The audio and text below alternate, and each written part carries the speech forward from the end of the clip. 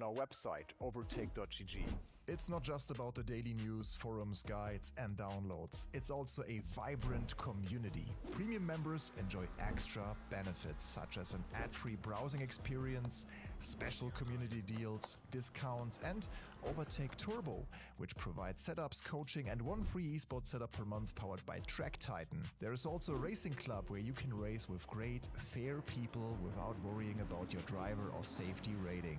And if you love unboxing sim racing gear just as we do, there's a premium member giveaway every month. You can win pedal sets, handbrakes, and nice steering wheels.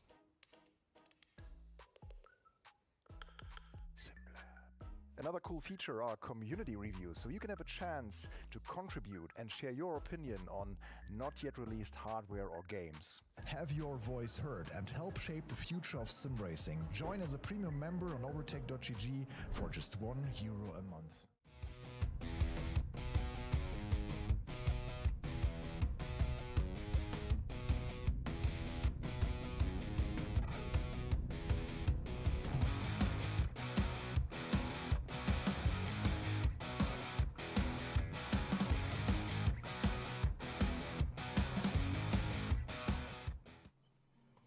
Hello, good morning. It's Michel on Overtake. Yeah, for me, I would say 12 p.m. is still morning. Maybe not for you guys, but yeah, good to see you all. It's time, and I saw the question popping up many times in the chat already. You were asking if the update is dropping now or if it's just a hype stream. No, actually, the cool part is, the good news is that the update should be live now, and I saw you guys already commenting that you are downloading. Yeah, morning, depending on where you are watching from. I guess in the USA it's still... Is it? Yeah, it should still be night even, like very, very, very late, like during the night. Yeah, the update is live. So here we go. And I will quickly check if the update is also done for me. Stopping the game here quickly to relaunch it, kind of to be in the actual live version, because I had a little head start yesterday. So we had, like, full transparency mode, we had the update yesterday, so I could prepare a little bit here and there and check if everything is working and all the buttons are still there and so on. So yeah, and it worked well. I couldn't stop playing, actually. So the Nordschleife is there in full swing. But before we jump in game, we will quickly also yeah, check for the patch notes of 0.4, because it's the biggest update yet. It's really the biggest update so far, with four tracks, right? 10 cars, a lot of new features, a new online platform.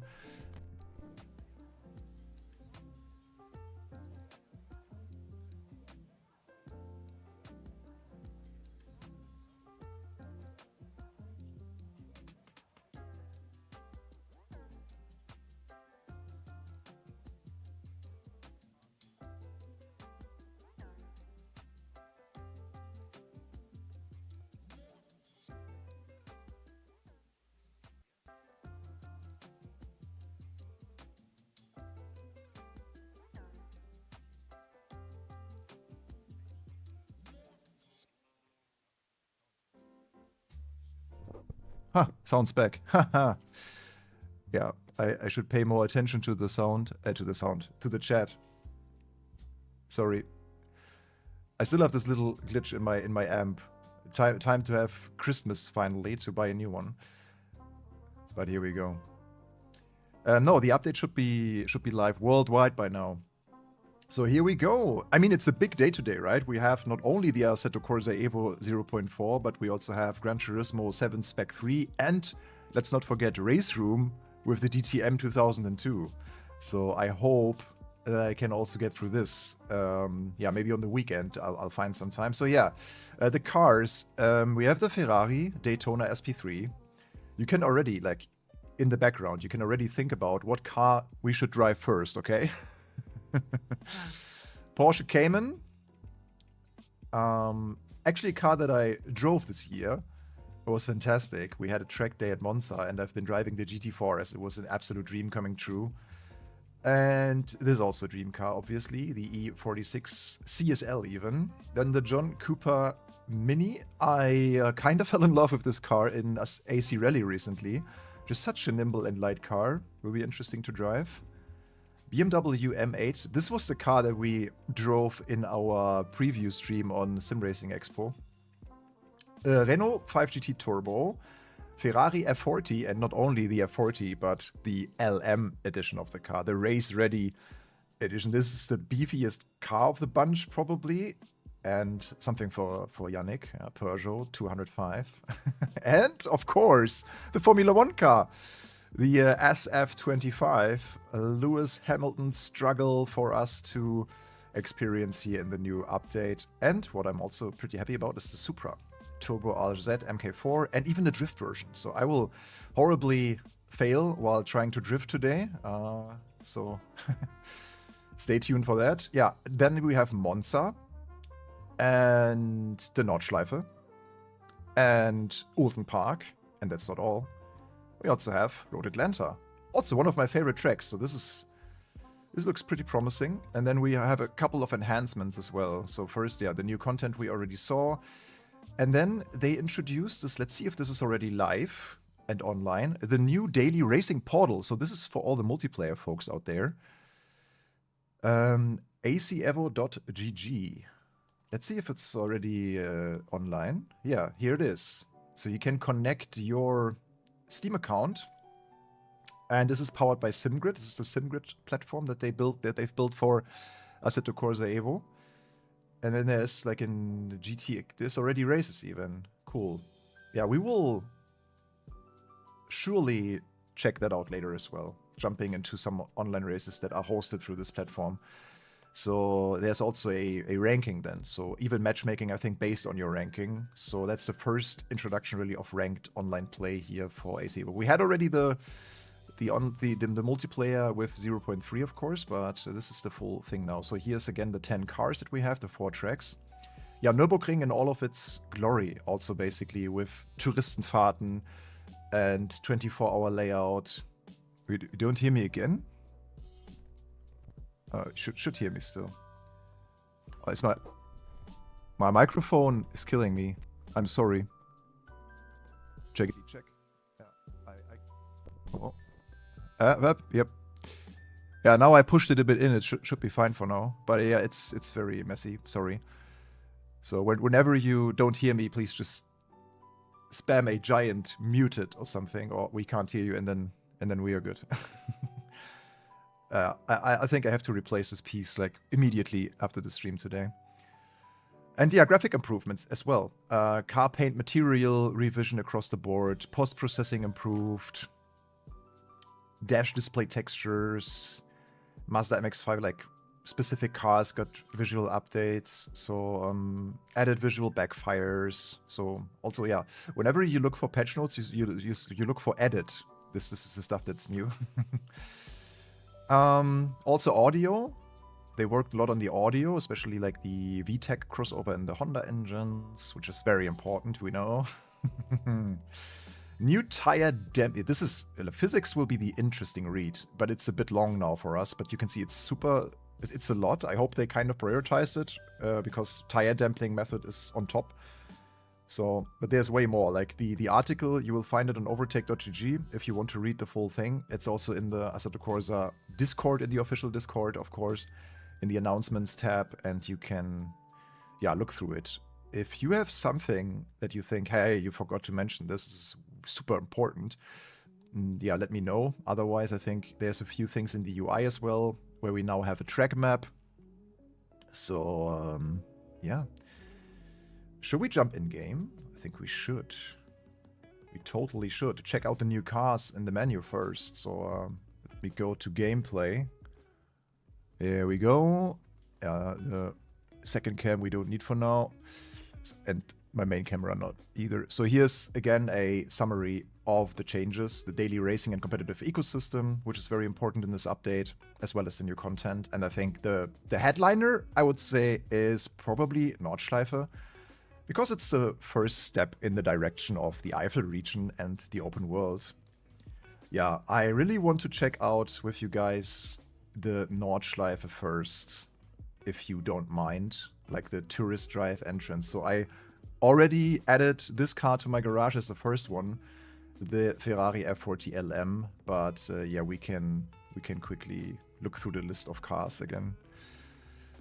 Nord's E46. You want the E46 first? Then we do the E46 first. So let's go to the vehicle hub, to BMW, and here it is in all of its glory. The wonderful M3 CSL in, what is the color called? Let's see, colors. What kind of colors do they have for this beauty of a car? Like this body shape. Oh, it's so beautiful. I hope they have also, what is Laguna Seca blue? Ah, because it's the CSL, they don't have all the colors. Ah, yeah, okay. They don't have all the M3 colors, only the CSL only came in these colors, so it's a bit, I won't say boring, but I was hoping for the beautiful M3 standard colors. I think Laguna Seca blue is my favorite one. This is like flat, light blue. But it's also pretty nice. But we can still always do the custom color here for this car.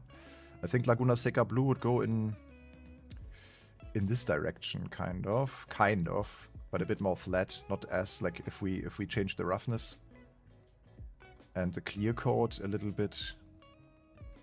Clear coat roughness, yeah. If it goes a bit more flat and then a bit brighter, that should be somewhat near Laguna Seca blue. But let's go with OEM colors. What else do we have? Wheels. Yeah, there's just one factory option for the wheel color. But you can also always change the color and do horrific things to your car. Okay, what's the first car that you guys are driving in this update? Let me know in the comments or in the chat. Yeah, otherwise there's not so much we can do in this car. Because it's a pretty predefined spec of the car, so there's obviously not as many factory options. When we will configure a Cayman, for example, later, we will have tons and tons of options like stitching and different wheel material, leather and stuff for the steering wheel. So let's add it to the garage and go on the Nordschleife here. Let's go, guys. So the F40, yeah, the F40 was also the first car that I drove in this update yesterday. But I see also many people will drive the SF25. Yeah, F40 will be the next one. Okay, guys, then let's go on the Nordschleife. First, a little practice. We will also check the AI, because the AI should also be improved. That was still, I would say, one of the weak spots of Assetto Corsa EVO. Yeah, morning hours, 8 a.m. should look rather beautiful. And yeah, let's just kick it. So the M3 E46 CSL, what kind of horsepower did it have? I imagine like 380 or something? Let me quickly look that up. M3 E46 CSL. Yeah, of course, a straight 6. Yeah, 343 horsepower. Built from 2000 to the year 2006. Has a 3.2 liter straight 6 engine, and it's also not turbocharged, so it should be very balanced. So what is the weight of that car? Should be rather light. Yeah. The CSL is below 1.4 tons. It's 1,385 kilos. Okay, let's turn off the music, and then we go driving, guys. Okay. Are we ready? Let's drive into the open world. Plot twist, they opened the whole open world for us now to exit the Nürburgring. You will see it in a second. Oh, textures. Ah, here we go. Okay, let's see. Here's our car. Yeah, let's check the car from the outside first.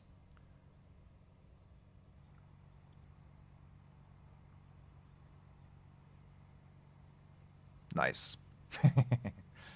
That's nice. Yeah, I've been here so many times.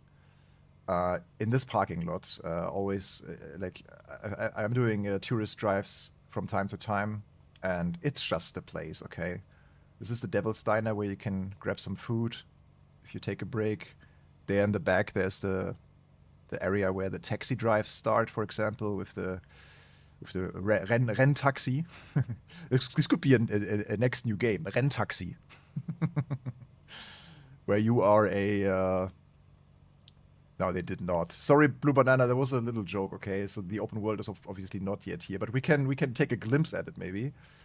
Yeah, that looks really, really beautiful. I also like in this morning scenery here, this like nebula in the distance. That looks rather beautiful. Like how you look into this and how the blurriness also comes in, like the depth of field. This is very well done, quite beautiful. Grass is not quite on the level of Project Motor Racing, but the rest is certainly a bit more beautiful than Project Motor Racing. They even have this video wall over there, or up there, where the little videos are playing. These are the actual original videos. They are a bit, I don't know, a GIF. It's a GIF probably to save resources. This is how I would explain this this video wall. But yeah. Yeah, we drive now. So, sorry. Okay, let's go into the open world. Oh no, it's not there yet. This is sad. They even have this new rule of going right only, like leaving on the right only, so you can't just go back to the left here. Oh yeah, that looks pretty cool already. I can't wait to drive out of this gate. You can see the ticket office and stuff already in the background. I showed this also in our live stream back then, so the roundabout is already here.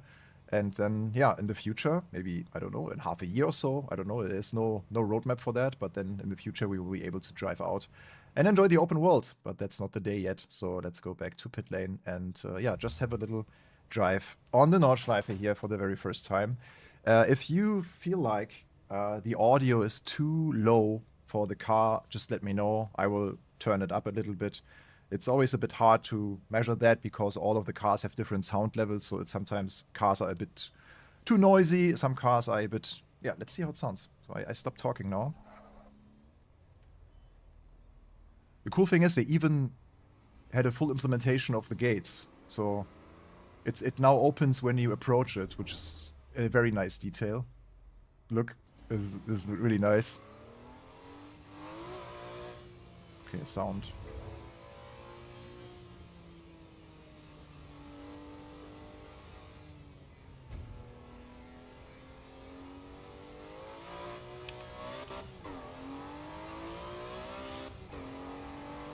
Sounds a bit thin.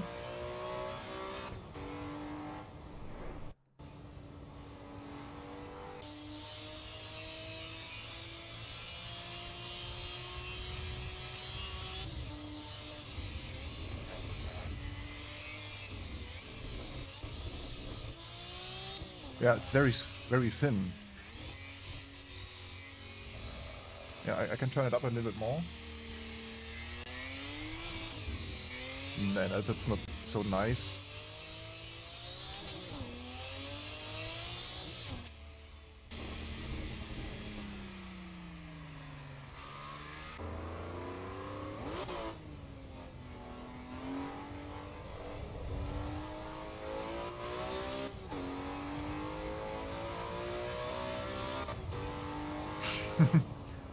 FOV police will be here soon, yeah, I guess.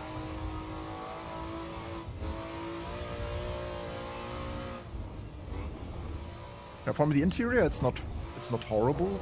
It's not bad, but it's also a bit thin. Yeah, that's the right word for this sound. Someone wrote like it's like a brown shading machine. Audio level okay, guys? You know, because I measured the audio with the Ferrari F40 and that was a bit more noisy. Yeah, interior is raspy, but still a bit thin. Could have a bit more like growl and a little bit more deepness to it. Yeah, I immediately love the balance of the car. Like you can feel really how you can catch it. It's a typical FR car, front engine, rear-wheel drive, and therefore this is my favorite car class actually. So very nice. We still have TC on 1, and ABS also on. Like this is probably the factory setting. This is at the end of the day a street car. Oh yeah, this would be a drift machine. I can already tell. Yeah, nice, nice view into the distance as well. Like this little nebula feel in the morning hours.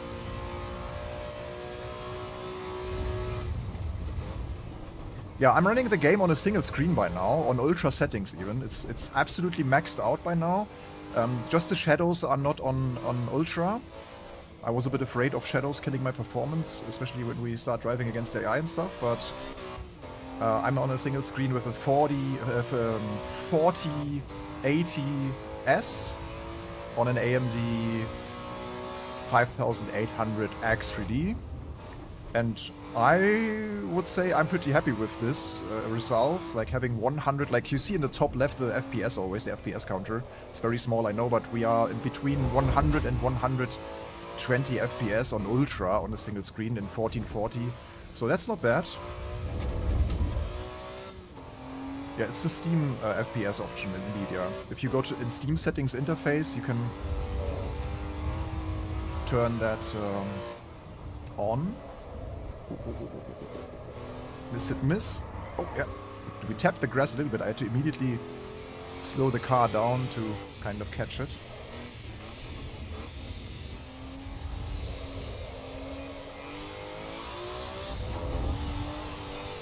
The more I drive it, the more I feel okay about the sound. But it started to have as if some valve is open. Yeah, shadows are popping indeed, yeah. Yeah. That's true. Let me quickly just check the view settings, because I think I sit a little bit too much in the back. Oh, actually I don't. Interesting. Yeah, we should also check the interior details of the car.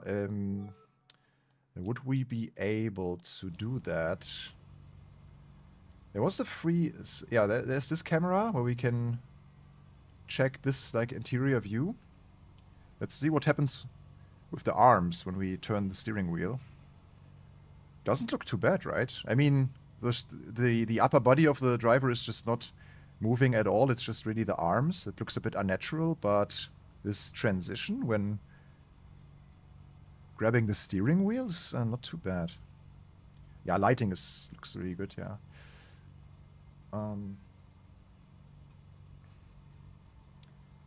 Is there a wheel-less cam? Yeah, you can turn off the wheel in Assetto Corsa EVO. That's like if you go view settings, for example, wheel and dash, you can do even halo visibility now for the Formula cars. And you can also... I'm pretty sure that you can turn off the wheel. You also have this like dash camera as well, but as I'm aware, you can turn it off. Maybe only if you are like out of the game. No. Yeah, distance. Yeah, let's check the cameras actually. So we have the F. In case you wonder, you can press the F keys to move through the different cameras. So this is F1 is the driving cameras as a standard, and then F2 you have this free camera around the car. Oh my god, that looks really good. Where you can also drag it with your mouse, and with your mouse wheel you can zoom in and zoom out in this camera if you just want to enjoy the scenery. That's a good advice. Then F3 is a kind of a aerial camera. F5 is this interior, or these like extra cameras for car cameras, let's say. So you can see also, yeah, all interior shots. It's quite nice. And also a little wheel camera, like an AC EVO, an AC Rally, and then this again. And that's pretty much it. So F1, F2, F3, F4, and F6 have different... F5 have different functions. Okay. And now we also... okay, some of the cameras turned on the rearview mirror, I believe. Which one was it? Okay, you can even press this multiple times. I don't know how I turned on this rearview mirror now. I have no idea. I don't really want that, but I think it's okay. Okay, yeah, let's just keep driving. Or maybe watch a little bit of the replay, how the car sounds in replay camera.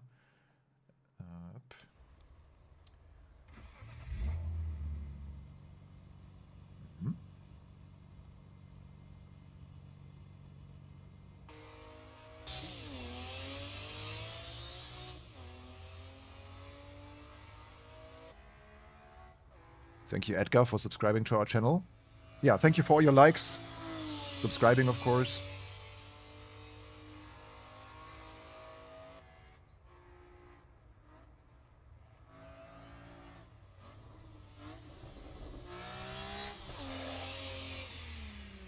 Bobo asked, when open world is released, can you drive onto the Nords without loading a new session? I think so. That's the idea. That you shouldn't have any loading times in open world. So as they told us in several interviews, it's like you can, for example, drive outside of the Nürburgring to Brünnchen parking lot, and you would see the guys that are in your session driving on the Nordschleife. So it's all seamless and yeah, open world without. It's a big map then. Yeah, so I think the replay sound is nice. Yeah, let's just continue driving. I want to push the car a little bit more now to see how it behaves. Let's see if we lose. Like, this is a good test maybe with the rear view mirror now activated, if we lose any FPS. That would be interesting. Yeah, what's also cool is all of the telemetry still works. Like, they haven't pushed a bigger telemetry update, so all of the active pedals and yeah, dashes and stuff should still work as usual.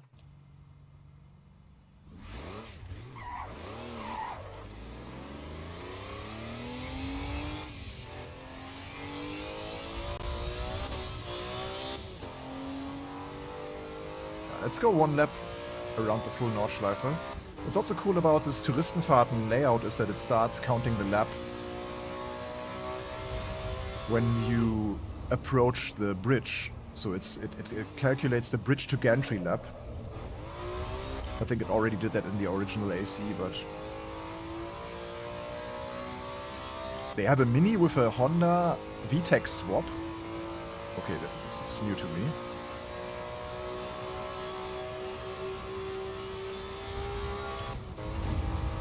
Yeah, big day, right? Spec 3 update in Gran Turismo 7 as well. Maybe I go to the office tomorrow to stream that as well with the new missions and stuff. Because right now I don't have a PlayStation wheel setup at home.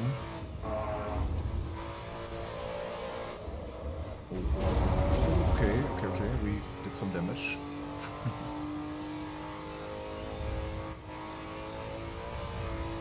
I can turn the TC off, yeah.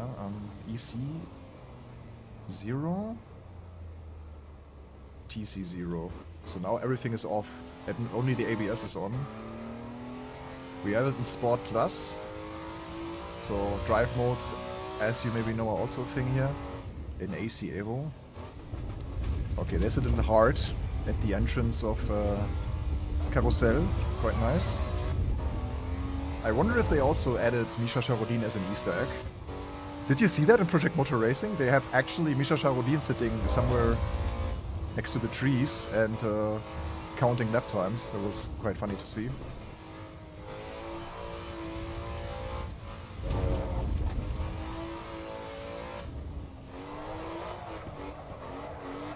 Oh yes.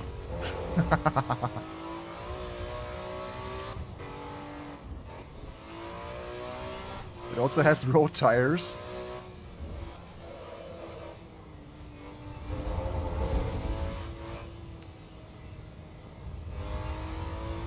This is a good drifting corner here. I wonder if you fit like stickier tires, it would probably have a bit more performance, because the road tires are obviously quite yeah, let's be the asshole in YouTube corner who completely totals the car. Yeah, this is where it happens always for people when they lose the car here. This like car fighting back, or the snap of moment, the counter drift. That's quite dangerous here. The jump. It's already the milder jump, I would say. Because they flattened it a little bit for 2025. So not sure what the scan of this Nordschleife is based on, if it's 2024 or 2025.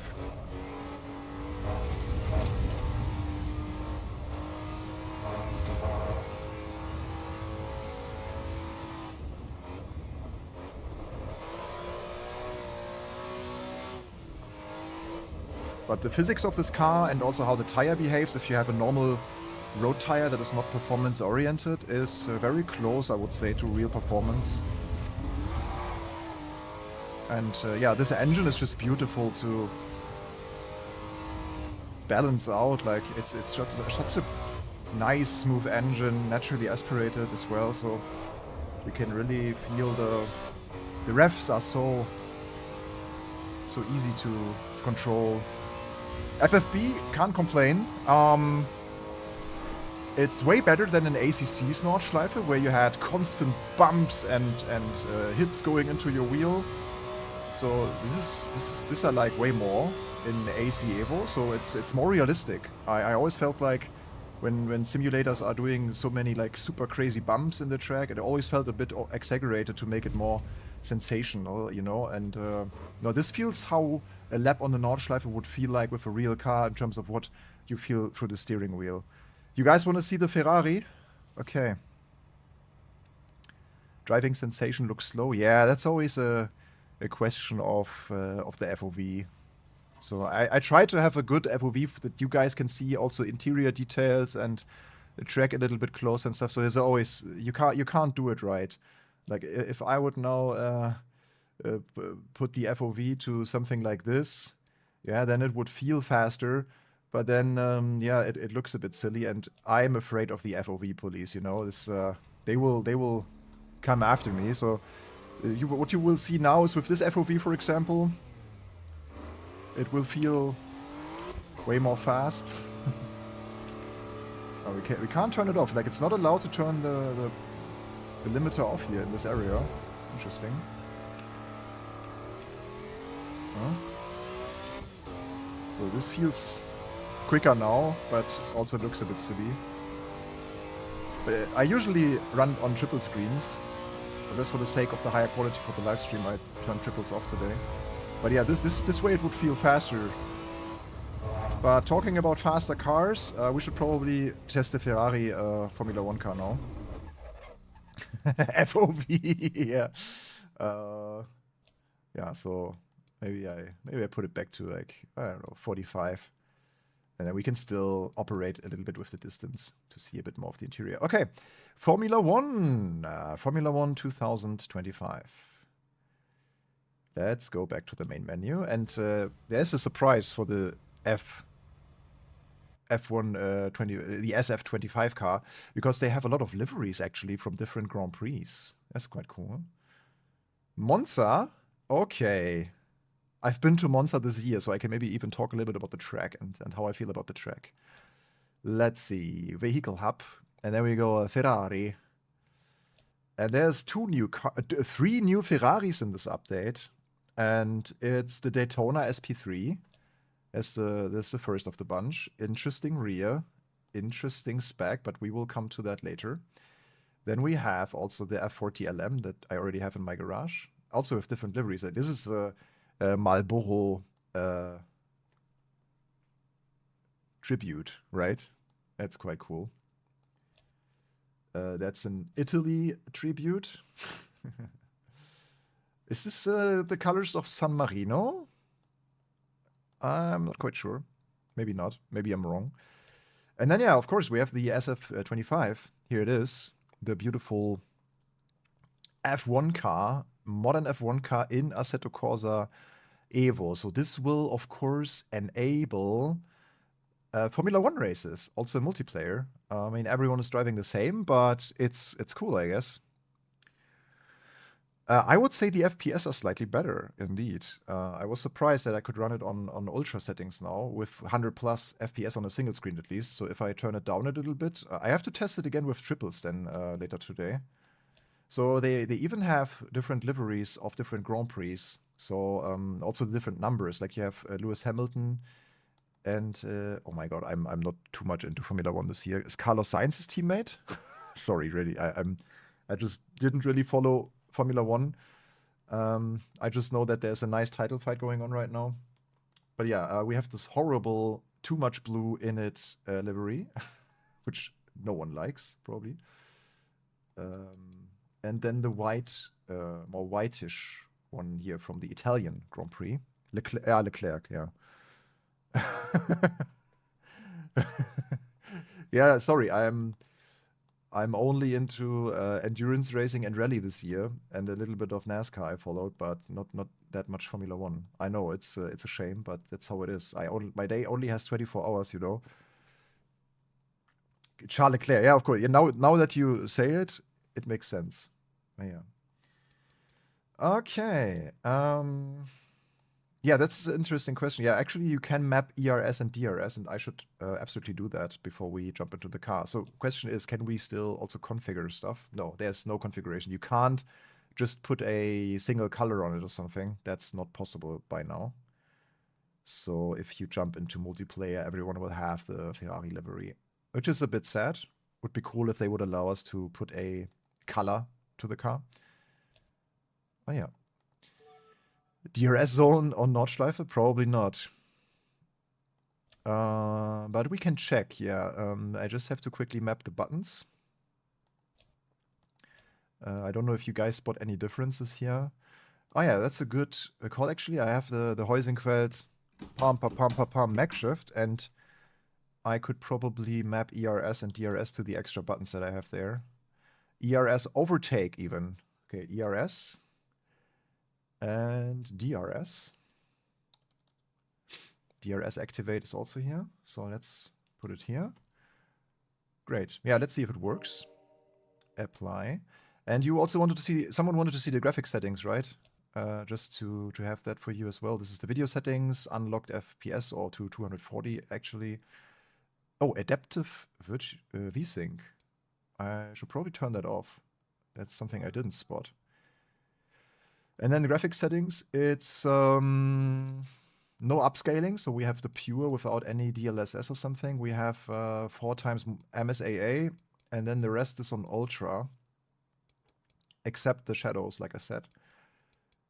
And no motion blur. I turned motion blur off, I don't like it, but otherwise it's all maxed out. Good. My audio is still working, right? Yeah. Yeah, or Döttinger Höhe, DRS zone would be fun.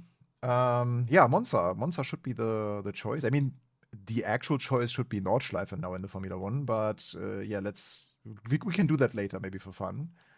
But we want to see all the new tracks first. So here's Monza.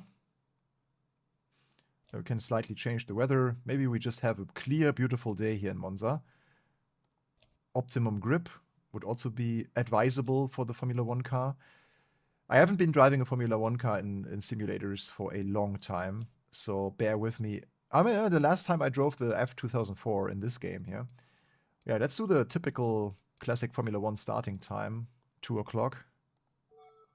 At least it was like that when I watched Schumi back in the days. It was always 2 p.m. CET. Let's go. Adaptive VSync. I don't know. Adaptive VSync is probably... Could be. I'm not quite sure. Okay, here we go. Yeah, GP update. GP track is also there. My graphics card is a 4080 Super. Oh, cool. Look, the driver even has an animation where he, like, adjusts the helmet. How cool is that? It looks a bit sad. He's like, oh. But it was probably adjusting the helmet. That's a cool detail. Ah, yeah, and track map, I think, is a new option. Yeah, rain delay, true, yeah. Okay. Who's ready for the sound?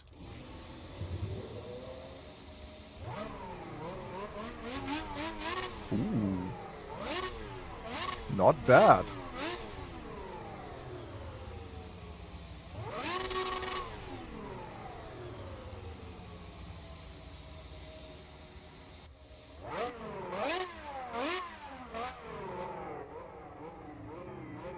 Oh, it looks really, really good. Sorry. Wow. Boah. Like the lighting, shadows, and boah. Or how Kimi Räikkönen would say, boah. Let's look at the details.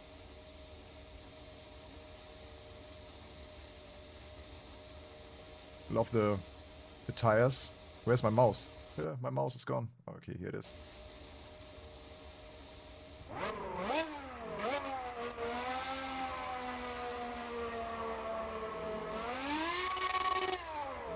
Okay, let's drive.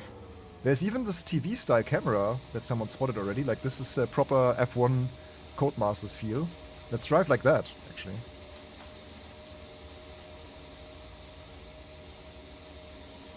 Yeah, it's already released, Nava Throttle. You can now download 0.4 in case you own the early access, of course. So this could be a bit louder than the BMW, so let me know if you if it's too loud.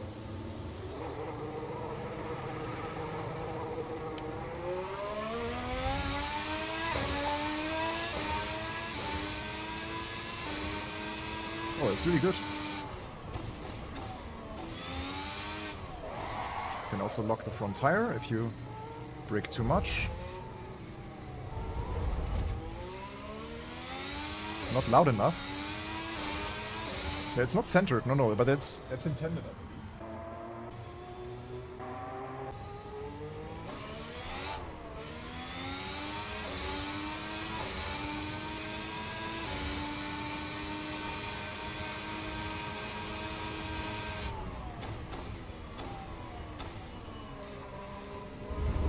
Curbs. How much can you attack them?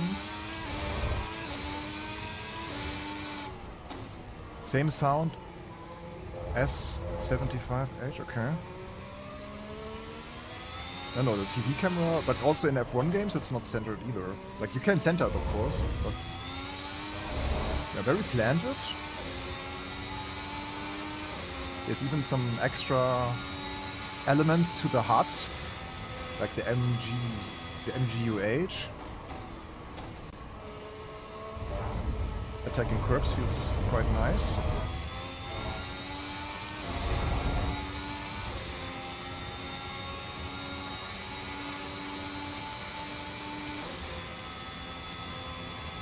Oh, 8th gear is very short.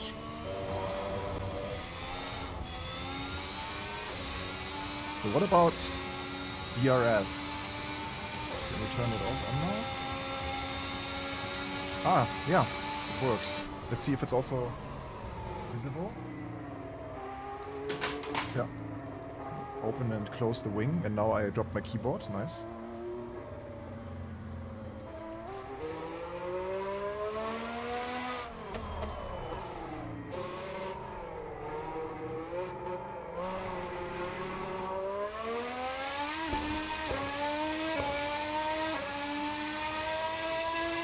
Is NAC FX already out for AC EVO? Didn't know that.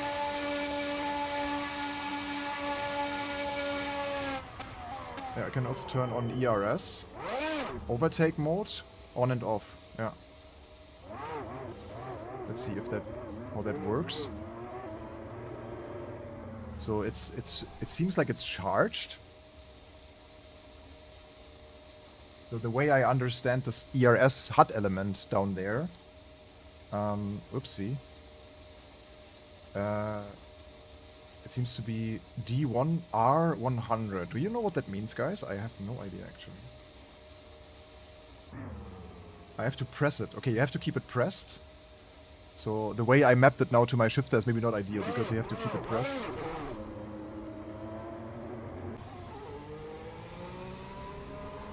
Okay, that's quite cool.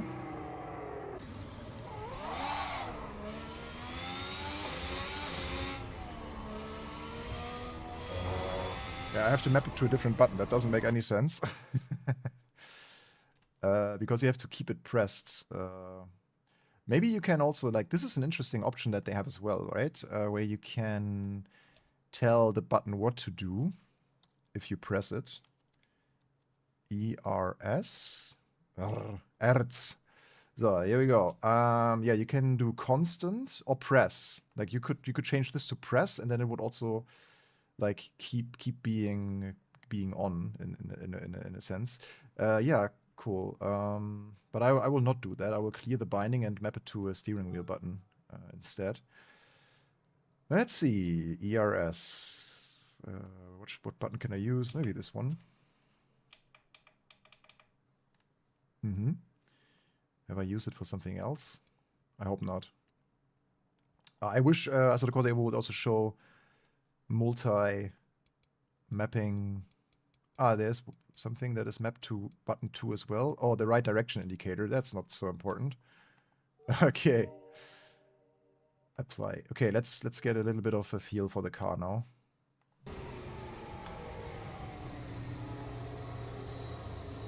Let's go.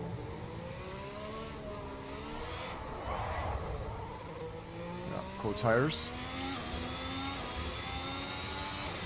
FPIs are a bit higher than in Nordschleife. We now have 140 even on Ultra and Shadows on high.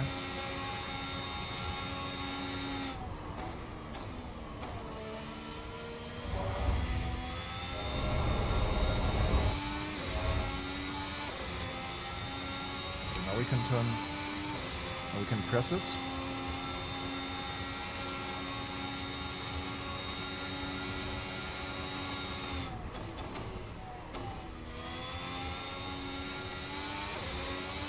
Very planted.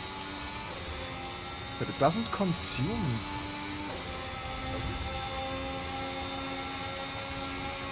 It doesn't consume battery if I push it. But you can see it turns yellow. But it doesn't consume anything. I'm a bit confused with this, but yeah, it's just me. I'm German, yep. The battery's empty. Bottom of the wheel. But it says 90, no? Ah, no, you're right.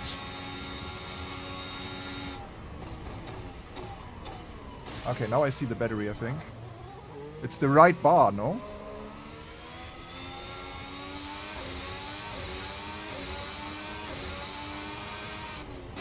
I think it sounds better than F125. What do you think? The bottom bar, okay. Ah, yeah. I saw one red. But you should also be able to change the mode. Give me a second. Yeah, this is the performance. Okay. That's the different performance modes. 6 different performance modes. And this probably defines how much energy we use. Okay.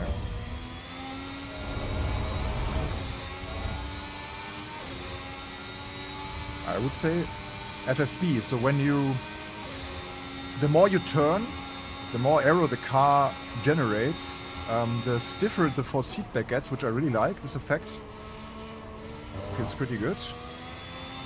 Also here, like in this corner, as soon as the aero kicks in, you feel how tight the wheel gets. So this is something I really like. Very enjoyable, like this first impression.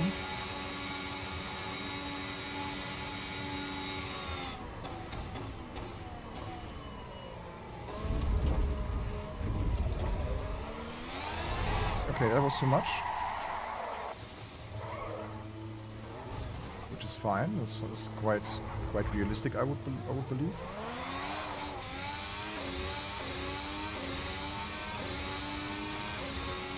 But somehow my car is not recharging, probably because the performance mode is still too high. I don't know if high is higher or low is lower. I'm not quite sure. Let's drive a little bit more. Oh yeah, flat spots. Good call. Let's try to create a flat spot.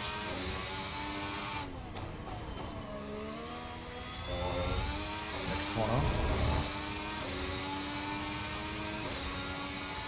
One is for recharge.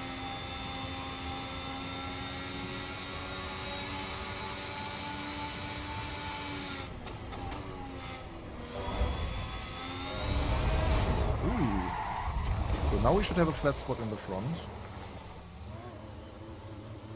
Yeah, there it is. You can see it there on the right tire. The chat is blocking it, sorry. But we should also have one on the left soon.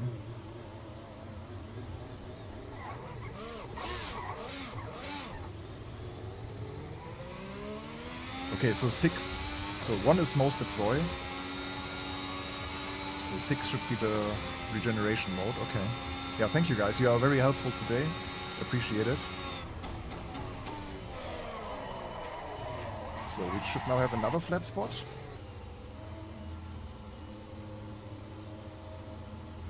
It only yeah, there it is.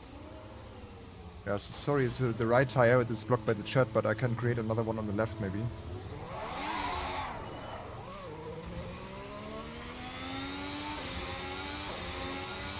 Yeah, it now regenerates. Look, we gain a lot of battery now. Or ERS energy. Let's create a flat spot on the left. Oh, it's brutal. Especially with an active pedal. Oh, you see it now. So here's the flat spot. A very, very rough one. Yeah. Does it say wet? Because my vision is a bit blocked. Is there a manual for the car somewhere? And we can check it out. Like in iRacing, every car has a manual. Okay, now we have some ERS energy, so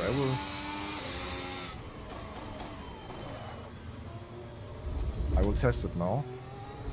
Going out of this corner. Oh yeah, you feel it. There's a good performance boost.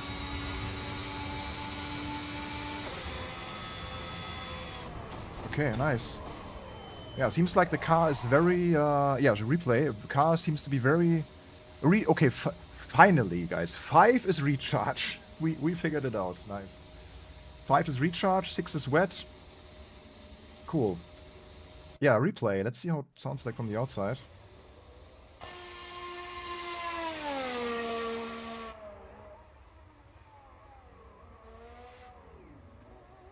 Oh yeah, wet F1, brilliant idea.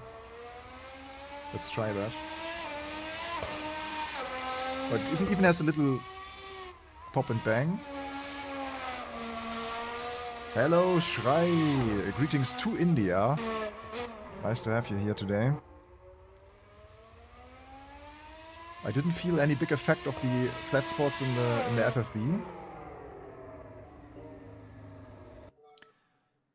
So this is something we have to figure out, but not today maybe. I won't have an extended driving session in this car now. I just want to really check all the cars because we have 10 new cars. So yeah, let's see if we have some time left over later on. Yeah, they use the old AC sounds for the Ferrari car.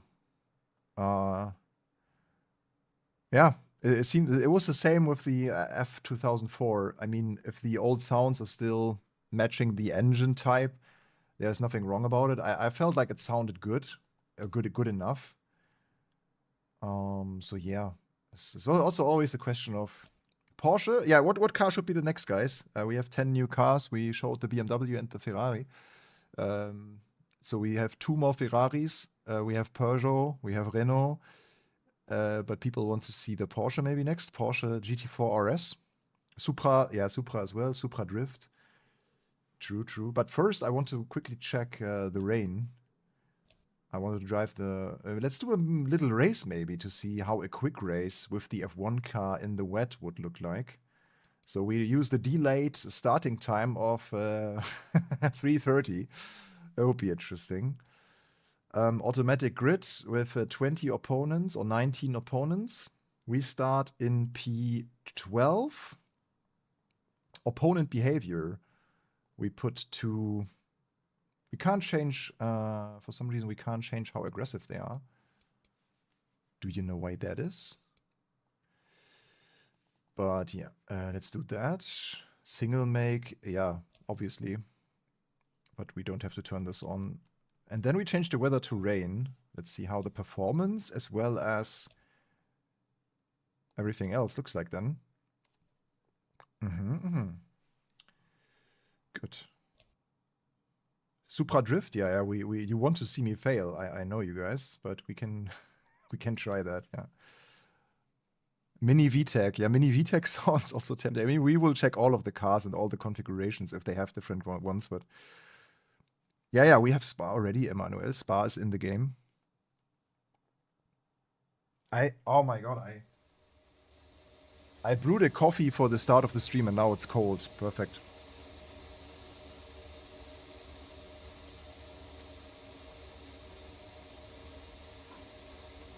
Yeah, you can't fail if you drive a Supra. That's so true. Okay, that looks quite beautiful as well. So, I should have mapped the clutch. Let me do a quick test start first, if the clutch is properly mapped.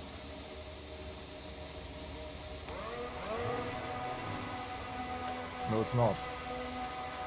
I have not mapped the clutch. That's not cool. We should do that. Yeah, here. Clutch. I have mapped it. Okay, I have it even with clutch byte point, so it should probably work. But maybe this car has a special Formula 1 clutch. Okay, guys. You can select Leclerc as well. You have number 16 and number 44. And you even have Miami, Italy, and one other Grand Prix. So you have 3 different liveries with the different sponsor style of HP.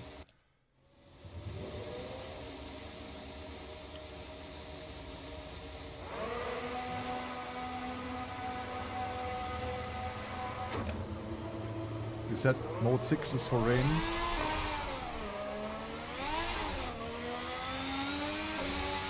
Wow, 100 FPS in rain with 20 cars. That's impressive. That's really good. Even on a single screen. Ooh, that's tricky. But you can see the guys behind me, they're really backing off to not interrupt my driving. Very passive. But they are also set up in the safe mode. Maybe I have to figure out how to put them in more aggression. They are all also on 100%. Yeah, let's do that again maybe. Hello cam, please. What cam? You wanted the TV cam? There's multiplayer. Yes. There is multiplayer, and there will be a part of this live stream actually to check this new multiplayer platform. My PC specs, TV cam. You want TV cam, Dovahkiin? We can do that. Well, I first have to set up the AI because I really want them in aggressive mode, kind of, and this was not possible for some reason. Why is the slider? Maybe it's not implemented yet. That you can turn them to aggressive mode. I have no idea. So the opponent skill is between 80 and 100. Let's put it from like, I don't know, 85 to 95 because rain is really tricky. But you can't change the AI behavior. Probably not implemented yet. Yeah, let's do at least one lap in this Formula 1 car in rain with the TV cam because people wanted to see it. So let's do that. And yeah, of course, guys, then if you enjoy our stream, don't forget to like, subscribe, and hit that bell. As well as check out overtake.gg, our website, where we have all the latest news for you, also around Assetto Corsa, but also all the other updates that are coming today. Oh, it's getting... sun's coming out here now. I'm a bit overexposed, but yeah, that's it.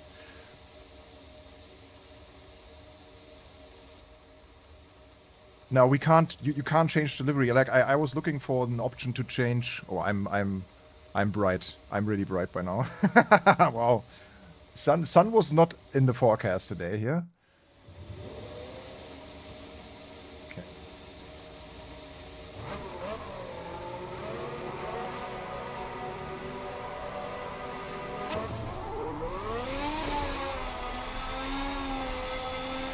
it's really hard to start this car. Even like until third gear you have wheel spin.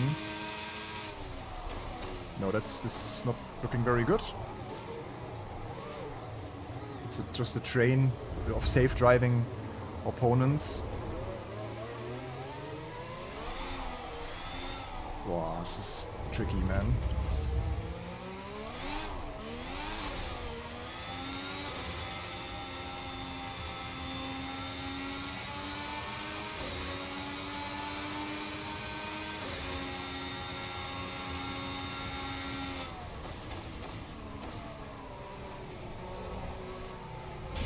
But FPS are really impressive.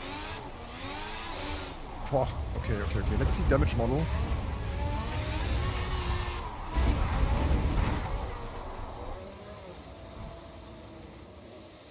It's no damage model, it seems.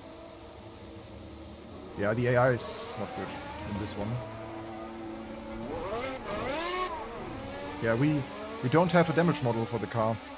Like the graphic tells us that everything is red, but there's no parts missing on the car. I mean, yeah, we see a little bit of dents and scratches, but we can't rip the front wing off. It's a bit disappointing actually, because many other cars have the rear wing is bent. Yeah, let's try again to like crash into a wall.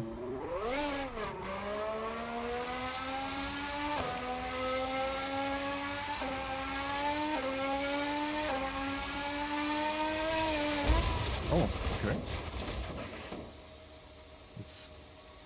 It's quite interesting.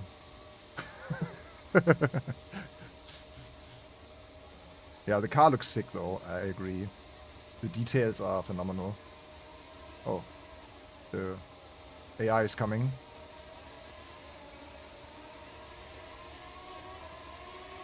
Yeah, I think they have not implemented proper visual damage for the different cars. What is this circle, by the way? There's some HUD element.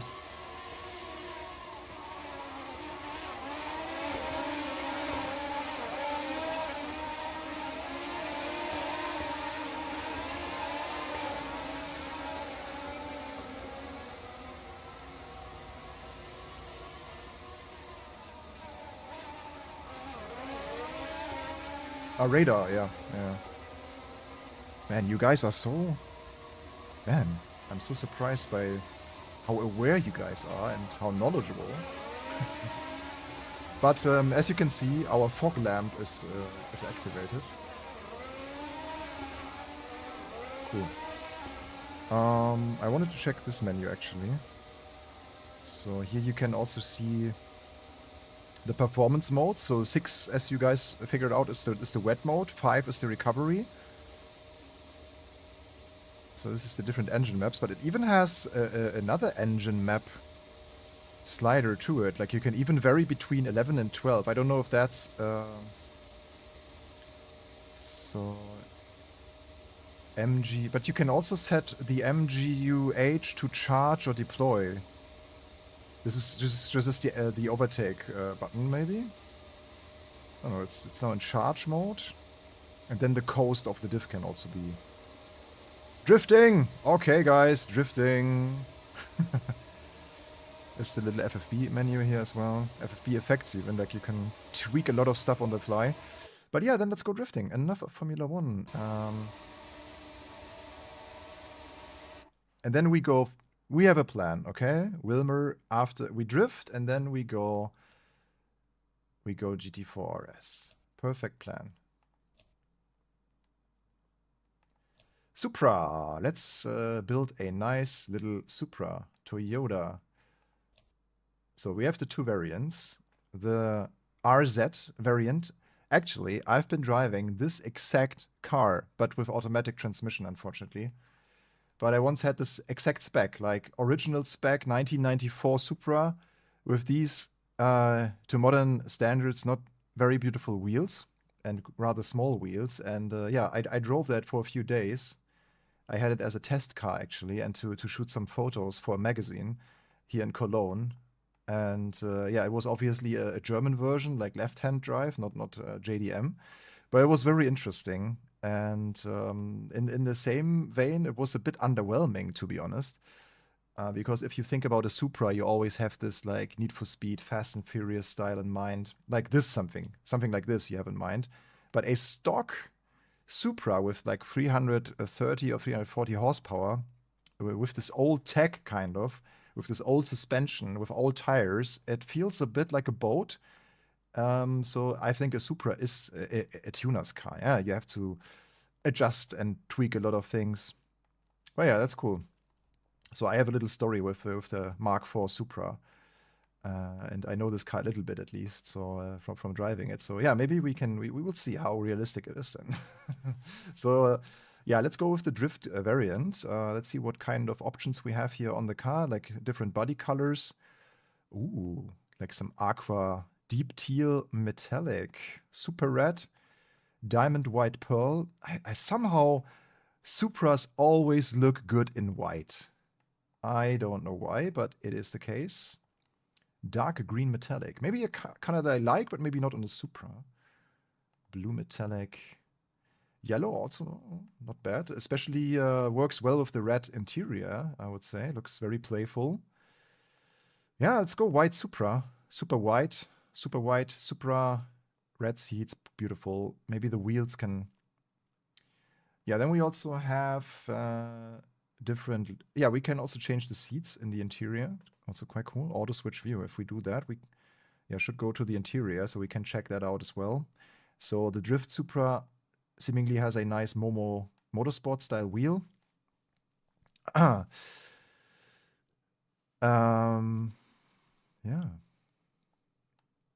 Yeah, it's like a Supra has to be made into a Supra, yeah. I love the cockpit of the Supra.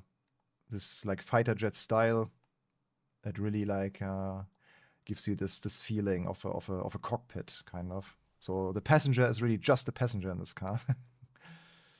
Yeah. I'll keep the red seats. We have to keep the red seats. So yeah, wheel color. Different wheel colors. A little bronze tone here, gold metallic, black gloss, gunmetal. Oh, I really can't wait to be able to change wheels. That will be perfect.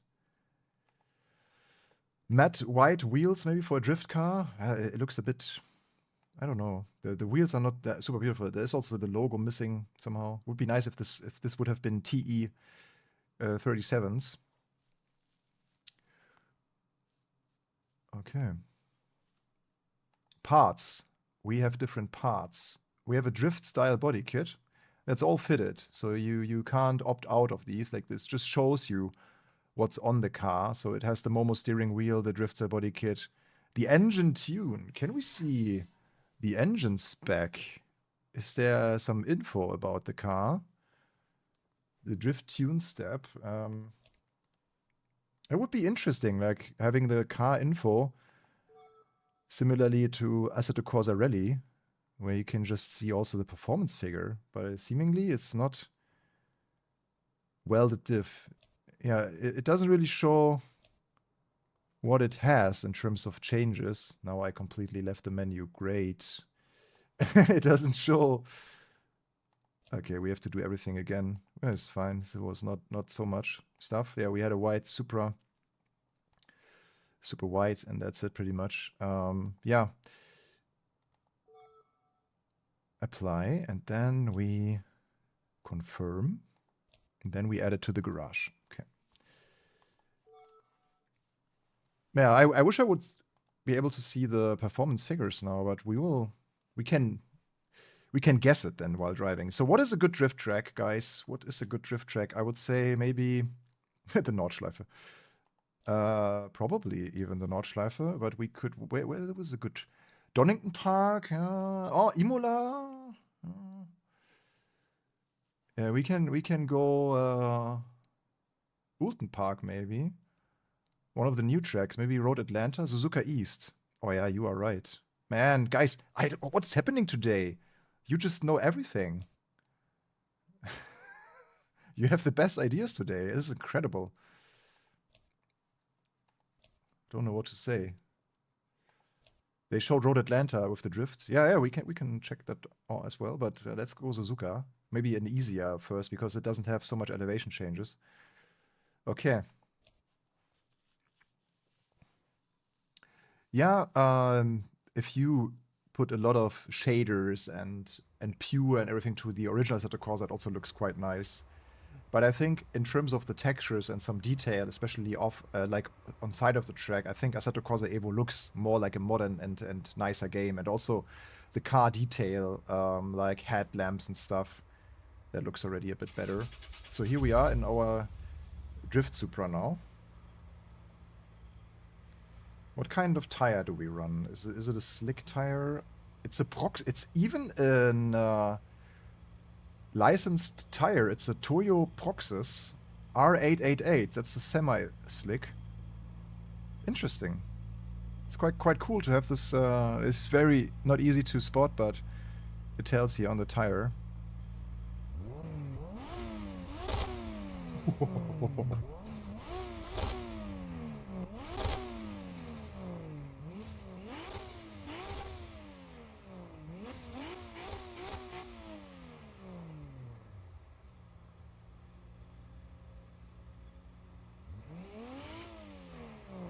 Nice.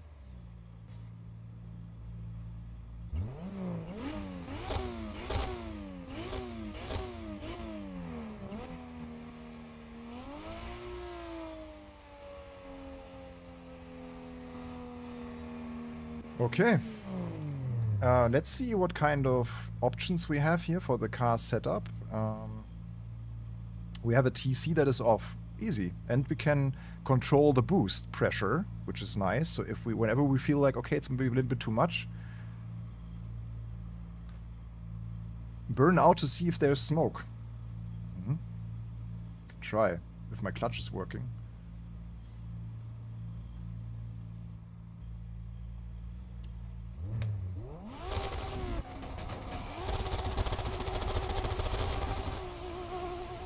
No smoke. Let's see if it smokes when we start. Oopsie.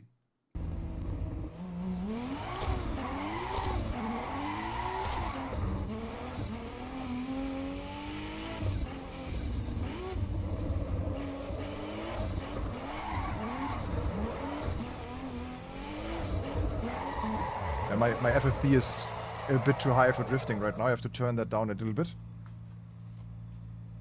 But yeah, fortunately you can do that just in this menu, which is very convenient.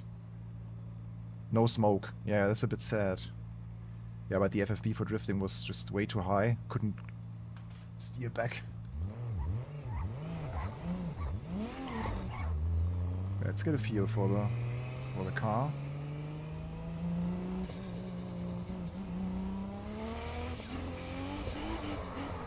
Ooh, I'm not good at this, I can tell you already.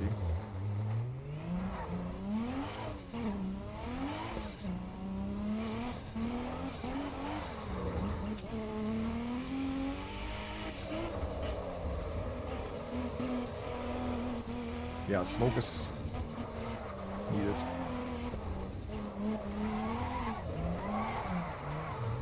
Yeah, probably we need a little bit of a slow down tire temp first.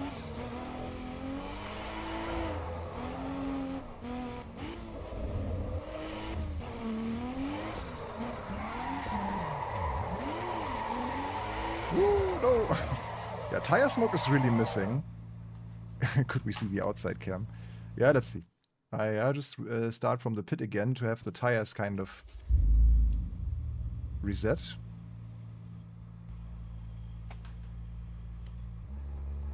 A lot of drifters out there today, huh?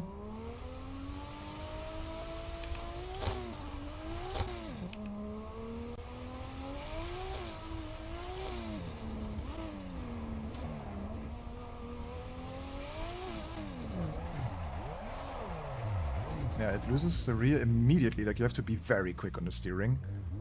I'm such a noob. Oh my god. Haven't tried this for a long time.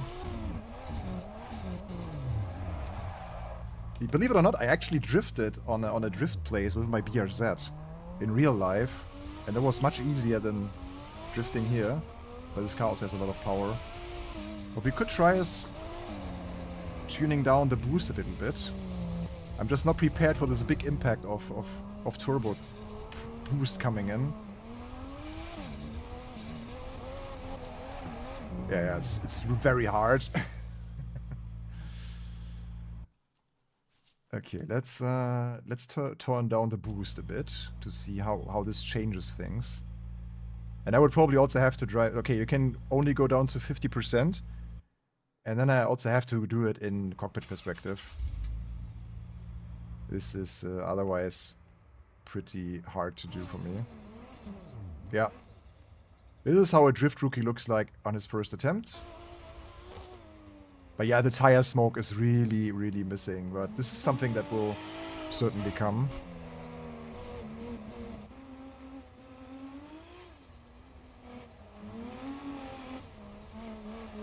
Yeah, I just have to be a bit quicker with this counter steering moment. Back to pit lane. You say 80% boost is better to start with? Yeah, let's slowly get to it. 80% boost. But I think people will have a lot of fun with this. I already see the videos. Yeah, Drift Supra on the Nordschleife and people drifting perfectly around this track. This would be amazing.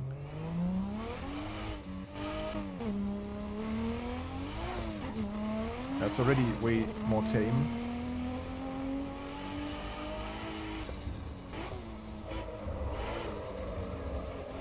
Okay, it needs a bit more of a...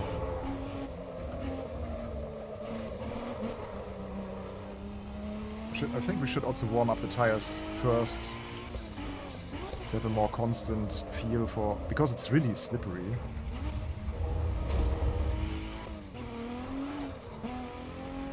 Let's bring the tires into green first.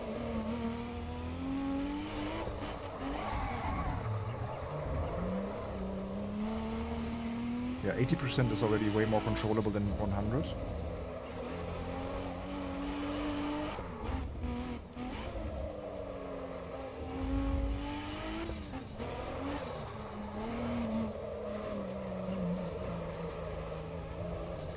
Maybe the next lap would be a bit better.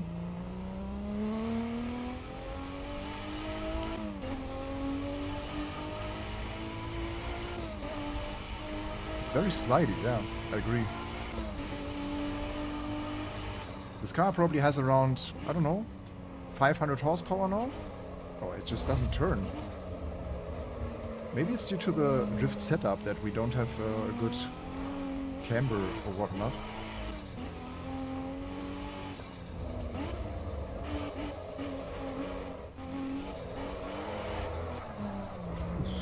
It's very slidey.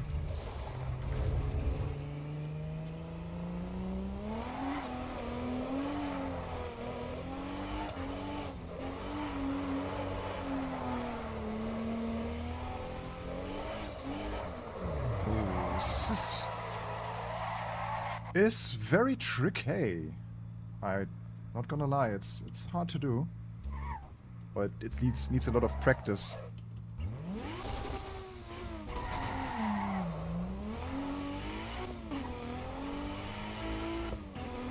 What's up with the rear wing?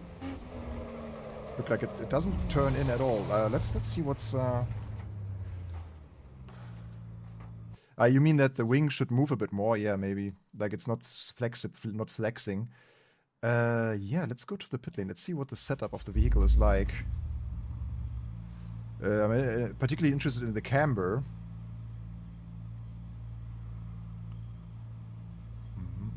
There's no suspension settings grayed out, so you can't change suspension. It's probably a fixed, like, drift setup. I know there's camber, actually. Minus 3.2 in the front. And no camber in the rear. Yeah, so that probably makes sense to kind of hold the drift.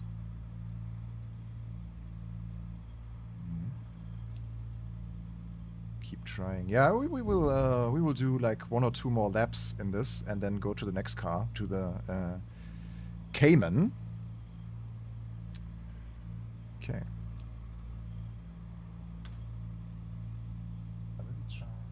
This camera. A little bit more FFB again. It was a bit.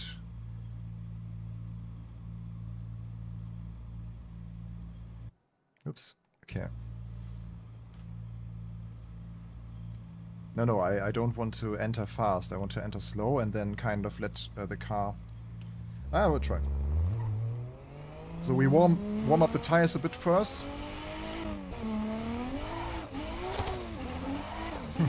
The ref limiters. It's really nice though.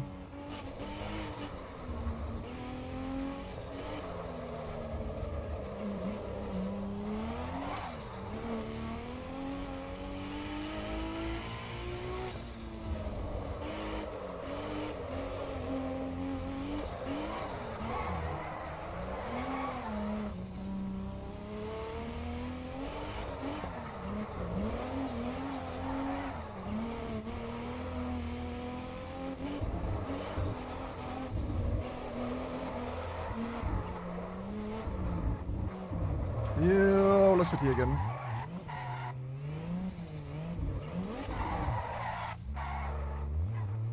Yeah, I need a lot of practice.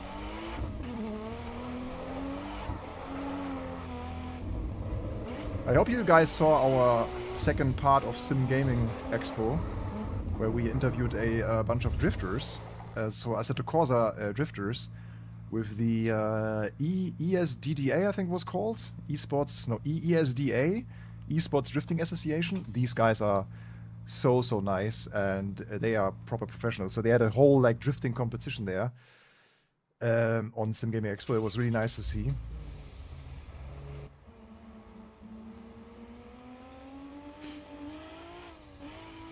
So here you could say, at least he tried. Okay, let's see if this got any better. Like, I think it already got a little bit better.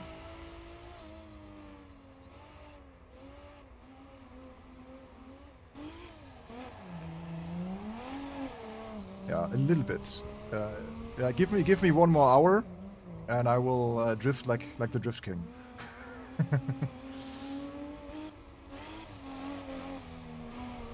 Yeah, sun just came out unexpectedly, and that's how I set up my camera to be dark today. I can change that now a little bit, but let's go to the next car first. Next, I want to try the Porsche Cayman GT4 RS, and yeah, one of my favorite tracks, Road Atlanta. That would be nice.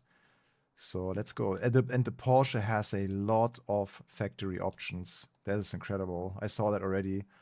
So let's go here. Porsche Cayman GT4 RS is also new in this update. And here we go. We have the standard edition GT4 RS, and then also the Weissach package, which just adds a lot of carbon and also a roll cage. You can see here, Weissach package has this behind the seat, this extra like roll cage, and the normal one does not have it. Yeah, another car that I've been actually driving this year for the first time, the GT4 RS. Yeah, it's an incredible car, 500 horsepower, flat six, just sitting here above the rear axle, like mid-engined, and the intake is the most crazy part of this car. Like, it's just next to your ear, sucks the air in for the engine. It's incredible. It was such an amazing experience driving this car at Monza, actually, on the track, like revving it out to the fullest, like 9,000 RPM. This is beautiful, and I look forward to how it will sound like in game. Okay, let's configure the Weissach package car. Exterior. Classic Porsche, you have a lot of colors, and with like the exclusive stuff, you can add even more, like any color you want if you just pay the money. That's how it works at Porsche. You can get everything. Porsche will actually build you a whole individual car if you bring the money. So yeah, that's how this works. So yeah, yeah, ice gray metallic is a cool color. GT silver metallic, also very nice Arctic gray. I think ice gray metallic has a little bit of blue flake even in it, which is quite nice. Yeah, let's go with that one maybe. And interior, you can also change a lot, as you can see here already. Stitching, contrast color, seatbelt color.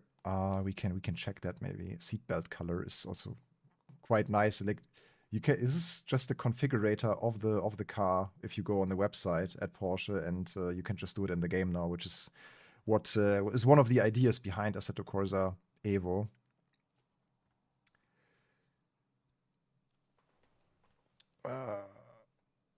Okay.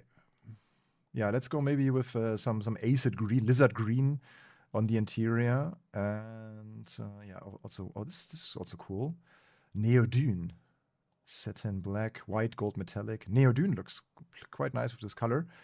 I wonder if you also can change the calipers, because the calipers at Porsche are usually matched to the brake system that you have. I think the Porsche ceramic braking system is always with the yellow one. But I think you can still configure that as well. Yeah, this is the Weissach options that are kind of fixed. You can also add the fire extinguisher. Like even this, like look here down below, you can have the fire extinguisher with you for the track day. Interestingly, like when your car is set on fire, I heard someone telling me that you shouldn't use a fire extinguisher, because if you do all the damage you do to the car with the fire extinguisher, the insurance will not pay you. So you better let your car burn down and tell the insurance my car burned down. And yeah, if you start like using the fire extinguisher, you probably mess it up. So I don't know if that's true, but yeah. Seatbelt color. Yeah, we don't go into too much detail here, but I would love to change the color of at least the seats. Yeah, okay, so this is gray now. Arctic gray. Perfect. And then parts, yeah, quite nice. Some good options. You can also do like this accent package and logo delete. That's incredible, actually. So you can put a blue logo on the car, but we seemingly cannot change the calipers. You can also change the wheel. You can have a color ring to it as well. Yeah, that looks nice. Let's go with that. Let's go on track. Let's go on Road Atlanta. Really looking forward to that track. One of my favorite tracks, especially since we drove the Petit Le Mans event there. It was really nice. Okay, go. Drive. Okay, new track. I think this menu is also new, where they have it now split between the continents. Road Atlanta. Yeah, so overall we got quite an amount of tracks already now. So for multiplayer, it should be interesting. So we have Circuit of the Americas, Laguna Seca, 3. A lot of European tracks, that's 8. So we have 11 tracks. Plus Bathurst, it's 12. 14 tracks already. Not bad. Great. Yeah, let's just drive.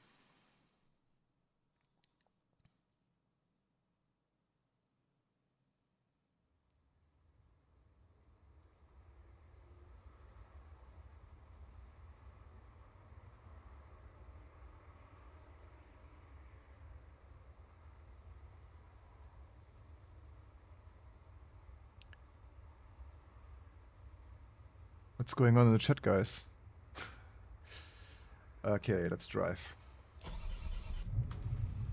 Let's first look at the car. Oh. Yeah.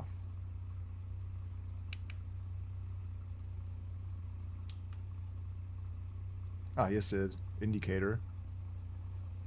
That's how do the LED lights look like in the back. If we press the brake. That's really good.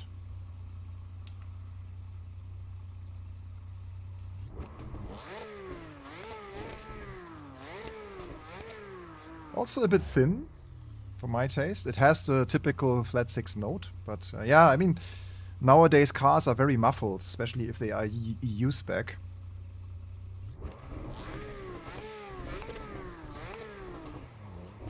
The carbon, like how the carbon reflects, looks also really nice. And yeah, Road Atlanta, pitbox. You can immediately feel the difference in the color shade here of the tarmac. Oh, this is cool detail. They have the winners. We have to check that in more detail when we drive past the straight finish line. You have the winning cars of the Petit Le Mans event here on the straight finish straight. In the straight finish straight. On the start finish straight. Going to check that out. But yeah, that looks really good. Let's check the interior cameras as well. So we have the beautiful Alcantara or race tex material here. Like the reflection on this also looks pretty good.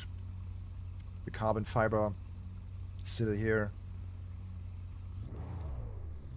Hello, guy. He has an Assetto Corsa EVO hoodie on, like a zip hoodie.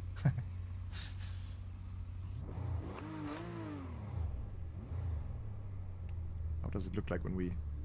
Oh, look, even the Lösen and center lock stuff is on there. It also has the proper Michelin factory tires, it seems, like the Pilot Sport tires that the car comes with.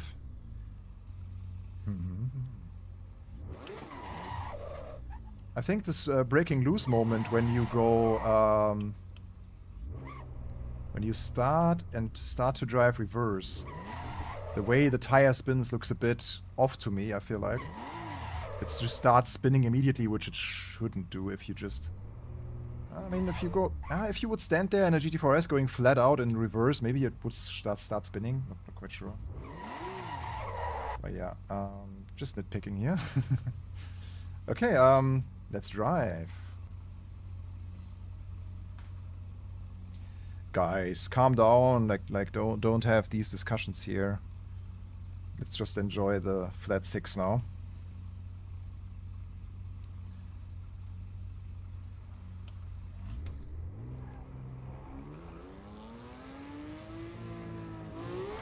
We are all racing fans. Oh, the force feedback is still very down.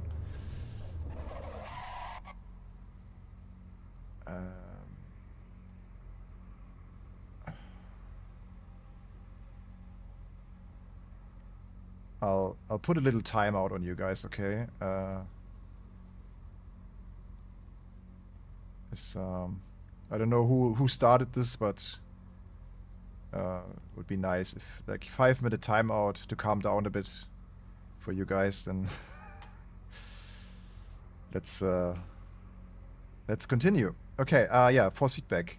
This is where I wanted to go. This car has ESC and TC, so we have the stability control and the traction control.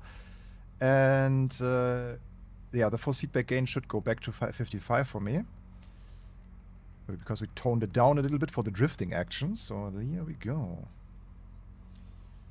Okay, what else can we see, by the way, in this one? This is just the relative and the leaderboard. That's it pretty much, yeah. It's very clean. Like, I just love the menus that Kunos and Supernova Games put to their games now, like AC EVO as well as AC Rally. They look really good, like in terms of the style.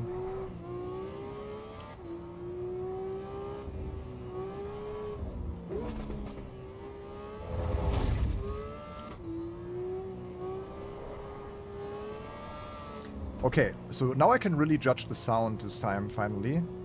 Because I drove this car for a couple of minutes this year, and what I can tell is that the cabin sound of this revving it to 9,000 is obviously way more impressive if you sit in the car in person. The general tone is right, but it should be a bit more echoey in the cockpit, like it should reflect a bit more and be a bit more dense and deep, I would say. Like same issue as we had with the E46, it's just a bit too thin, the overall sound. That's a good question, David. We will check that.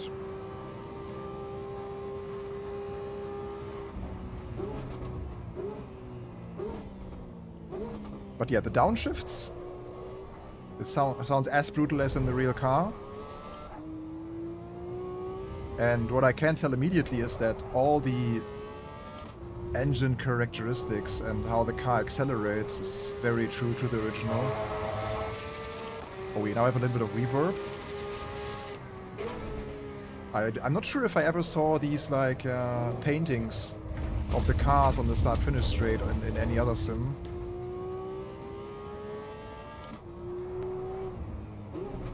Also, the TC works quite nice. How you would expect the TC to work. It just stops you from destroying the cars. Very nicely integrated.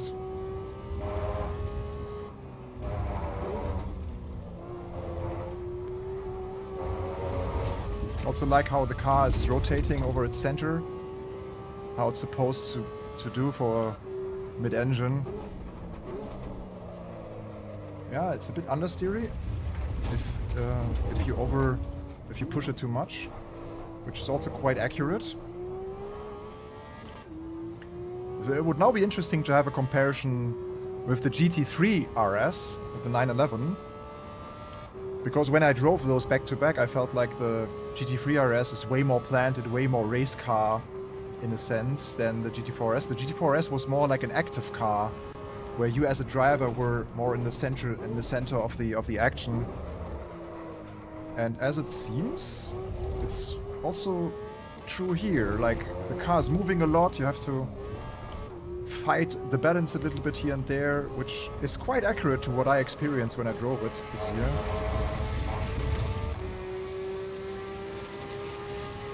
Yes, PRD Detroit is planned to be on consoles, but there's no roadmap yet, obviously, so they will first finish the game on PC, and then it will likely come to the consoles as well, so they will port it to consoles at one point. That's the plan for Assetto Corsa EVO. Yeah, feels nice. Someone wanted to see also the tire. If the tire is flexing, let's also listen to the car from the outside.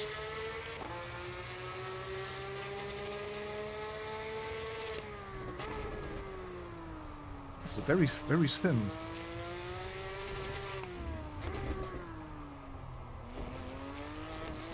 That looks gorgeous. Okay, let's check for this tire.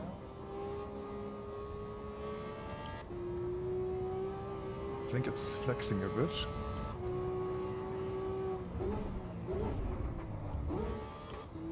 It's an interesting perspective to drive in.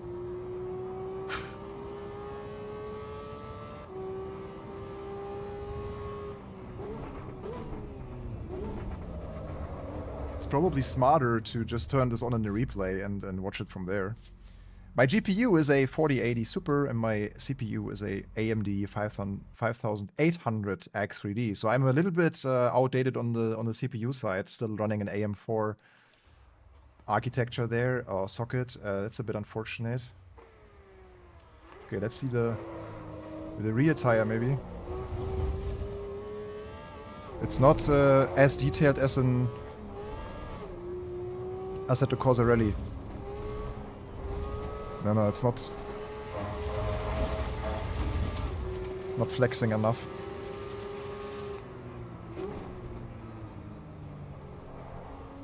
Yeah, it should move a bit more. So it's not really having the impression, the optical impression of a rubber.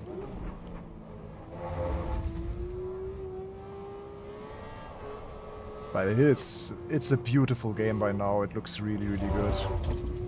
It's probably the best looking overall racing game now. Some details might be better in other simulators, but overall, I would say. Maybe AC Rally is the best looking by now.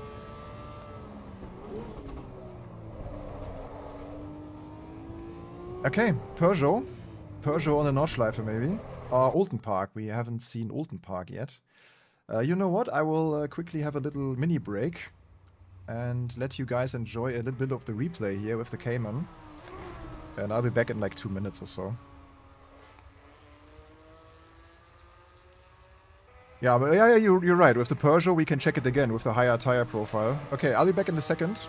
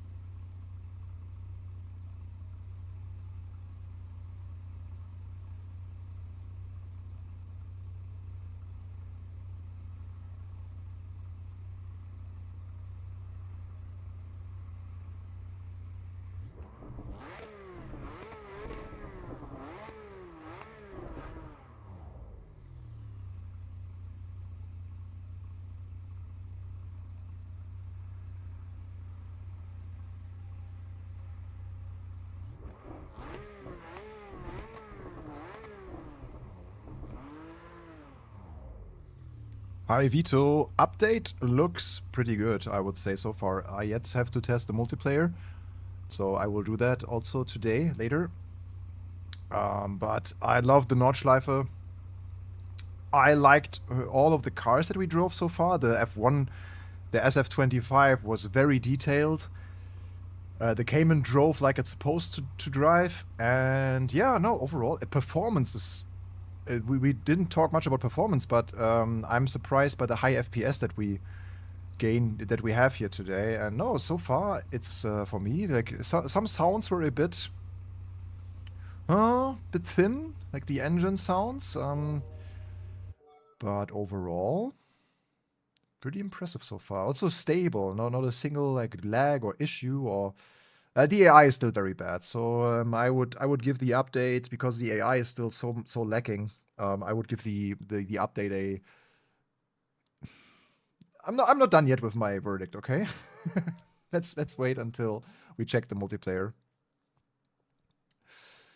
If the multiplayer is good, we have a potential for a 7.5 out of 10. So far, it's a 7 out of 10, just because the AI is still missing a lot. So we drove 4 cars already, right? We had, as the first car today, the BMW E46 M3. Then we drove the Formula 1 car already. We drove the Supra Drift version. We drove the GT4 RS. Yeah, so I'm still missing 2 Ferraris, the Peugeot and the Renault, I would say. Yeah, let's go. Maybe for a little race with qualifying. Let's have a mini race in the Peugeot. I think that would be a brilliant idea.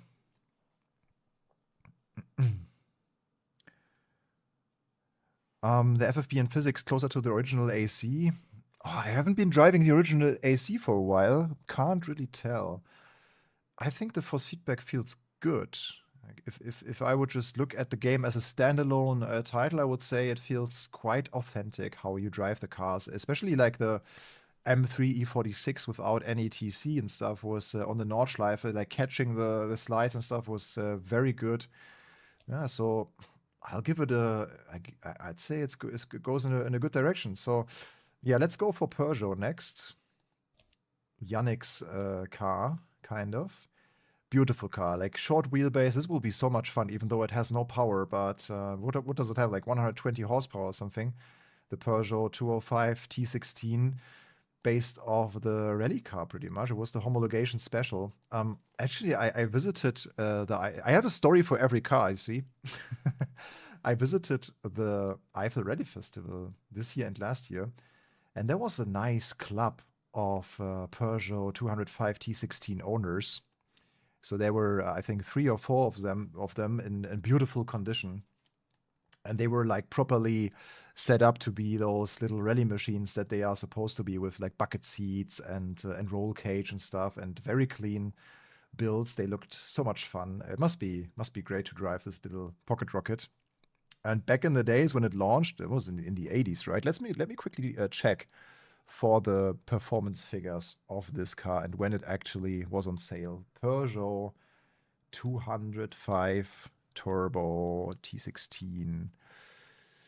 Okay, from 83 up until 1998, they produced the Peugeot 205, like generation of this car, yeah. But I think the T16 came not in the whole, like...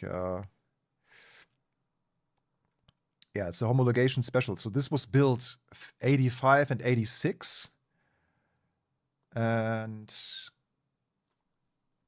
what was the horsepower on this? 140 or something? Because it had a turbo. 200. I was wrong. The road going 205 T16 produced 200 horsepower. Okay, nothing said. That's incredible, actually, for the 80s to have this kind of a street car with 200 horsepower. I mean, this became kind of normal in later years, yeah, with like Fiesta STs and Renault Clio RSs and stuff, but that's quite impressive. Yeah, I just love this car in white as well, like Alpine white. It just screams rally to me. But yeah, they have a lot of grays. Yeah, we can also have a custom color for this one. It is horrible. You would never do that with such a classic, nice car. And yeah, this is the wheels you get. Is it Speedline wheels? Speedline T16 Evo wheel. Probably some wheel that is super expensive now if you buy it in the used market, because they just don't exist anymore. But yeah, let's have a little race. Nordschleife. I think we are still missing one track to show you guys that is new. So I will first go on a little Peugeot race, maybe even on Ulten Park. That's still missing. So let's go. Ulten Park. We can go Nordschleife again afterwards. I don't have enough of the Nordschleife. I want to drive it more. But yeah, Ulten Park is indeed a new one. And a track that I don't know very well, to be honest. I'm pretty familiar with all of the tracks in the game, but not Ulten Park, so that's maybe my weak spot by now. Yeah, the Foster's layout looks perfect for these cars, but we go for the international layout. Let's see. We'll do a little race weekend with a little qualifying, like a mini qualifying, just to get warm up with the track. And then we have a little race, like a 3-lap race. That looks fantastic. Okay. Custom grid. Single make race. Yep. And we can also edit the grid. I don't know if that was already a thing in AC EVO. But let's just go standard 15 opponents. This track seems to have a bit less pit boxes. Just 16 pit boxes here for Ultra International. So it's a rather small track. And yeah, you can already check out, if you are interested in multiplayer, you can already check out aceevo.gg. They have a new multiplayer platform there. Okay, let's drive this little pocket rocket. We, of course, as usual, we check out the exterior of the car first. So the AI is already, they are ready to go on track. Also, again, like very detailed. Even these little boards here that... Oh, I forgot to show you the paintings on the Road Atlanta wall for the winners, but yeah. Yeah. Also, I love the detail that there's always... That there's... Oops. That there's people standing everywhere. I mean, it's quite funny to think about what these people are even doing. They are probably waiting for the drivers to come out for an interview. So, like, what are you guys doing here?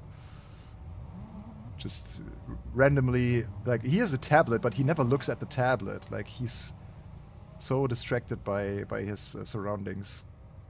This guy is also hard at work, also on the tablet here. He's an employer of Kunos Simulazioni. He's actually Kunos staff here sitting in the garage. Yeah, then you have photographers, marshals. Like, it looks really lively here in this pit box. Okay, let's drive. Yeah, we have now we've seen all the tracks, all the new tracks. We saw Nordschleife, Monza, Road Atlanta, and this one, Ulten Park. Okay.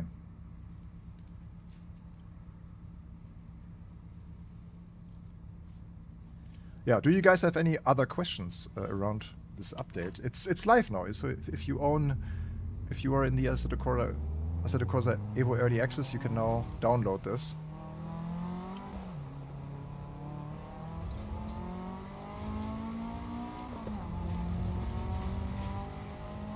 Okay, let's see how Ulten Park looks like.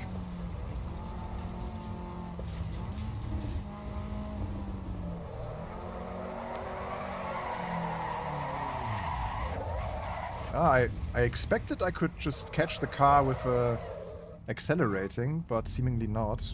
Is it all-wheel drive? Is it all-wheel drive? Is it front-wheel driven or AWD? Probably AWD. Your FPS look a bit shot. Is that the stream or is it still unoptimized? No, I run super smooth 130 FPS. You can see the FPS in the top left. Should be smooth. I mean, the stream is capped at 60. Maybe that creates some sort of disconnect. Not quite sure, but usually it should look okay. Yeah, it's FWD. Yeah, there's probably not enough space in the drive shaft to have also the power going to the rear wheels.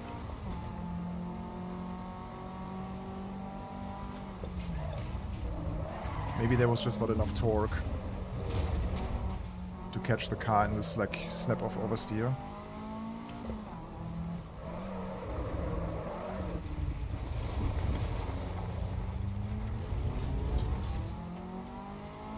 Does anyone else have this feeling that the threshold 4K gaming just said, like that the stream doesn't look smooth? At least I don't have any dropped frames or nothing. Yeah, we can try triples later. I just didn't turn them on now. You can't catch the car because the wheelbase is so short. The power is not enough on the front wheels to catch the car. I'm just playing around here a little bit to like learn the limits of the Peugeot.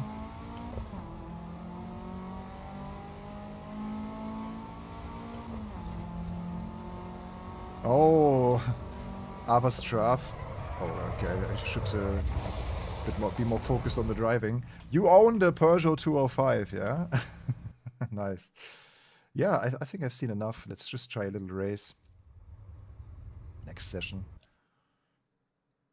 Echo tires. Yeah, it could be. Yeah, the trees. I'm a bit torn on the look of the trees as well. Like the trees. Yeah, can we change the tires though? That's the question. No, they are fixed probably to the Echo tires. Let's see. We see it in the hard what tires are fitted. It's Echo tires, yeah. Like very non-performant.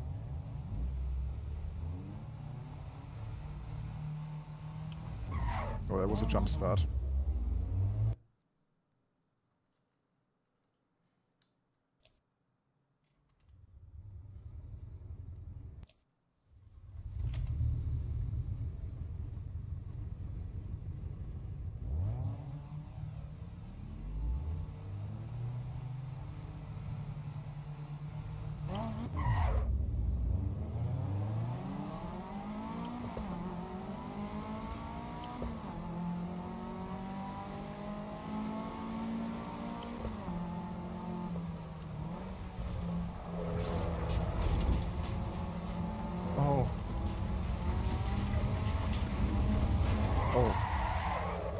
Yes, like the Project Motor Racing AI a little bit. Or how it was in the version 1.0, in the version 1.5. You see, you can barely catch the car in a slide. Like usually, if the rear steps out in a front-wheel driven car, you should be able to slam down the throttle to kind of catch it. But with this short wheelbase, with this bad of a quality of a tire, it's at a certain point not possible anymore.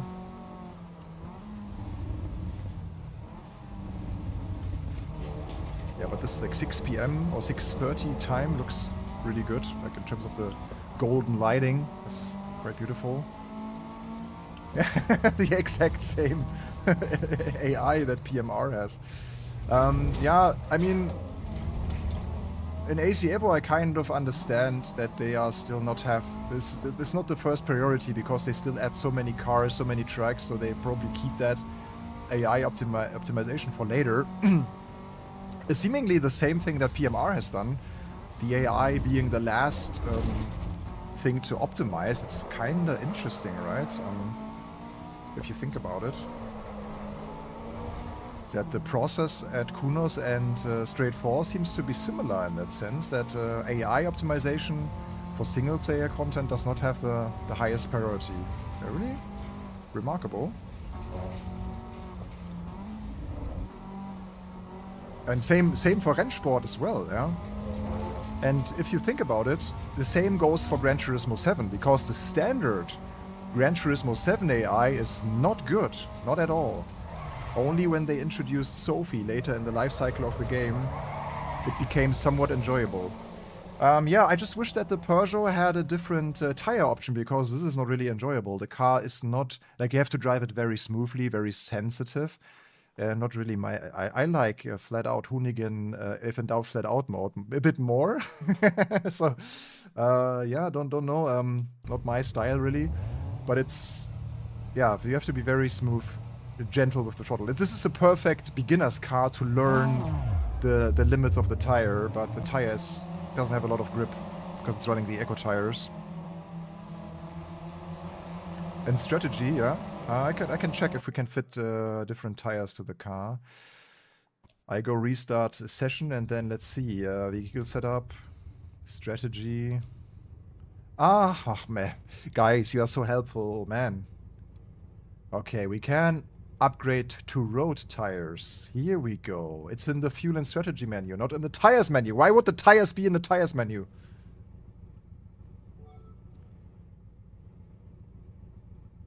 Ah, it's a mid-engine front wheel. No, I have to check that now. Man, I know that the Renault 5 is a mid-engine, but the Peugeot is a front engine car, no? Or does it also have the engine in the back? No way. I mean, we can easily find that out by just looking into the interior. So let's check that, actually. Oh, you could be right. Look, there's a glass behind the driver. So there's probably... It's interesting. Wow. I didn't know that. That it's front-wheel drive, mid-engine. Interesting. Yeah, good. Thank you, guys. We learned so much today about automotive history. Cool. Yeah, then let's try if the road tires make a big difference. I will just restart again. Yeah. You're right. So it's AWD mid-engine. That explains why I can't catch a slide. And that makes a lot of sense. So I started driving the car with a front-wheel drive, front-engine mindset, which is completely wrong. I mean, the whole rule set of how you approach a corner changes drastically if it's in the mid-engine all-wheel drive.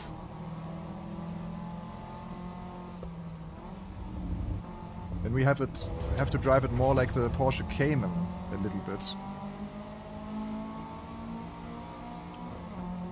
Yeah, is there any mid-engine car that has front-wheel drive? I don't think so.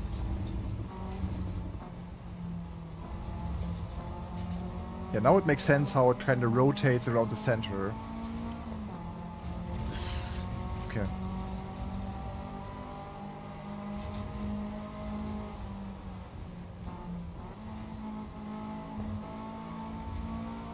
I would like to see also what the AI or what the opponents are running in terms of the tire.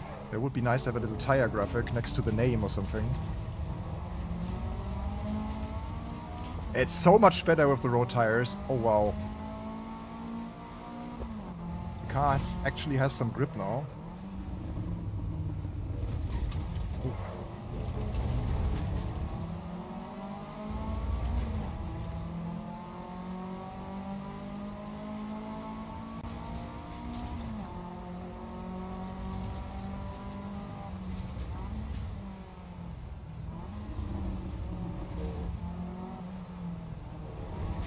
This is so boring to drive against these AI opponents.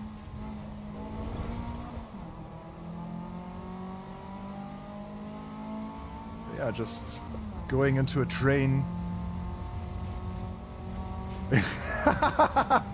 Rudi, my god, this comment. It looks like a line of cars at a funeral. It's so true. Oh yeah, multi-class? Can try, yeah. We can run Peugeots against Formula 1 cars.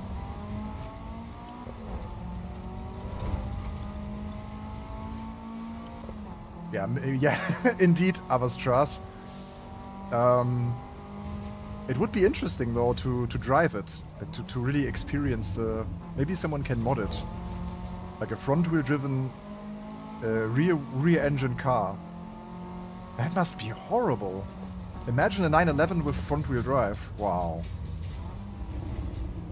You are constantly like towing the car, basically then.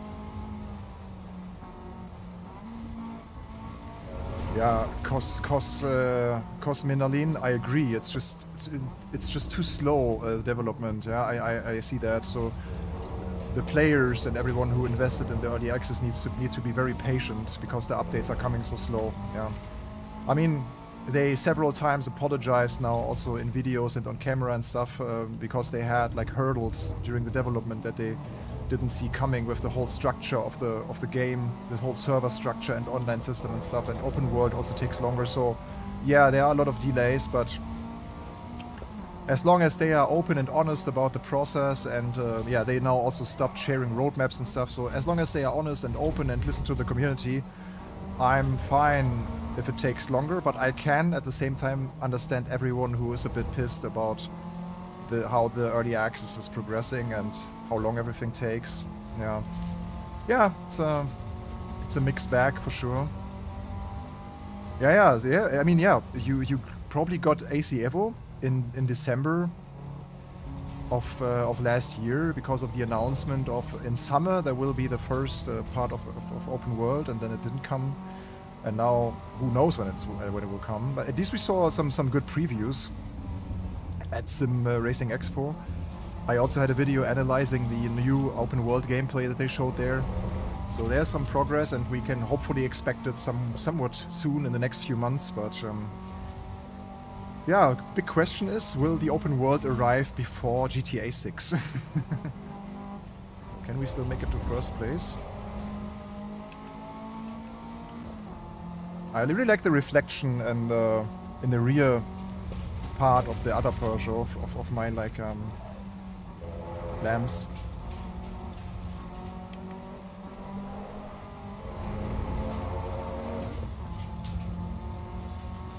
Oh, obscenity, nice. So we are basically neighbors. I live in Ahrweiler actually, like also very close to the open world. So whenever I drive to the Nürburgring, it's just 30 kilometers. I drive through the open world. Oh. Okay, our race ends. Okay, now here's a more proper damage model than at the Formula 1 car. So at least we have parts like braking. Yeah, my thoughts are pretty good with this update. I think this will be like I said, one major part of the update is still the multiplayer that we are about to check out soon. But so far, we have a good time, yeah. And I think with the addition of the Nordschleife and the new multiplayer stuff, people have a lot more to drive now and to experience in this build. So I guess this will be the moment where it will pick up some pace also in terms of Steam player numbers. No, the AI would be more varied probably, but you still cannot use the aggression slider, so they are in a safe mode.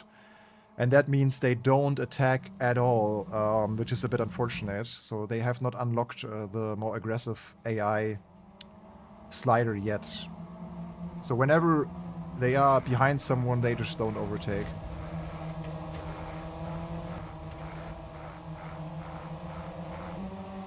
They can't break off yet, probably. I think you can bend, also in the Formula car, you can bend tires and stuff, that already works, but you can't rip off parts of the car, I believe. Let's rewatch the crash.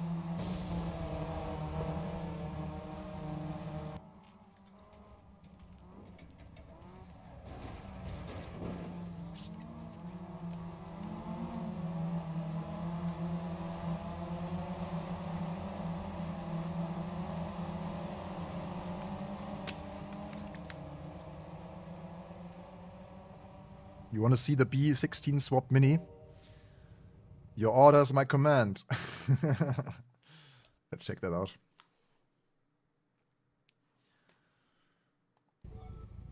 Okay, the Mini. Mini on the Nordschleife. Let's see how slow it is. Ah, we still have to check. We still have to check also the GP Nürburgring. We only saw the Touristenfahrten so far. So let's go to practice. You can only choose Touristenfahrten in practice mode, it seems. Is there no AI race? Wait a second. Is there no AI race on the Nordschleife possible yet? So you have now the 5 layouts in practice. You can go on the Nordschleife. But can you not go on the Nordschleife in the race? Quick race? Nordschleife. Ah, okay. 24 hour. Makes sense. Okay. So, Touristenfahrt is only in practice. That's fine. Let's go for a quick race in the B16 Mini. Then, but I first have to go back to the main menu to properly add the vehicle with all the options to my garage. So in case you wonder, if you're already in the race screen and you select all vehicles, you can't do the customization options on the cars. In case you missed that. So if you want to have all the configuration stuff here, like the configure button, this is only possible if you go back to like in open mode I talk about. So here's the Mini, and as we see, we have a B16 tune. So that's the engine swapped Mini. It's in. It also has semi slicks and a beefier suspension setup. Oh my god, how cool is that? Okay, here you see it. Oh, it's just the tires that change. There's also the exhaust, a bit sportier. No, the exhaust. Oh wait. Yeah. I could look. This is the factory exhaust, and then you get this one. So yeah, how much power will this have? A B16. Let me Google it. B16 Honda engine. That's the one that you get in the Civics and stuff. So they tune them quite high. So they are screaming as well. Like they rev really high. B16 engine. Yeah, it's a 1.8 version then even. Oh no, it's not. It's a 1.6. There's also the B18, but this is the B16. And this engine was used in Integras. Actually, they were made in different displacement variants. So it's called B16. Okay, no. It's like the 16 is this, or B20, B18. So the 16 tells us it's a 1.6. So power output could be between 150 and 200 horsepower. But this is probably a tuned version of that. So yeah, here we go. Let's see.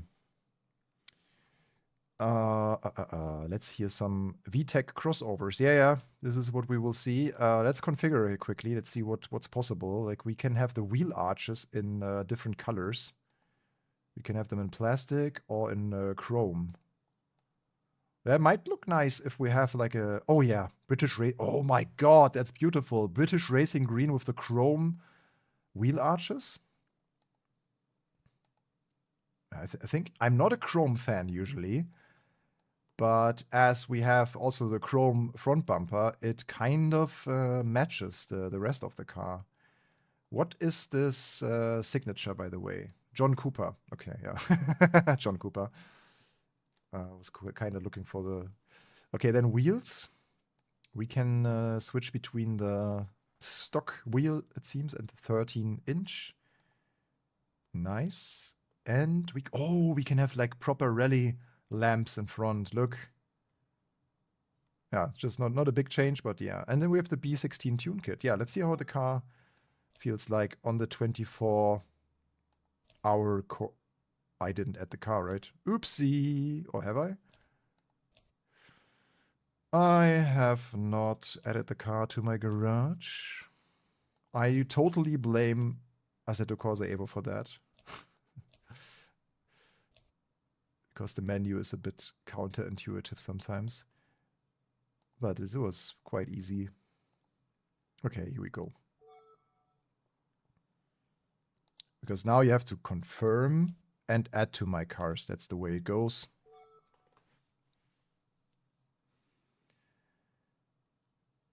Okay.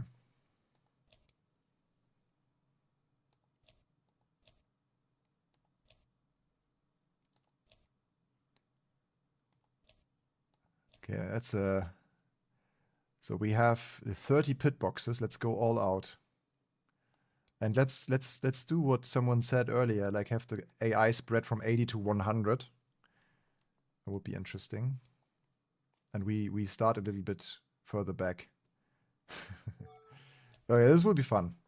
Let's start.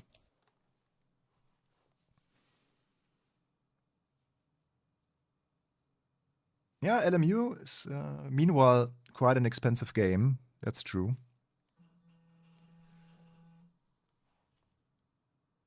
But are you guys also looking forward to the DTM package probably, right? Race Room with the 2002 DTM. That I have to check that out as the next one today. Maybe later today after I'm done with AC EVO, I will test that update and the cars. Yeah, online racing is available. We will like check that out very soon, also in this stream today. So, oh, why is there? Okay, we have a completely... Okay. We have to start again, because I wanted a mini race. Now we have basically multi-class. But you wanted multi-class, yeah? Ah, the mini's like, we have to wait for our friend. How can you not love a mini? Even...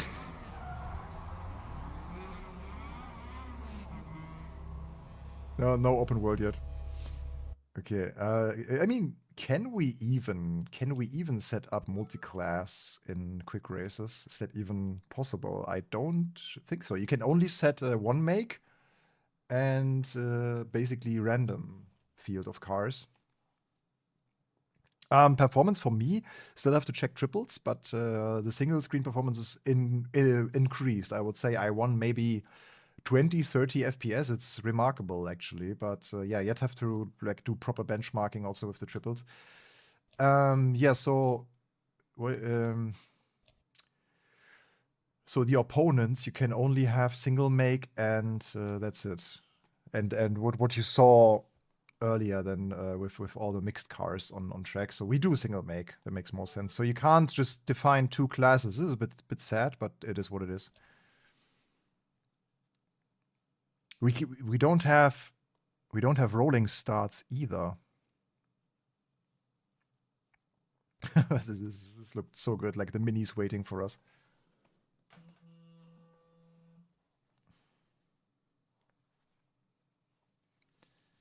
ACC is still very popular. If you look at SteamDB and player numbers, ACC is among the strongest still when it comes to daily players. I think there are still a lot of people driving ACC on a regular basis, like leagues and so on, because it's probably the cheapest to drive. Okay, let's see what kind of tires we have so that we don't run into this issue of having horrible tires again. We have freaking hypercar tires. What? I take it. Okay. Why does this car have hypercar tires?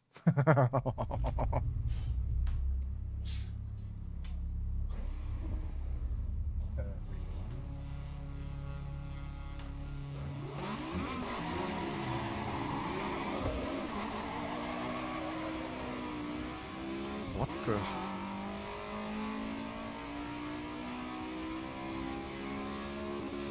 Okay, 8,300. This is a Honda engine, by the way, guys. VTEC. Man, this sticks. Yeah, it has hypercar tires, so this is something that you would expect on the McLaren P1, like in terms of like maybe Trofeo R or something.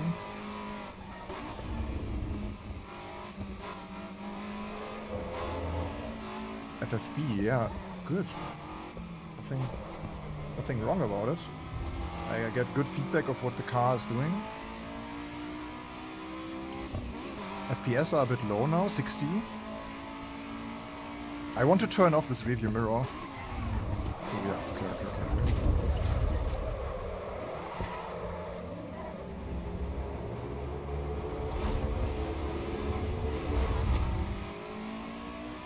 Yeah, this upper rearview mirror looks horrible. I want to turn that off. Where is it though? I accidentally turned it on today and I don't know where it is.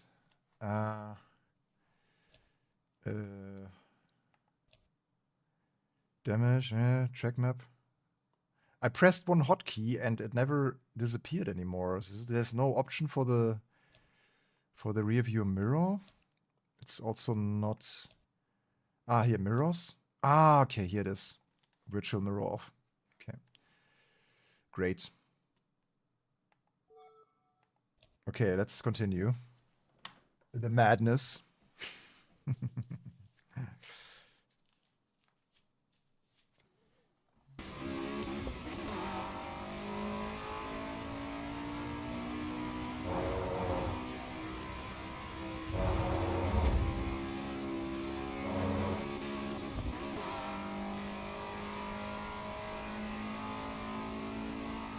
It even has a adjusted tachometer to match the engine swap. But this one is front-wheel drive. Has to be. Yeah. But like super short wheelbase front-wheel drive with sticky tires, which is a very interesting combination.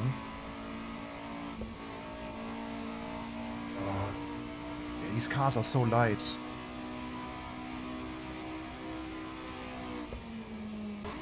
I love driving this in AC Rally.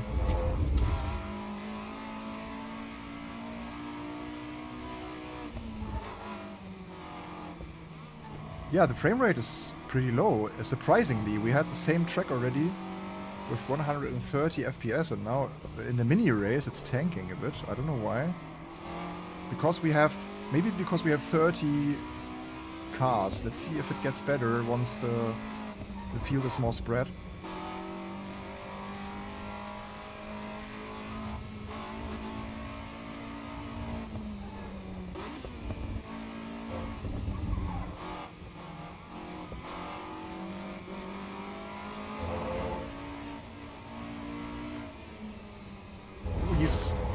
He's keeping the fight, at least for a little bit.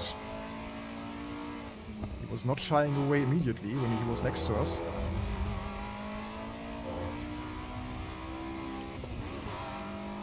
Sound is really good, yeah, let's see.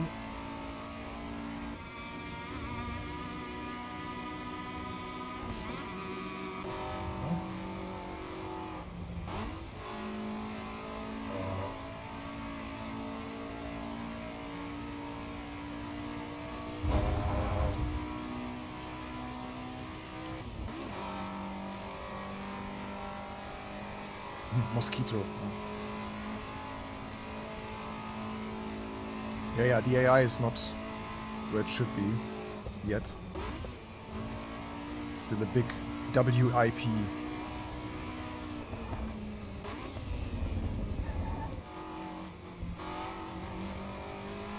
Oh guys, we are still missing the two Ferraris and the Renault 5.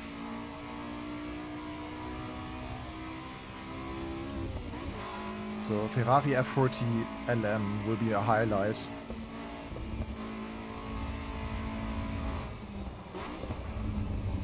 Yeah, okay. I knew you should not take this curb anymore with the 2025 track, but that we almost. Man, this is fun. And you can feel really that, like, once you have the tires that grip a bit more, the force feedback changes also a bit. Like, it's really the character of the tire that also has a good influence on how you have how weighty the feel is in your steering. I like that. Like, you have a harder time, like, turning such a grippy, thick tire.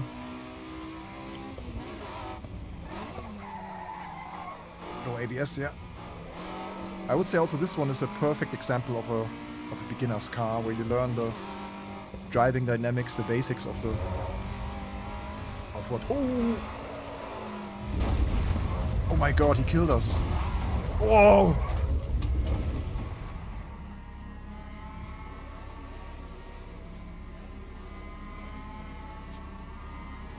Yeah, performance was not that great now with the AI, actually. You're right, Russ Watches. Oh my god, I thought he would back off. Like, I saw him in the radar that he was... Okay, yeah. Typical... It's almost Kevin Estre moment here.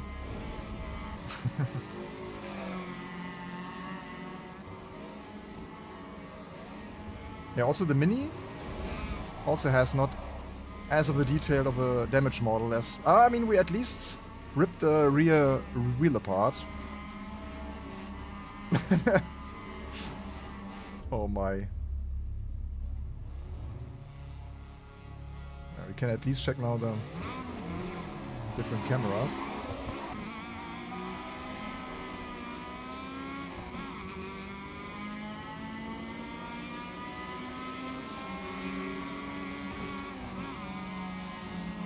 Yeah, it's interesting because we had one race today where we used the SF25 Formula 1 car with 19 opponents in the rain, and we had 100 FPS. And now with 30 minis on track, maybe it's just my CPU bottleneck with the 5800 XPV, where it's, if we are over a certain amount of cars, where it just tanks the FPS because of the physics calculation. Something that we can quickly find out if it makes a difference, just changing the AI field. So now we had like 60 to 70. Let's do a quick test.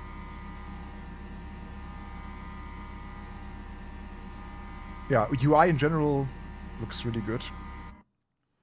There was a distracting noise. Okay, let's change the opponent number to, let's say, 17. And do that again and see if more than 20 AI cars are the problem for my Cayman Nordschleife. We had the Cayman already. Yeah, Cayman Nordschleife would be cool. I agree. We drove the Cayman on Road Atlanta. Was a great fun. Yeah, the AI is nothing that you want to experience. We can check this new platform though. Assetto Corsa EVO.gg or AC EVO.gg to sign up for multiplayer racing. Yeah, first checking the AI now.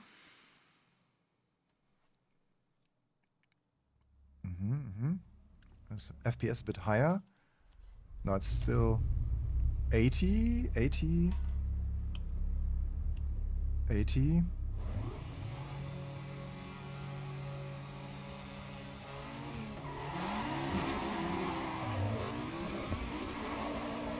Yeah, so getting rid of... I'd say on average we gained maybe... it's now dropping back to 60. But it seems to be a car-specific issue, like running an AI race here on this track with the minis is the lowest FPS that we saw today. Okay, yeah, interesting. Yeah, whatever. We have more cars to test. Yeah, let's stick with practice for now. Actually, I wanted to check something. If we have the multiplayer being ready for us. So I'm going on this platform now, aceevo.gg. I will quickly connect my Steam account and try to register for a session.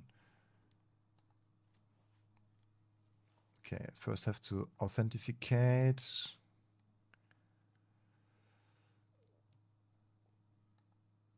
So guys, tell me, have you shopped stuff on Black Friday for sim racing? What did you buy?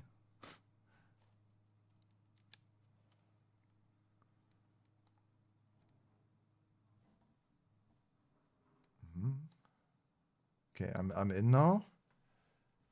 This is how it looks like. You have to agree to the terms and conditions, and then you set up your account, and then you are seemingly good to go. Well, there's a flat 6 race. Is there already Nordschleife? So what is the schedule? It's happening in 14 minutes. We have a Gazoo Racing and a GR86 on Red Bull Ring. Okay, they are all happening. Okay. Is there more?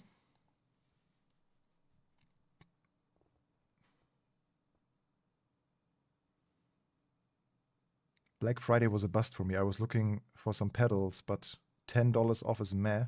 I agree. Yeah, I didn't see a lot of like super good pedal deals. Yeah, that's kind of true. Maybe. Ooh, that looks nice. 320. We have a GT3 Sprint. There must be only the BMW, right? There's on Road Atlanta. Okay, that looks nice. This could be the plan now. Let's go for the flat 6 race. Can we do that in time? Then this is the question. If it starts in 10 minutes, we should probably. Yeah, we should probably be able to take the flat 6 race on Laguna Seca and then the Road Atlanta GT3. Or we could do the Red Bull Ring in the GR86 or the GT4 Super Sprint at Brands Hatch. What do you guys want to see? Flat 6, Porsche Cup, Laguna Seca, GR Academy, or GT4 Super Sprint? You can decide. It doesn't really matter as a first test here for multiplayer. And then GT3 Sprint later would be fun, I guess. Or otherwise, Maserati GT2 is also kind of nice, but maybe we do Road Atlanta as it's a new track. Laguna Seca, Flat 6, GT4.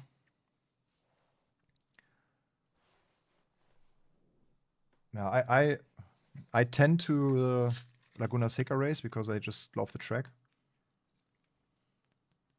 I actually visited the track last month.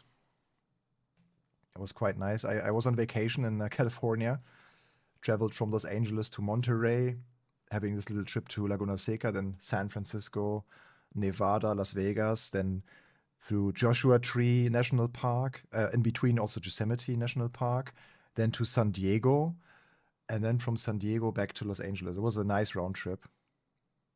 Let's see how the game handles corkscrew. Okay, yeah, the first two were also Laguna Seca Flat 6. Yeah, it's not super long. Like it was 10-hour flight from I had to fly to London first, so Düsseldorf, London, and then Los Angeles. It was quite long. The overall trip, that's for sure. And yeah, actually then in a week, or in 1.5 weeks, I will travel to Japan again because, as you maybe know, I'm commentator for the German live stream of Gran Turismo World Series, and I will have another trip this month to Japan, to Fukuoka. That's a longer flight even. That's 14+ hours. That's okay. I will register for the Flat 6 now. Let's see how it looks like. So we are. There's one race already complete. So 24 people are registered. Next race closes. Oh, it closes already. Why is that? Didn't it say 40? But you have to be 5 minutes early. Okay. Oh, so we are just in time. I'll hit register here now. Porsche Cup. I really wonder how this will.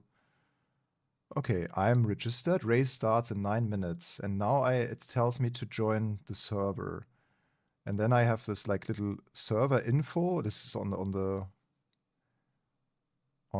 Yeah, you shouldn't be able to see that, which is probably a good thing. But it will probably match also the, like, as we are used with SimGrid, it matches your Steam ID, so no one else can probably join that is not registered. So this guy is entered. And yeah, the server is called Flat 6 Series. Let's see. So I'll go back in game.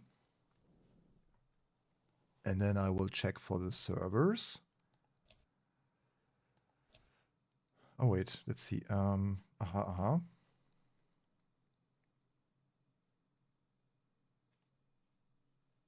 then I'm just joining the server here.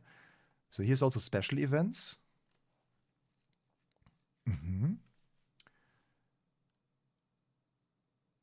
This is leaderboard challenges. Yeah, okay. Daily racing portal. This opens just the website. Got it. Okay. Now I have to find the correct server. So I'll search for, what was it called?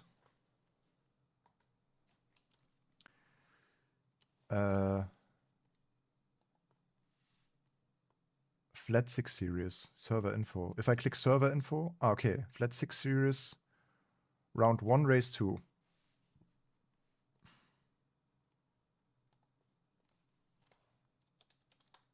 Okay, here.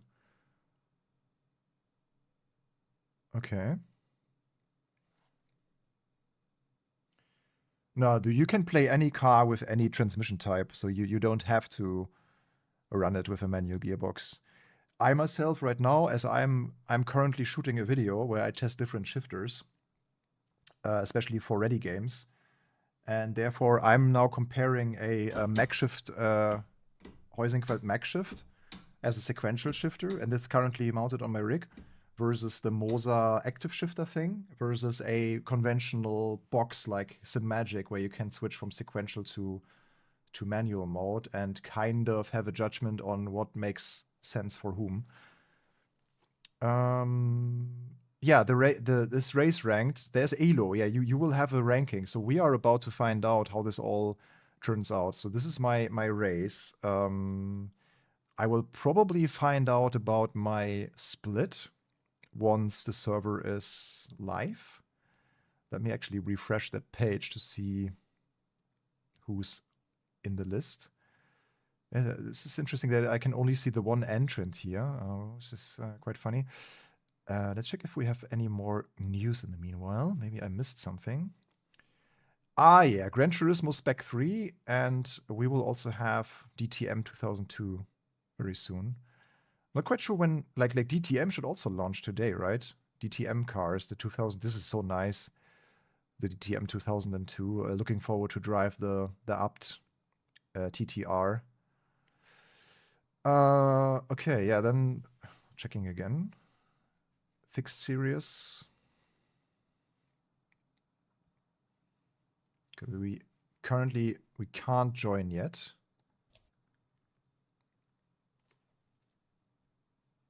But it will open in a second. Maybe a little bit of music in between.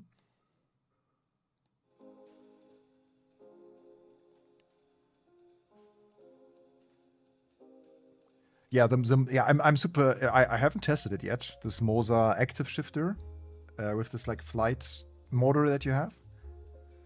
I'm really looking forward to that.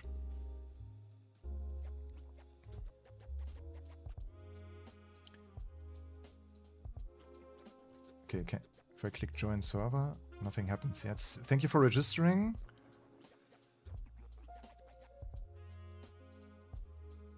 Step 1. Pre-race countdown. The race server will open in 4 minutes. Use the remaining time to get ready for your race at Laguna Seca GP. Make sure you are on the PC with the game installed. Click the join server to launch the game into the server automatically. So this is the interesting part. That you can now basically just hit this button and it will bring you to the part. You can't see this, sorry.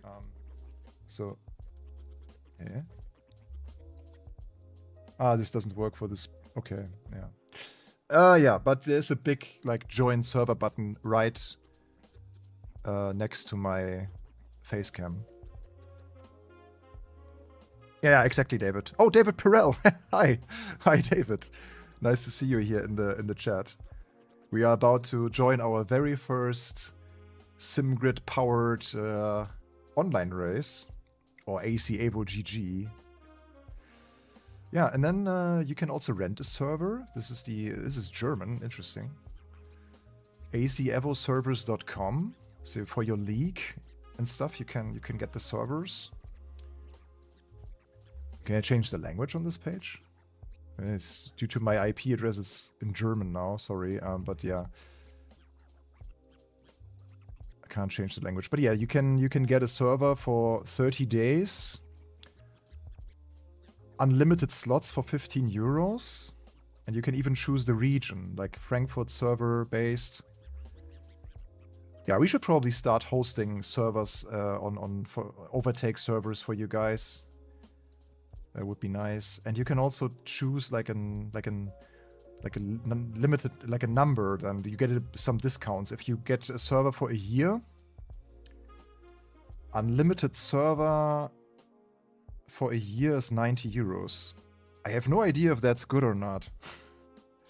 Probably if you compare it to the old AC or the original AC, you can get cheaper servers probably. A Lang button?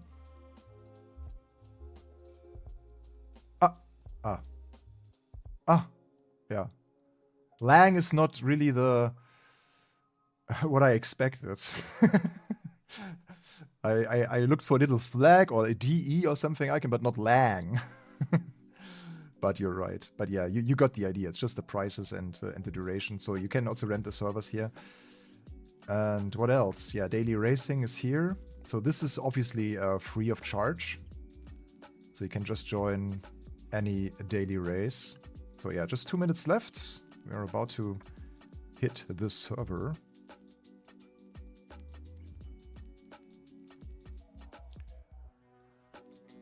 So 25 minutes. It's really the question of how much fuel will we need then in the Porsche Cup.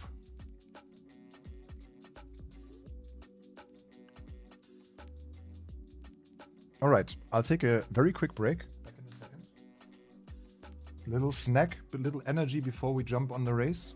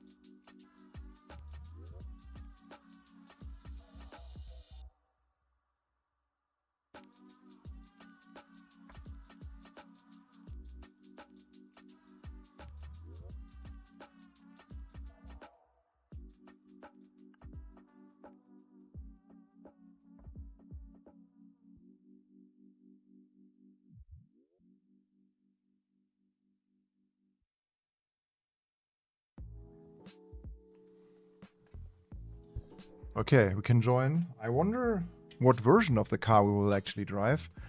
If it's the TC and everything off.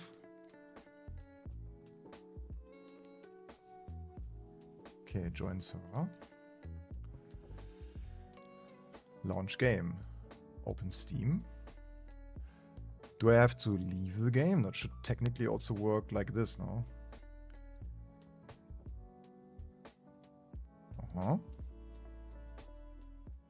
See if this shortcut works now from the website. Just a black screen. Doesn't look too good.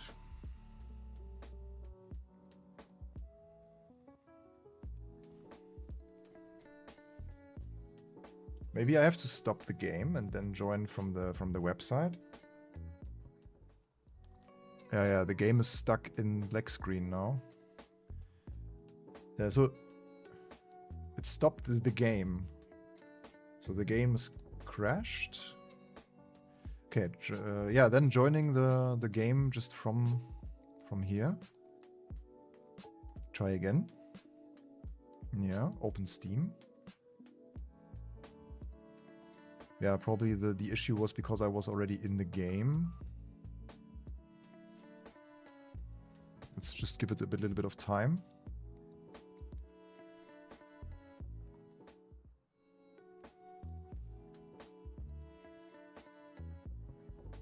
It probably has to do the whole boot of the game then.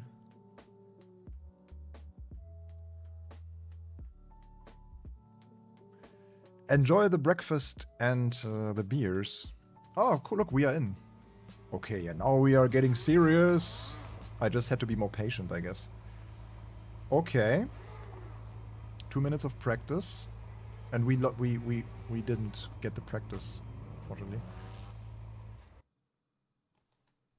We were just in time for the qualifying. Oh my god, I will fail so horribly now. Okay. This is the ping. Ping looks good.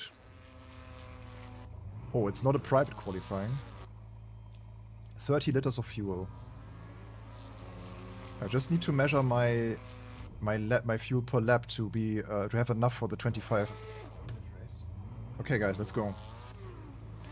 This is a very quick quali. You can only do 2 laps, it seems.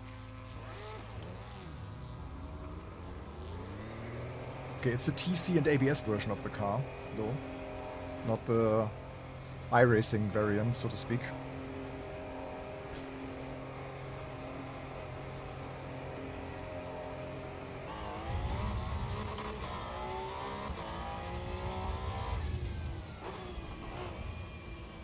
Sports mode.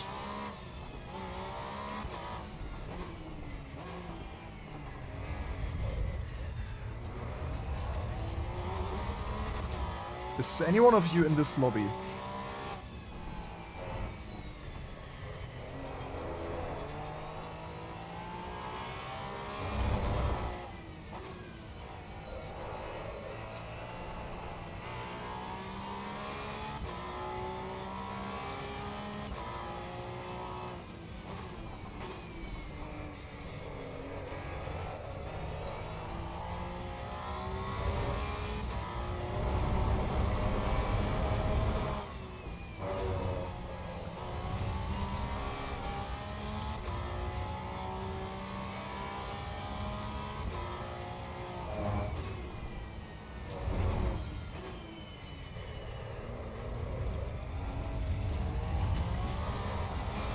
The TC version is so tame.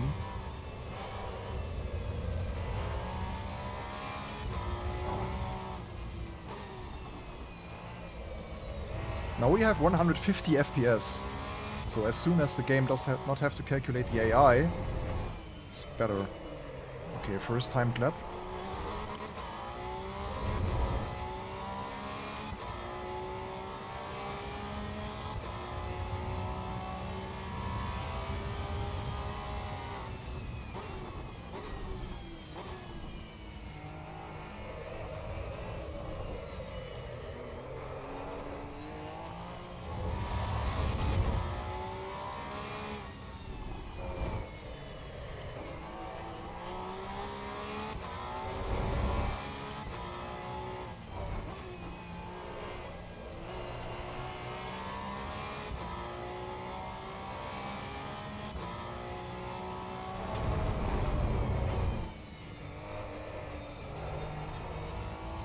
Feels good.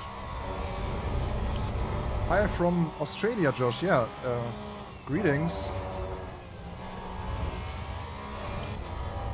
Good to have you.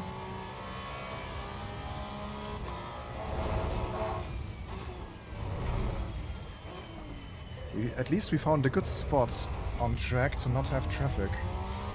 Looks pretty crowded in some areas of the mini-map. And yeah, cool that we have a mini-map now. Oh, I lose it. I don't know. I like the texture of the asphalt. It's a lot of tire marks.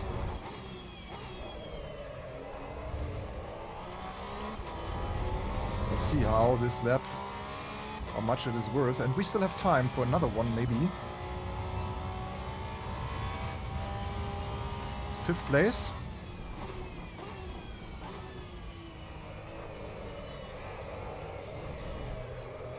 Car doesn't really want to turn around this corner combination.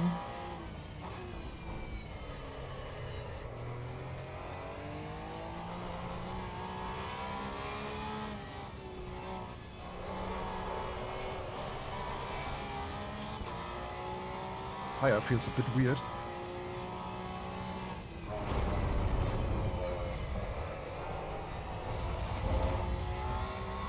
Ah, good exit.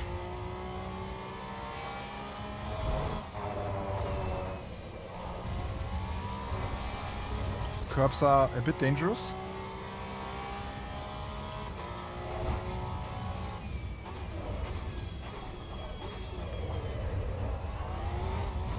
It's a bit laggy.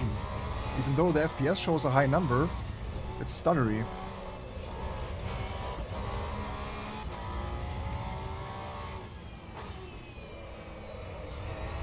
It felt better in the first lap. Don't know why.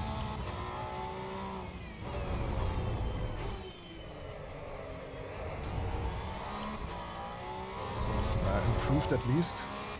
1.5 almost. So we made it to only 12. Okay, I expected a bit better jump in the standings. Okay, so here we go. First multiplayer race, guys. Here we go. Standing start, probably. I really have to make that clutch work. I mean, it works in the menu.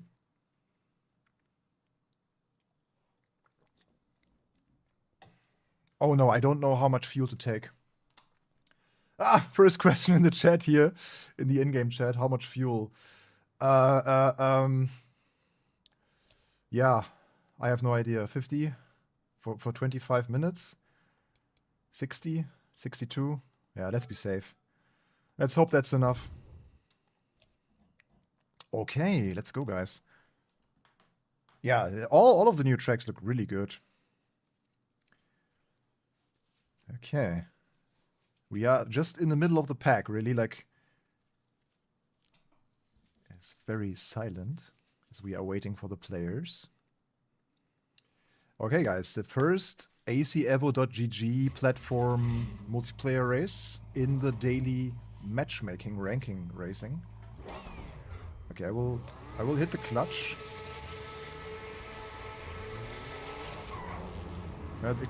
Okay. I think the clutch worked. So everyone is using the same livery. So you can't yet choose a livery.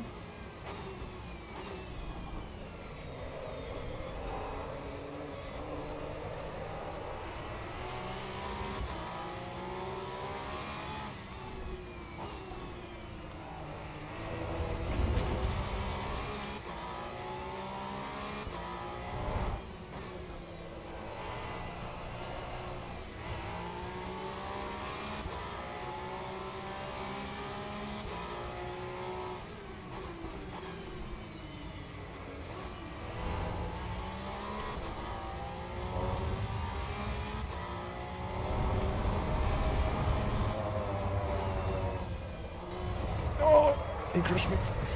We are safe, we are safe. That was a bit unfortunate. Yeah, welcome guys. Online racing here in AC EVO in 0.4. First race of the day here, Porsche Cup Laguna Seca, and we just got hit by someone in the first lap. Oh, it's 25 minutes. This is a long race. Top 10 is absolutely possible.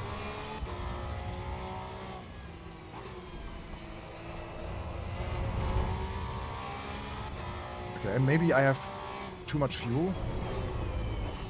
I took 60 liters with me, and it seems like we only use 1 liter per lap. So that was a bit... like 30 would have been enough, it seems. Yeah, I didn't pay attention during the qualifying.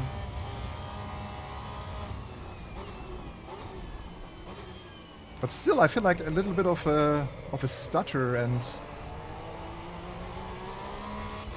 even though the game has 120 plus FPS, something feels a bit laggy.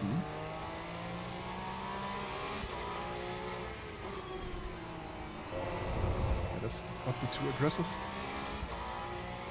He's still there.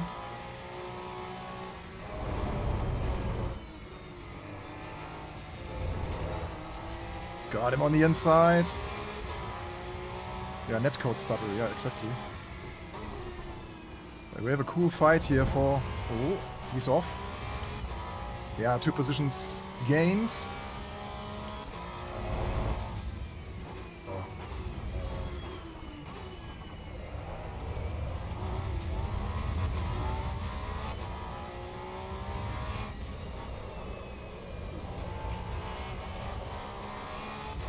Yellow.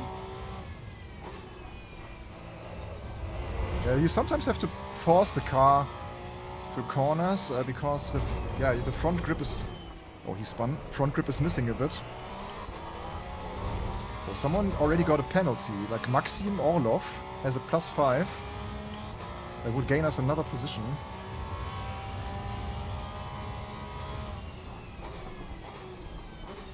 Yeah, you really need to keep the nose down with brake impulses in this 911 Cup.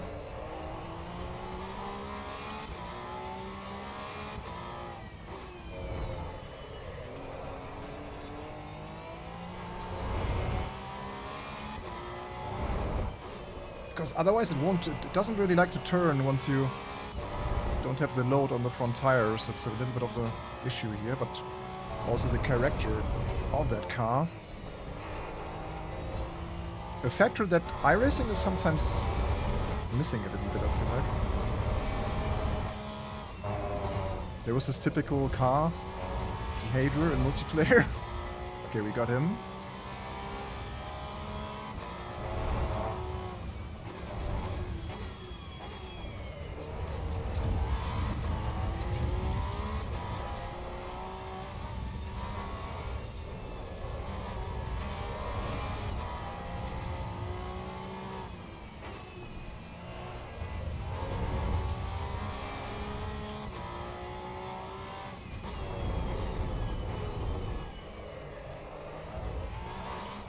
Oh, all of spun again. 7th now. We are making our way. Yeah, the car behavior is really good. I don't mean that in any negative way. I'm more appreciating how correct this layout or this concept of the car is. It's pretty accurate.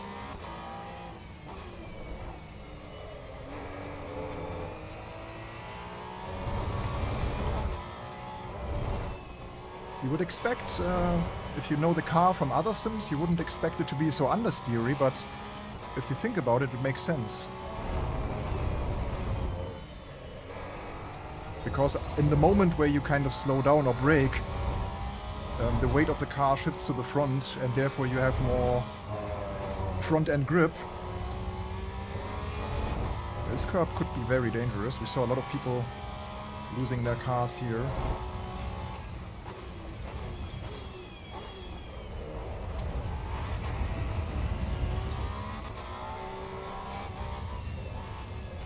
Oh, someone had issues with the traction control.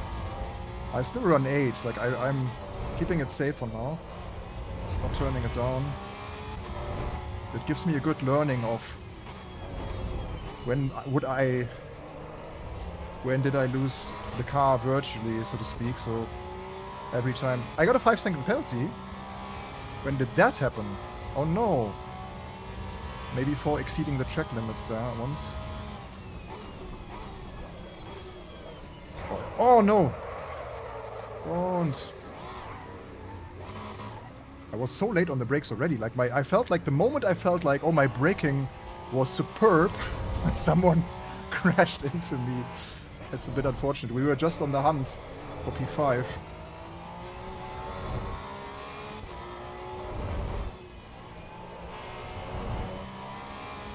I like the way this car drives. tires are good. Very foreseeable, very predictable what the tire is doing. I think maybe we got the penalty here. Oh no. Yeah, we got a penalty for exceeding the track limits here, and last lap I warned about this section. Now we are back in the P10. Yeah, should be more careful. Should not get into this situation where I now feel too safe and push the car too much. It was a typical mistake in that vein. We also overheated the rear right now, you can see it. Still having this like... I like this graphic, how it's visualized, that your tire is a bit heated up. Now cools down. But the rear right is suffering. It's not LFM, it's the brand new proprietary platform that they've just launched. It's called AC EVO.gg. It's powered by SimGrid, I believe. And you can just join from the website into the server.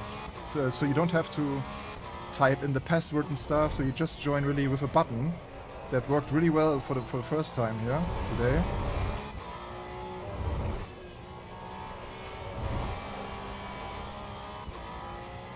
I like the slides. I don't think that the puncher got a penalty, so we yet have to see how things like safety rating are handled. But I expect that I will really suffer from the 2 hits that we received, also in terms of that. I hope it will not be punished too hard, because it was really not my fault.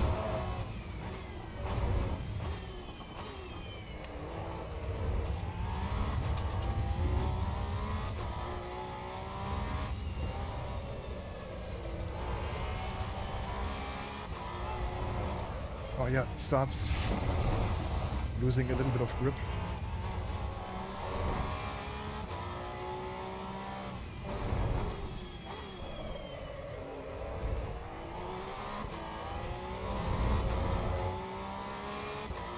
Ah, this was another warning for track limits. Okay, track limits are really strict.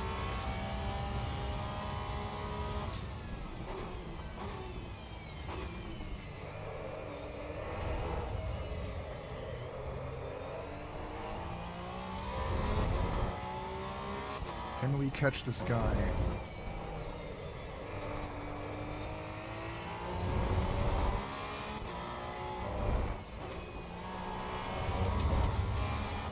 Oh, someone spun. Lines again. We get closer to Rybayovsky. Oh. Okay, this was not a warning.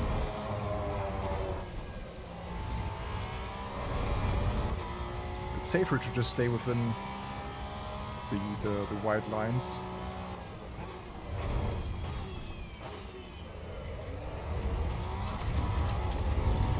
There was a penalty. Oh shit. 15 seconds penalty. That's not good. But the guy in front as well, like, they are all suffering a bit. Yeah, we all do this for the first time probably, so we have to have our learnings first. Okay, he messed up the final corner. Let's catch him. Let's go.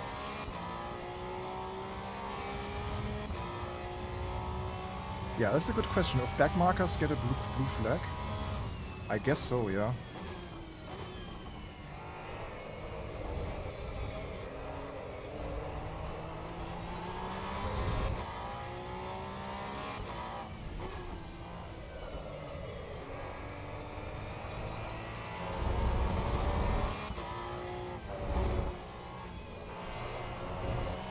I really hope we can make the next race. I think that was 20? 320? Yeah, but at least we have a good fight. How much time is left even? Ah, 13 minutes, okay. Oh, still halfway to go.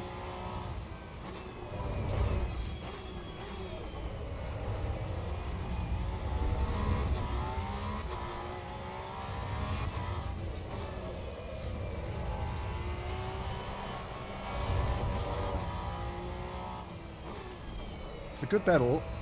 We are getting a bit closer.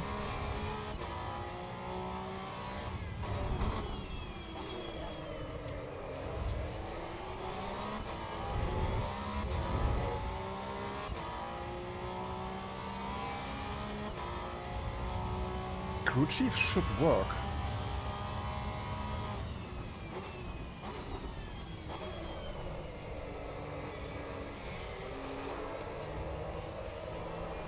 Okay, time to take a closer look at the netcode.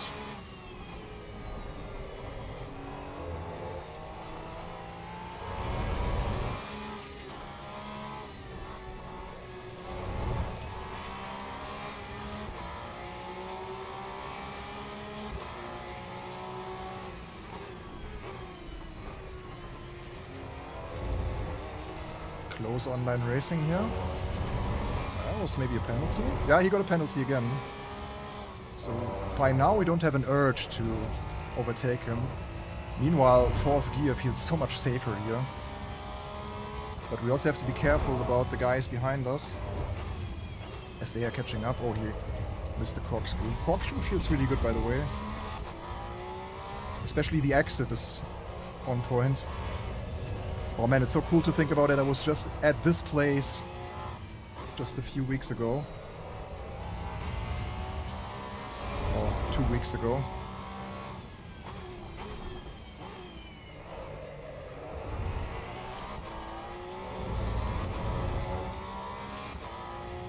Okay, so we have to take an eye on the P11. He would be the next that we have to create a gap, like a 5-second gap.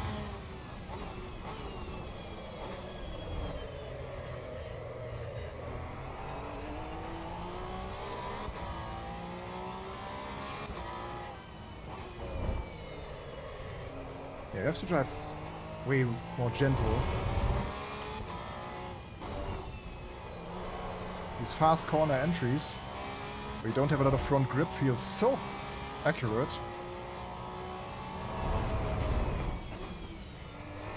It's really feels like slow in, fast out is a good strategy.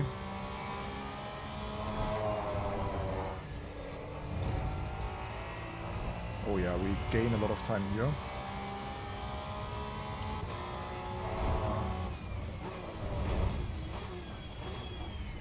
Man, the braking feels phenomenal. Stopping the car aggressively feels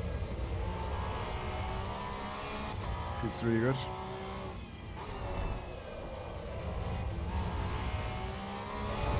Pushing it out then.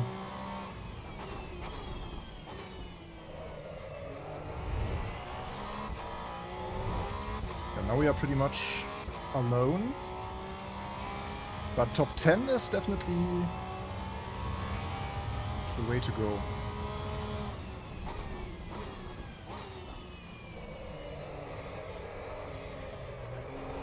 You have to be very patient here.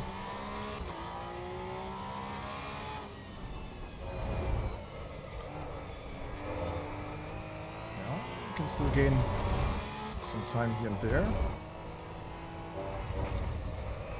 Too much. It's just a warning, not yet a penalty. It's just a warning, not yet a penalty.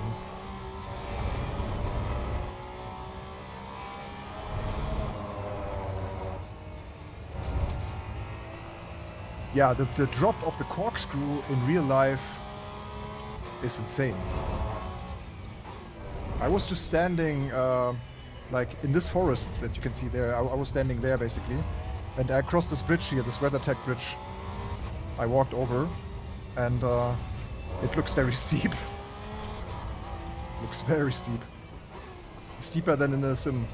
But that's how I knew it. Oh, that's how I knew it from the Nordschleife already. Like if you walk the track and then compare it to driving the track and then driving the track in the sim, it's just another difference.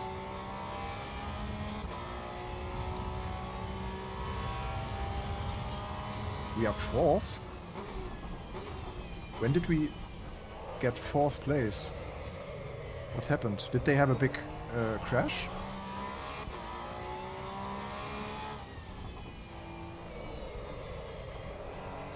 I just saw cars pitting, and suddenly we became fourth. Something big must have happened.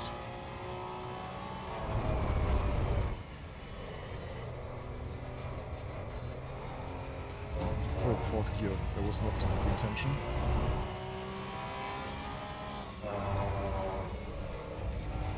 Oh, this curve is dangerous.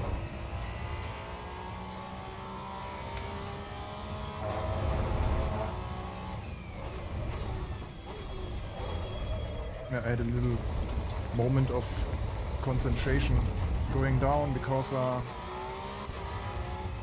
turned on my fan. That was not cool. Oh, he has a high ping. 269. Yeah, but we can't do much about this anyway because we still have the penalties. 20-second penalty. That's a bit too much now. I can feel the car becoming a bit more twitchy and harder to drive.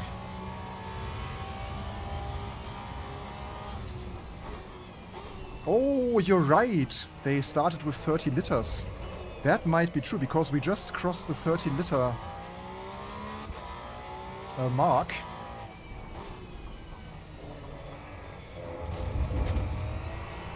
True. Good spot. Again, like you guys today, the live stream chat, you are so aware of what's happening and of how things work. It's incredible. Like the people who figured out what the different drive modes in the Formula 1 car mean. Oh, this sharp analysis of the fuel strategy. Okay, the guy behind us has a plus 35.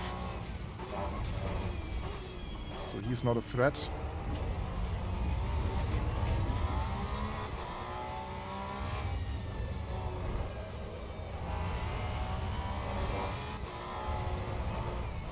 It gets really dangerous here, this piece of road, where you have these like incorrections in the asphalt and the weight transition that really makes the car wanting to step out the rear.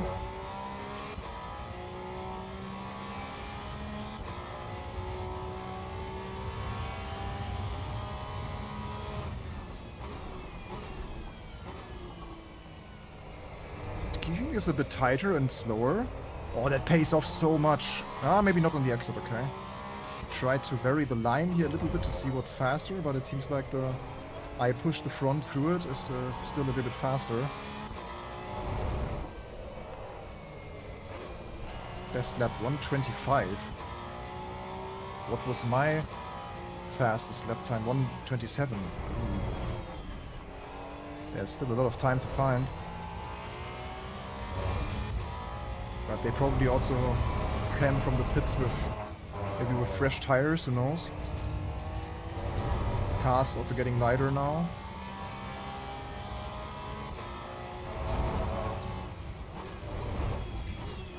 I wonder if there will be more people running out of fuel.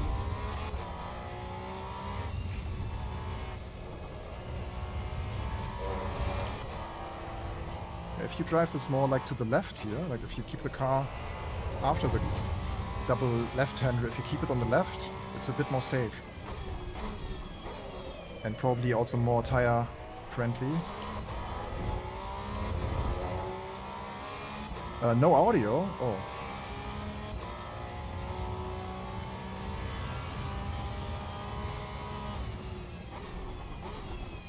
Someone in the chat wants to know, like if you can type, guys, someone wants to know if the FFB is improved. He can't listen to the stream, so maybe if someone would tell him that, yeah, what they think, or at least what I think, that it feels really good, let him know. Okay, the final 3 minutes. And it seems like we will end this race in 6th.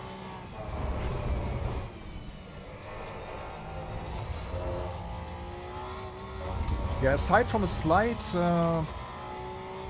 stutter feel Like in single player, I never had this feeling, but it's a little bit like desynced everything. Aside from that, it was great fun. We just have to find out now in the results screen if there's some mechanic to ensure that clean drivers get a different safety rating and such. But netcode wise, we had a good battle. That looked okay-ish.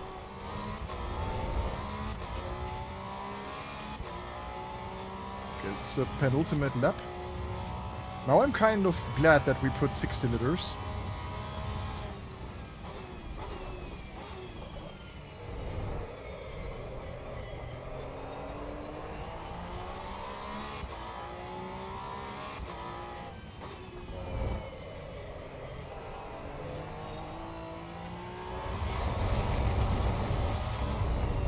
Another penalty. Yeah, losing a bit of concentration here. For the final stretch. Okay, we are lapping the car soon.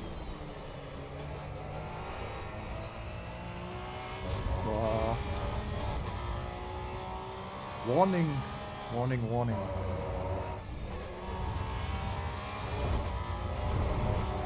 Yeah, so the problem is really, it says 140 FPS, but it doesn't feel like 140 FPS. Not even close.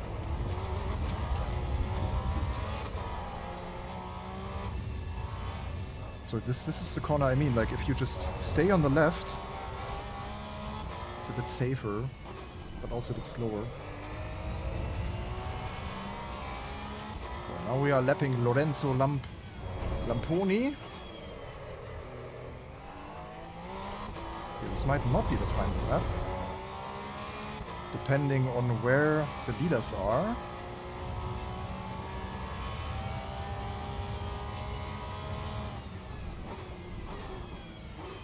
So this line seems to be a bit quicker, like coming from the outside to the inside. In some cars that have a bit more downforce, you would...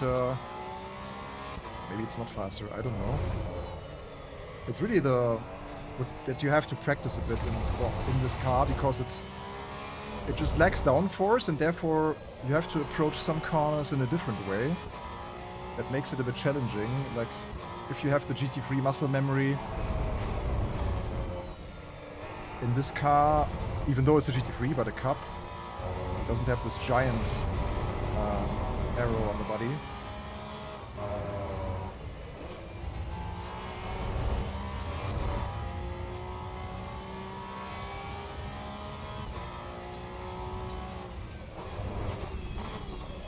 Yeah, the tire performance is shrinking.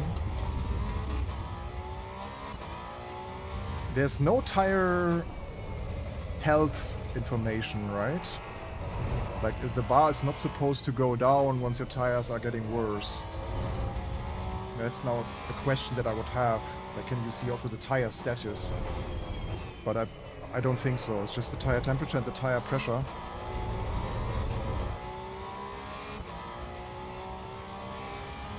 Are we done?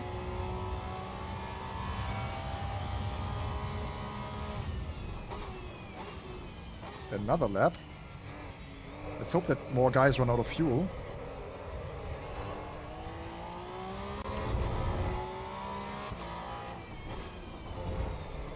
Yeah, the later in the... Oh, this sorted curve is cruel. The later you are in the race, the smoother you have to drive.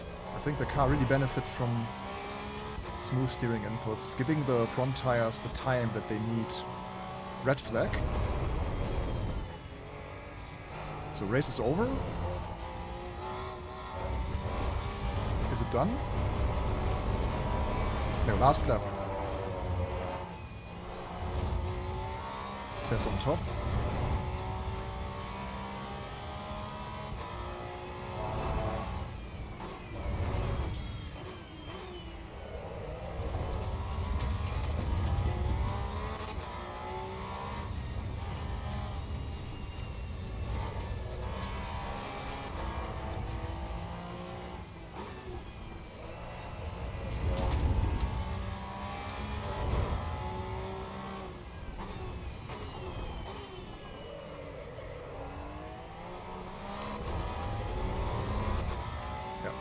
Yeah, thank you, Democracy. Saw that.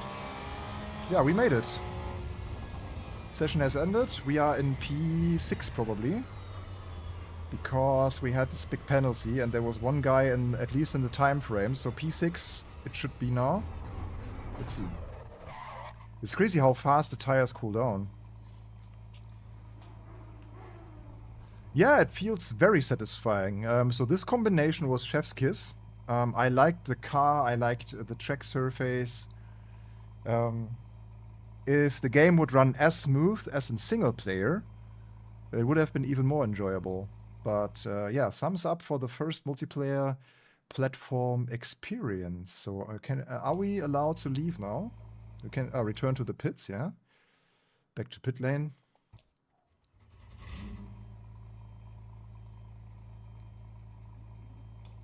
What I like is that you can already watch the replay from the screen. Okay, it didn't save the whole race, just the last 18 minutes.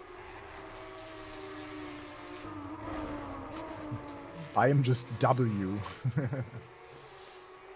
Yeah, what's missing obviously is a livery selection. I don't know if that changes if you actually purchase the car. Oh, I actually have to check now if we are in for the next one. If we can already register. It's open. Yeah, we can just join the next one. But weren't there supposed to be a Nordschleife race?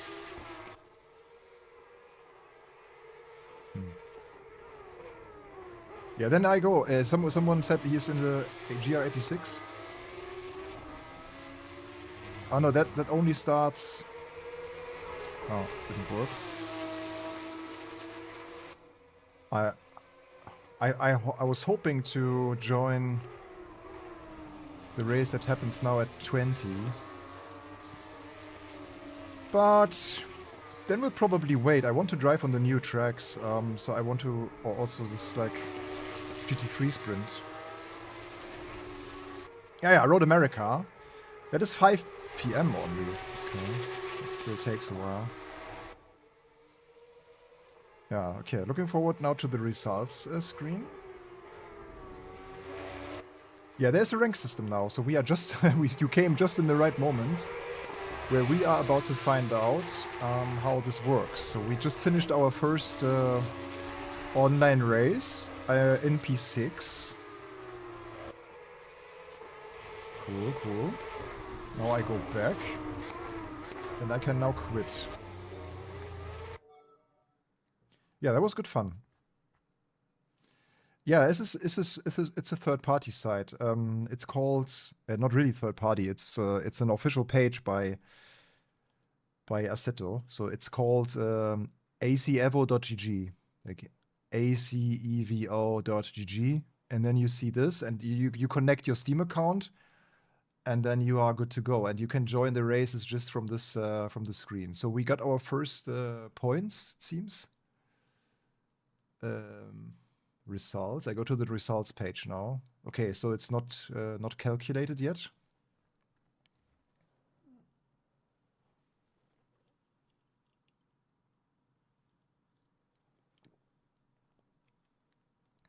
Yeah, you saw the results already? I haven't yet, but maybe it takes a little bit to... here it is. Okay, 6th place, results. So we can now click to... Oh. Yeah, maybe it still needs a moment. So it's seemingly very fresh. Results. I click results again. Okay, this is not working. Can I go to analysis? Aha. Okay, so in order to access the performance analysis, you need a grid pass on SimGrid. Yeah. Okay. But yeah, this is, you can hopefully still analyze your data in another platform. So yeah, maybe it takes some time still to create the results. Oh no, that was wrong. AC EVO GG. That was my old YouTube channel's dashboard for a split second, so you could see my enormous revenue that I still create with my channel that I did not upload anything yet in 2 years. Somehow it disconnected me now from the platform for some reason. Sync your Discord. Then go to the settings and merge your Steam. Yeah, no, I was already at the hoop. Okay. Now the page seems to be a little bit dead. Let's see, aceevo.gg. No, now the page seems to be down. Okay, that's why it didn't work. All right. That's okay. Then, yeah, we still have some cars to drive. Yeah, site crashed. Okay, yeah, then I'm not the only one. Okay, we still have some cars to drive, though, meanwhile. So, what is missing? The Renault. The Renault 5 Turbo. That's a perfect match for the Peugeot, right? The Renault. Renault and Peugeot could go side by side. Like, both are a all-wheel drive mid-engine. No, actually, this is not the... This is the GT Turbo, not the Renault 5 Turbo. So it's not the mid-engined one. Okay. The Raider edition. Haha, look at that. Okay, just quickly driving this on the Nordschleife to see what it's like. Checking the factory options here quickly. Carpet color. So we can set the carpet color. Okay. The wheel color. Okay, not too much to do, but yeah, let's add it to the cars and then drive a little bit on the Nords again. That's a Clio. That's the Clio now. Not the Clio. It's just the Renault 5, the old one. Renault 5 GT Turbo. So there was also the Renault 5 Turbo without the GT that had the wide arches and mid-engine and stuff. But this is a GT Turbo. This is a slightly more tamed version of that car. Okay, let's go. Single player practice. Yeah, we do Nordschleife again. The tourist driving. Maybe we can try the standard Nordschleife, not tourist drive, but this version where you have T13 as the start-finish straight. Slightly different weather. Maybe let's do overcast this time. Overcast and time of day, like in the evening maybe. That must look nice. Like 7 p.m. overcast, some nebula or mist. That could look pretty good. Gordini, yeah. Okay. Okay, let's try that. I just got to correct my screen again here. Oh, no, that was wrong. Yeah, Gordini, almost like Goldini, the Pokemon. Goldeen.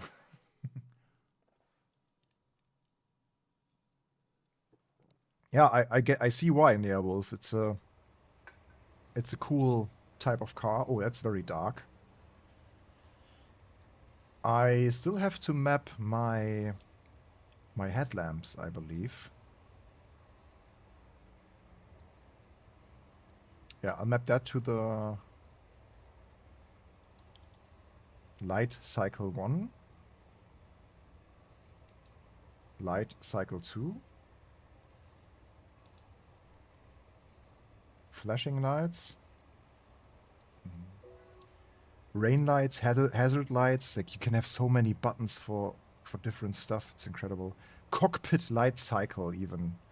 Cockpit light stages. There's so many car functions. Like, seriously, they need to release a dedicated Assetto Corsa EVO button box that you can put to your sim rig. This is too much. Okay, let's see if this is enough. Okay, Renault 5. Here it is. Light stage 1.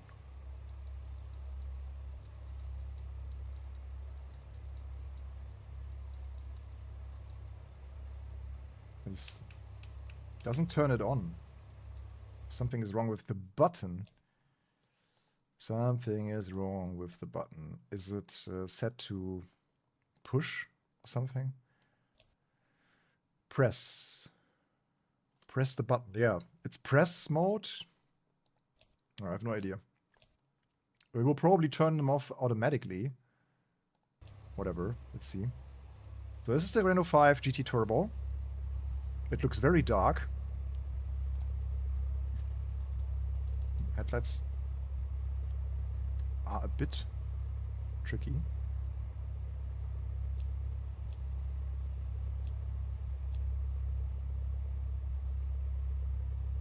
Okay. Oh, tough question, Cadubellon. I don't know. I haven't... VRC is this Assetto Corsa mod, right?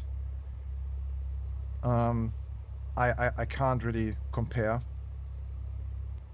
I just felt it was believable. Oops. Okay, let's drive.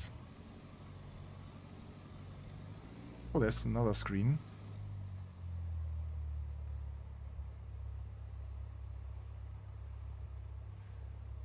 You guys should also be able to see the rearview mirror now, a little bit. Will it turn on the light? Ooh, turbo noises.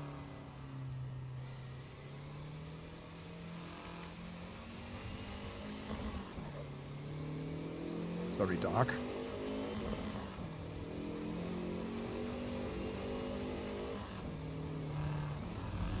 Oh, we have the eco tires again. But funnily, the eco tires on this car have better grip than in the Peugeot.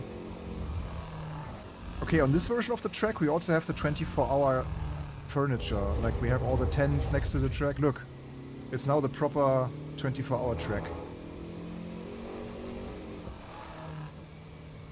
Even though I would kind of prefer to have the standard Nordschleife that is not the 24-hour layout. I would kind of prefer this to be a bit more normal. I mean, the tourist drive version is without all the 24-hour party. Oh no, we keep the F40 for as the last car today. That will be the next one, actually. Or are we... Ah, we are still missing the Daytona. The Ferrari Daytona. So we still have the two Ferraris to test after this one. Yeah, it's a very slow car. So maybe not the car for the Nordschleife per se. But let's just enjoy the drive. Nice turbo noises.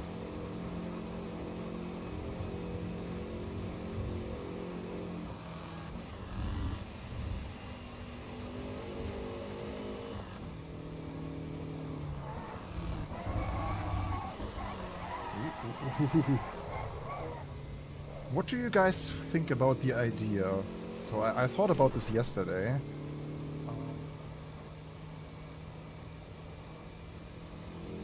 Having a live stream where we drive laps on the Nordschleife with every single car that is in the game so far. And we then rank them by lap time, fun factor, and something like difficulty or expert level or something. It would be a very long live stream to drive really every single car. I don't know if that would be entertaining or worth watching, but it could be interesting to have a benchmark to see, yeah, what are the faster cars, what cars can you pick up easily. Because I think many people will do the same thing, like driving a lot on the Nordschleife, experiencing the different cars on the Nordschleife, and then we can have some sort of a tier list maybe even. Might be interesting. Yeah, in such slow cars, you really learn how to drive precisely.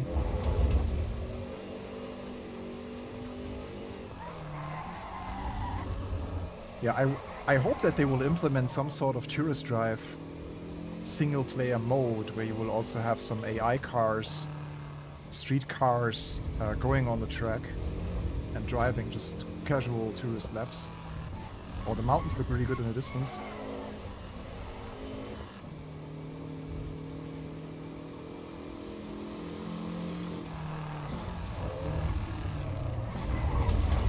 did I keep so much to the right there? I don't know. Yeah, cool. But yeah, very, not very exciting, this car, but you can probably learn how to tackle the Nordschleife in a slower car. That looks cool here. People camping. They are a bit... there's even a little fire. Yeah, why not? Yeah, okay. Yeah, so I have automatic lights, so it turned on the lights when it got a bit darker. But it looks very atmospheric. They even have Gänseblümchen, no, Butterblümchen here. Yeah, the 205 T16 is four-wheel drive. Maybe that's a comment that just rewatches the live stream and he's commenting as if we would be live. So, Puttiat, can you hear me or are you watching the stream from 2 hours ago? That sometimes happens. Like people watch the beginning of the stream and then writing in the chat. It's quite funny. Okay, let's watch the replay.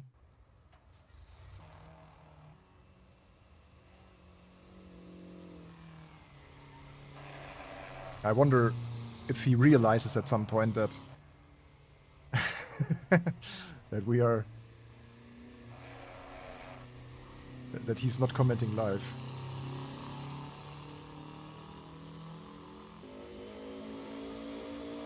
Yeah, I mean, I love the car, don't get me wrong, but this is more of a car that is a filler to me, like all the cars in Gran Turismo 7, you know, where you say like, oh yeah, cool, it exists, and it's cool that fans of the car and owners of the car can experience it, but maybe it's a car that we will probably never drive again, who knows? Maybe there's a nice cup sometimes in multiplayer, but otherwise, probably we would not drive. Like, Puttiat is still commenting on the 205 that we had 2 hours ago. What were your rating in terms of fun and difficulty for this car?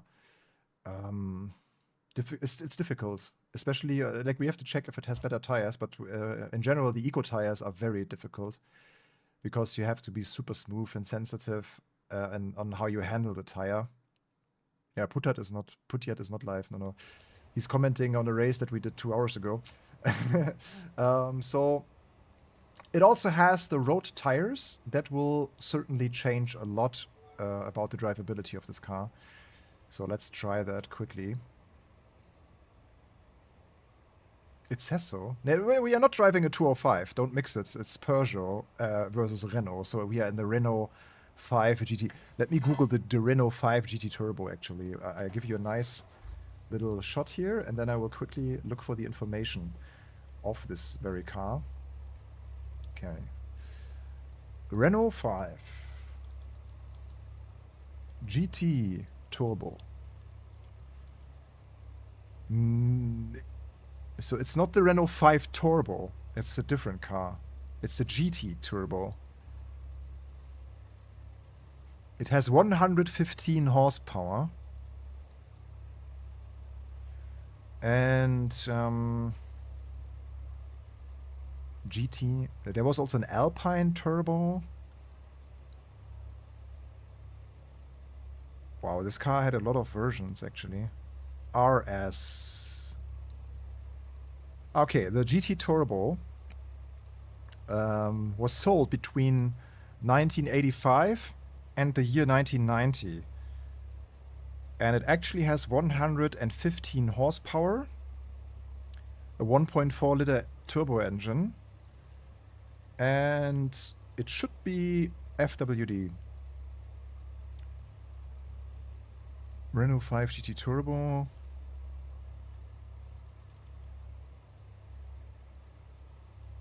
Yeah, FWD indeed, yeah. So this car is front-wheel drive, 115 horsepower, 1.4 liter turbo. So yeah, it's not the extreme version. I'm pretty sure that they will also bring us the Renault 5 Turbo, which is then the mid-engine rear-wheel drive Renault. But yeah, that's quite cool. So let's see how it drives then with the road tires.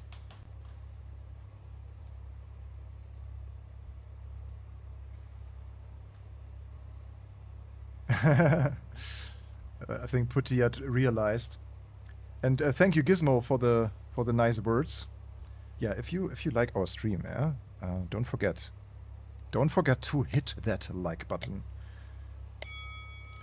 Oh yeah, Clio V6 Turbo would be nice. Oh, do you remember the Renault?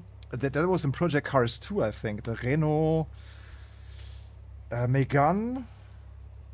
The Renault Megane V6 Cup. Yeah, that was nice. So, Putiat, have you arrived in the life of the life? Yeah, so night and day difference. Look, the car is now properly steering and reacting to my inputs. So I think the idea behind the eco tires is to have like tires that match the quality of the tires at the time. And therefore there is a really bad grip. Because in the last 40 to 50 years, and especially also in the last like 15 years, the development in tires, in performance tires, was crazy. Like, I saw in a test in a magazine here, in the Sport Auto, German magazine, that they test also the cars on the Nordschleife. And they tested back-to-back the old tires, the original lap time on a Lancia Delta HF Integrale. And then they run it again in modern times with a modern tire, like a Pilot Sport 4 or something, or Pilot Sport or Super Sport or something. And I think the lap time was 25 seconds quicker with the modern tires. So it's a massive difference, and you can feel that here as well. Like, look, the car is properly changing direction, very drivable now actually. I would say it's more fun with the road tires than with the eco tires, but yeah. Cool. Yeah, it's cool that we have the option to enjoy the car in its original form, kind of.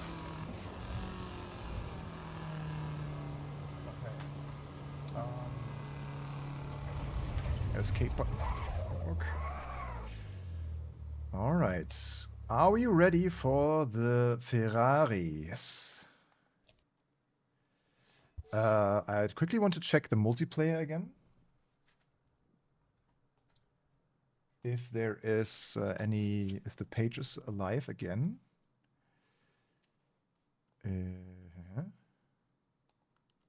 Assetto Corsa, it's back. Okay, there's another race.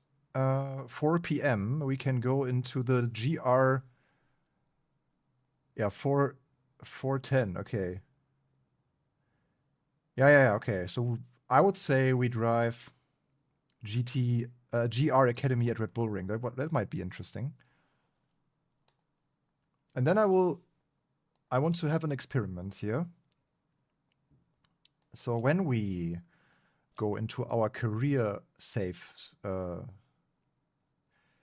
and we have a car with a specific. So okay, let's do the following. We go to the dealership now in our not open mode, and we purchase the Toyota GR86. It's then the question if we will have. Okay, let's go with the Hakone edition. And then I'm looking forward to if we will have this car then in our online race, because it says Toyota GR86.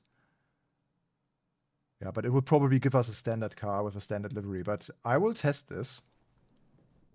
It will be interesting.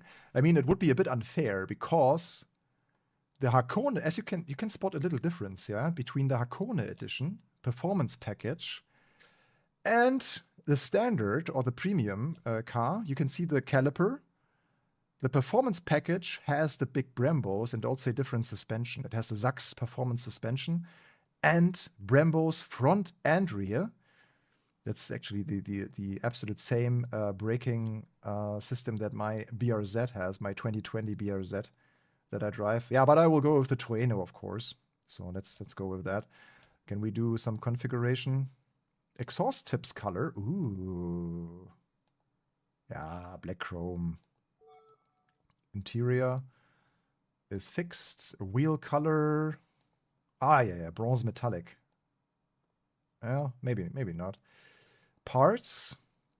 The Trueno trim is cool. Okay, so now I have this car in my save file.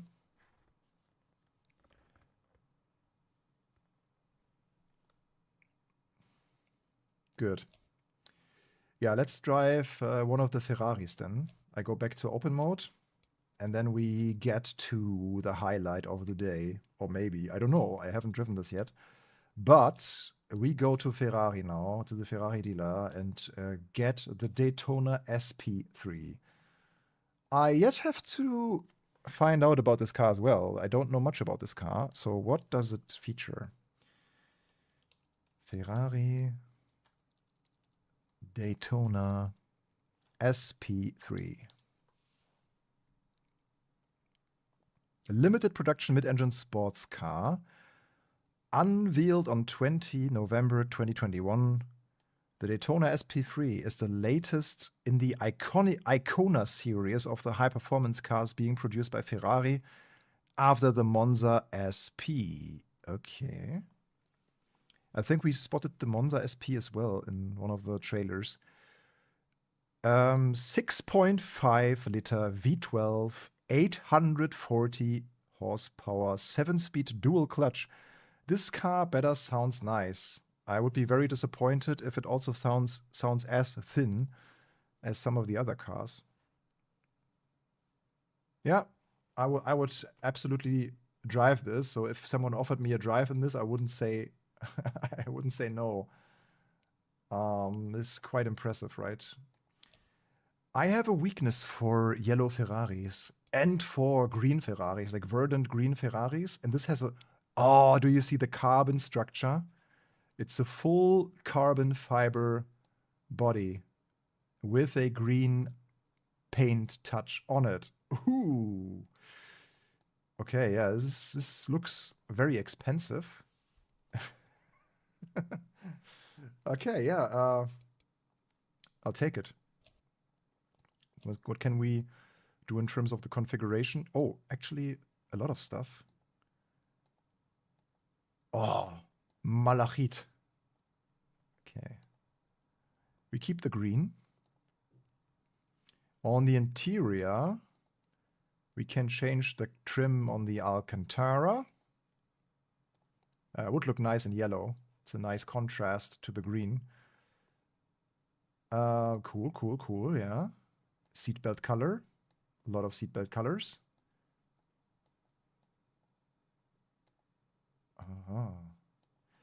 What I don't like is that looks nice. I just keep it dark. What I don't like is oh my god, all carbon fiber here. Is this like mouse? This it has touch buttons. That's not nice. Oh no, touch buttons. That's the worst. I don't like that. Yeah, wheels. Forged wheels, diamond polished wheels. Ooh. I think we go with the diamond polished wheels on this one. Center cap in black, center cap in carbon fiber, wheel color. Oh, this doesn't look good, like two-tone. I'll keep it like that, simple. Okay, I want to drive. Ooh, Hans with a bold claim here. Having played it, this is hands down the best physics in sim racing right now. And it sucked Night Under version 0.3. Interesting. Yeah, I didn't have any complaints so far today. It all feels good and authentic. Like you would have to dive pretty deep to really compare it then and try to break it and stuff. So there will be people figuring out certain things with the cars that they don't like. I'm pretty sure, but I find this to be a very enjoyable sim racing experience. Really, I said it, I think, already in the last update. A few cars were already very good and very nice to drive. Okay, we do another one on the Nordschleife. I'll have some better weather for this drive. Like we have a Ferrari Daytona now, and therefore we want some great weather. I wish we had Daytona as a track already in the game, but we don't. So we can't drive in Daytona, which is fine. We drive on the Nordschleife.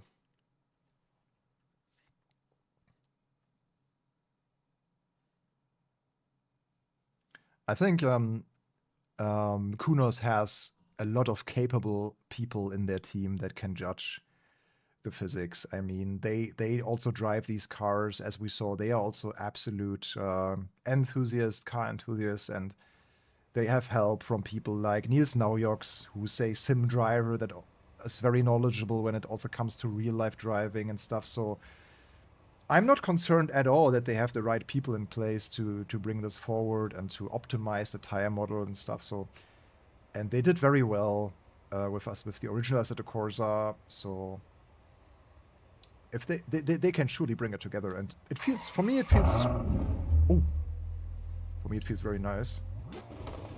Huh.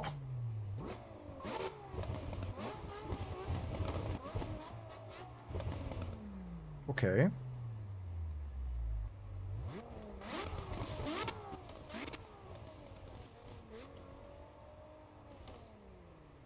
That's really beautiful.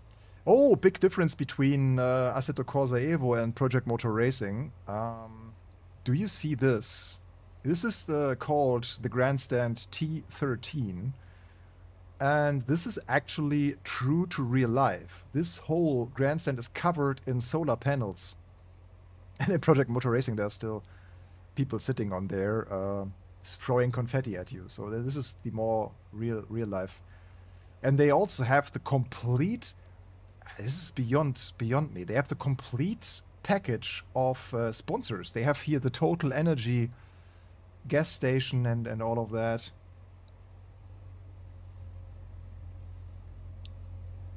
The only thing that is missing now is, oh, they even have Rettungsdienst, like the local version of the ambulance, like the Deutsche Rote Kreuz. And if you wonder why this is mirrored, this is actually true to real life, because it's intended, if you look into your rearview mirror, that you read it in the correct way. So that's why the Rettungswagen sign is mirrored.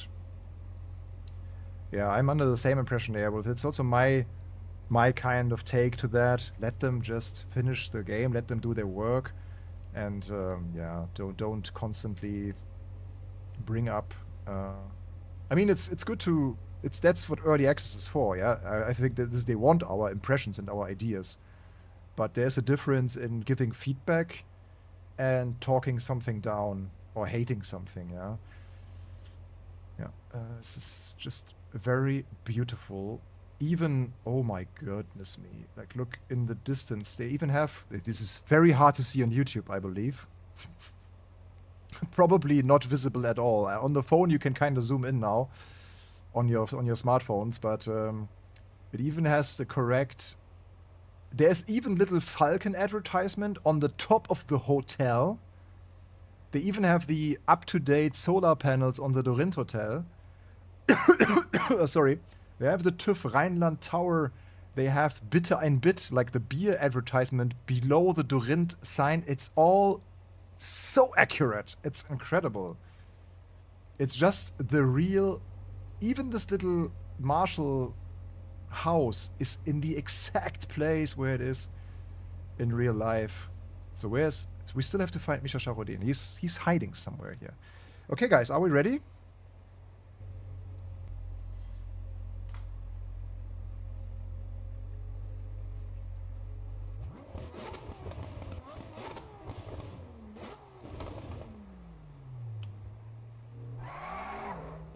This car wants to move. Oh my god. Oh, but this car is big. Going back. But restarting the session, so we have a fresh set of car.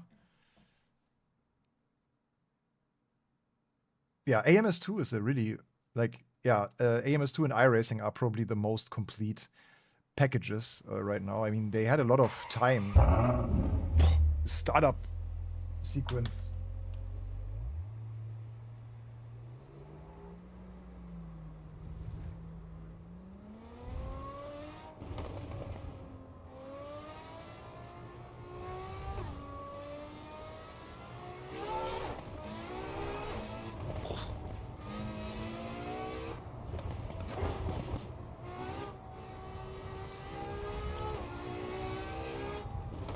I have a feeling that Kunos maybe loves the Italian brands a bit more.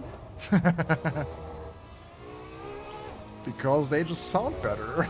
Or maybe it's just because they sound better.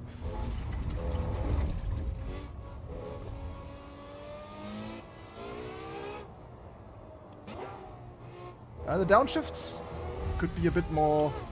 Oof. It's a bit...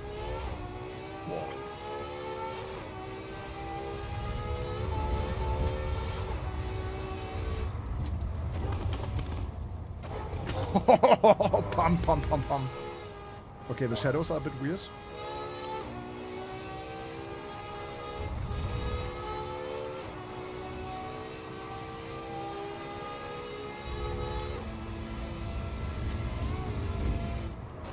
Oh, 300 approaching Schwedenkreuz, that's fast.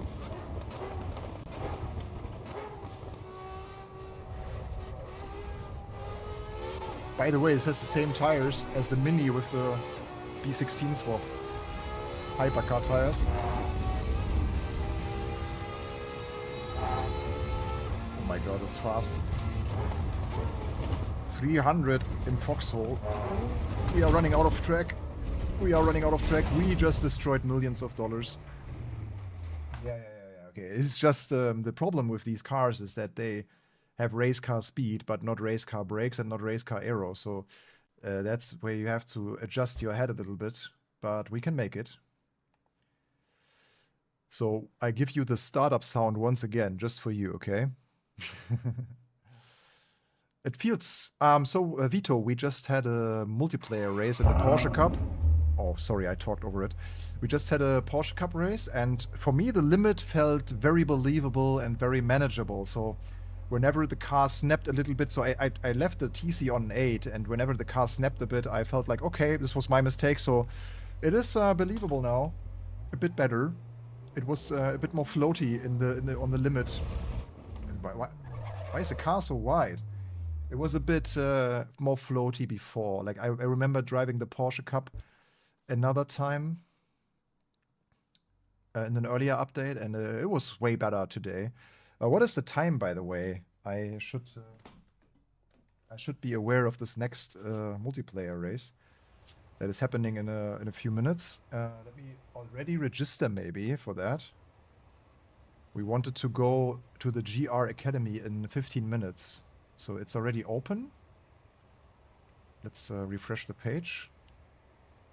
Yeah, I should not. Yeah. No, the platform seems to have a few little hiccups.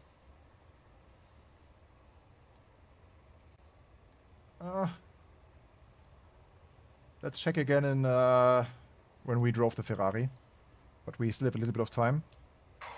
Oh. Nice.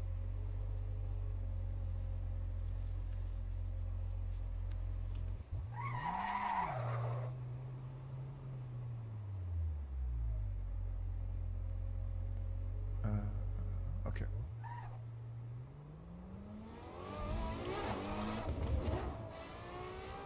Warming up the tires first.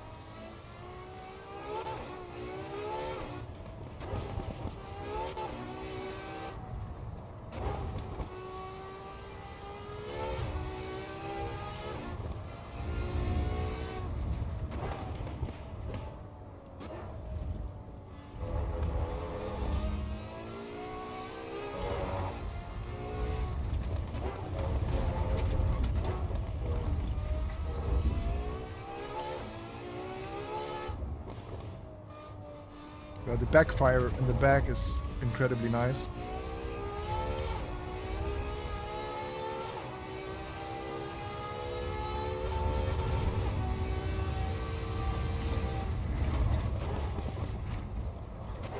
Ooh. On the edge.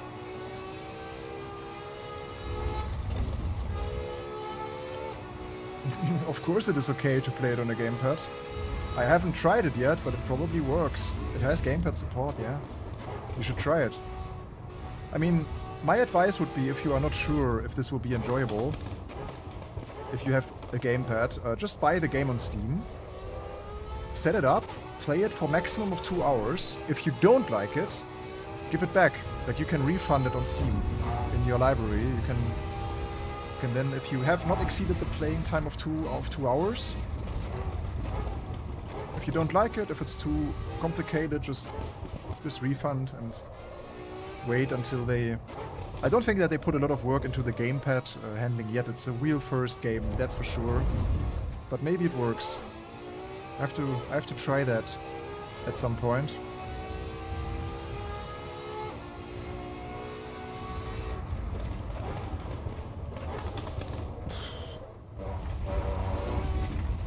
Yeah, it just doesn't have the arrow, that's all. Otherwise the car is very planted. But the faster you go, the harder it will be to drive it precisely.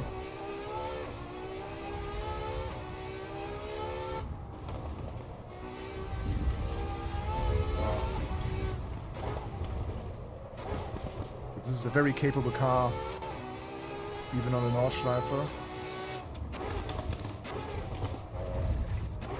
Oh, that will be interesting to see if we can... we will do this, like the Nordschleife lap time challenge with a leaderboard of all the cars that are in the game yet. And this against the GT4 RS. Because the GT4 RS will have a lot more corner performance. But it's also missing 300 horsepower, but it's way lighter probably as well. I don't know, this car shouldn't be too heavy. But I think the pure straight line performance will probably... Oh, we lose it. The pure straight line performance will probably win. Like this car will... I mean, okay, Döttinger Höhe is not too long. So the high horsepower cars don't have this huge advantage. But where it will gain a lot of time is here. Going up the mountain.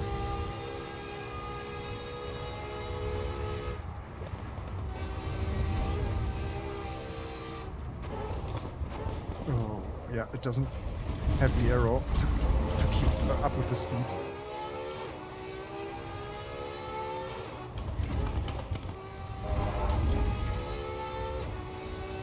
So we go to the carousel, then quickly watch the replay.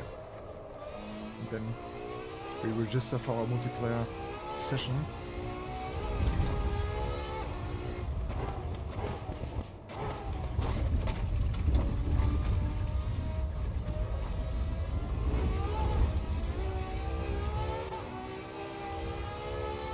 Still going to through my favorite part of the track.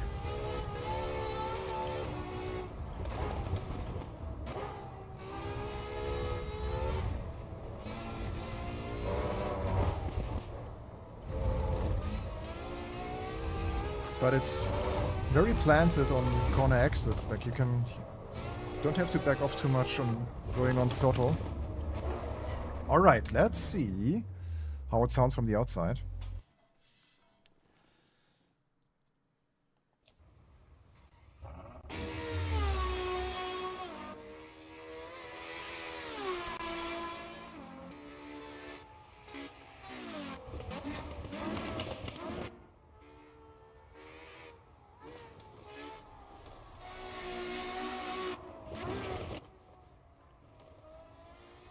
Nice.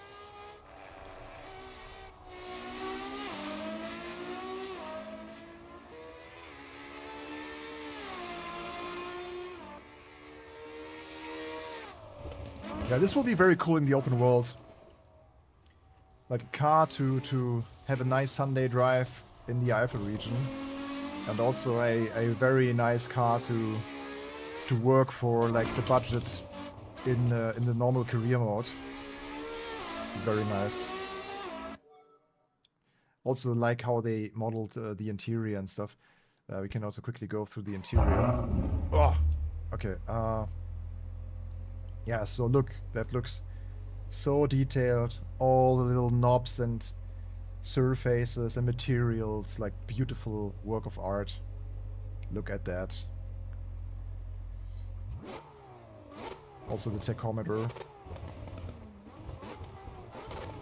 This also has like, I like this detail that cars have the correct tires. This has Trofeo R P0 tires of Pirelli. And we saw earlier with the Cayman that it had the Michelin tires that the car's been delivered with. It's a nice little touch that they have here, that they don't have the generic tires. Yeah, beautiful. And then also the computer of the car. Like if you... Ah, look, it has a visual Magnetino switch there even. Like now everything is off. And this would be then sport mode, wet mode. If you have TC3 is wet mode. Interesting. This is race mode. This is CT off. And if you turn also ECS off, then it goes into complete off mode with this little dial. Nice detail. Yeah, great. Very enjoyable. Let's go to our multiplayer session then. We are in for... Oh, I forgot to change the camera again. We are in for another race. I hope it works now here on the daily racing platform. But it seems like... Do we have a result now? That's also the question. Results... Ah, yeah, it worked. So what did we... We have points. Okay, we gained points. 56 points. I'll turn this a little bit so that you can see all the whole page, kind of. Can we manage that? Kind of. So here it is. Whoop. Up. Yeah. And now you can see the whole browser screen. So yeah, this is the result screen. So we got a rating increase, 24. This is our MMR value. Okay. Yeah, best lap was way faster than we were. Yeah, okay. It was a split 1, so there was not a second split. Oh, there were 3 splits. We were in split 1 already. So we were 5th place in first split. That's not too bad, actually. Okay, but what does it mean? Is this our driver rating here? 2000? Okay, this is my profile with my ID and stuff. This is my race results. But the daily racing seems to be offline for now. Yeah, there's no more events. They probably... I have to read the Discord. Maybe they announced something. That they had to restart the multiplayer servers or something. Let's check that, actually. Assetto Corsa. AC EVO announcements. Yeah, there were a bit of advice in terms you experience poor FPS. Try deleting the GFX settings, and then the web browser Brave should have issues with the Brave shield. I don't know what that is. But yeah, do you guys see any multiplayer events?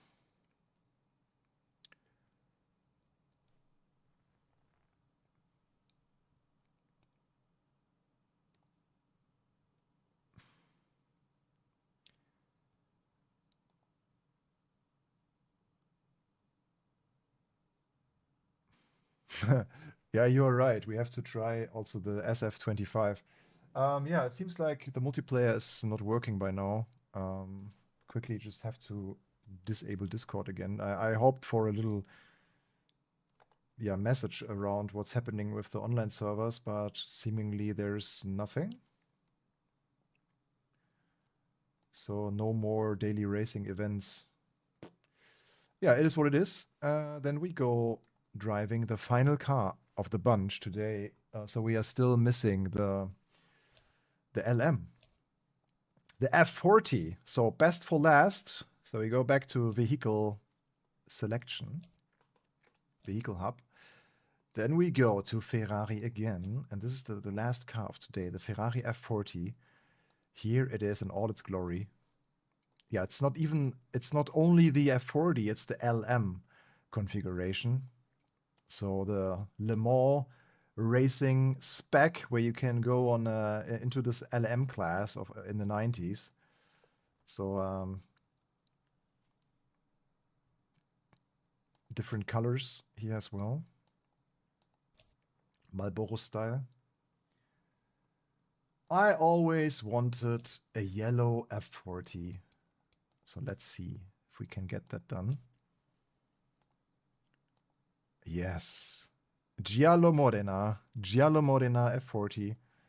Isn't that gorgeous? Also, underrated color for the car, I would say, is green. Look how beautiful it would look like in Verde British. A bit more like gentleman style, but still nice. Rosso Dino, another red. Not as red as Rosso Corsa, but still nice. Also, not bad, like the blue, the azure blue, a blue Pilote. Oh, Giorgio Silverstone. White, I don't feel, but Giallo Modena is the color I would go for. This car indeed is a beast. Yeah, I drove it already off screen, off stream, or not off off screen. Oh, that looks a bit mean, like with the black wheels. That looks like gangster style. We take we take that. Usually, yeah, this car is hard to drive. It doesn't have any electronic stability controls whatsoever. So let's go on the Nords again. Tourist drive maybe.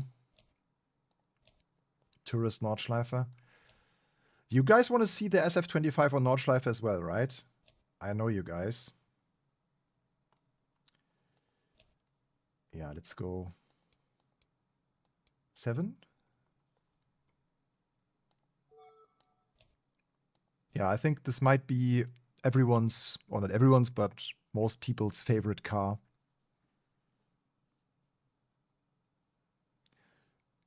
Talis says he doesn't like this era of the supercars.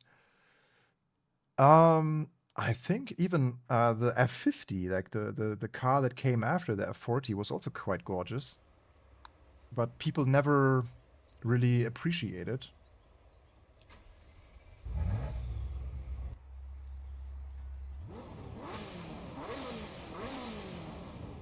This might be the best sounding car of the pack, of the new update.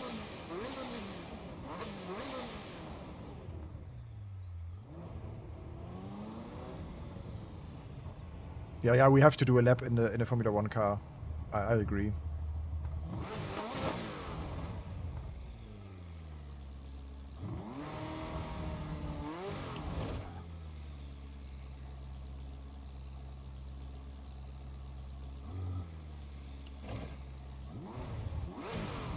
Oh, look at the exhaust.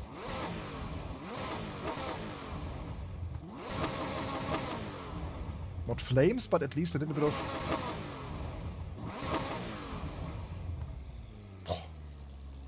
Oh, look at this. Oh!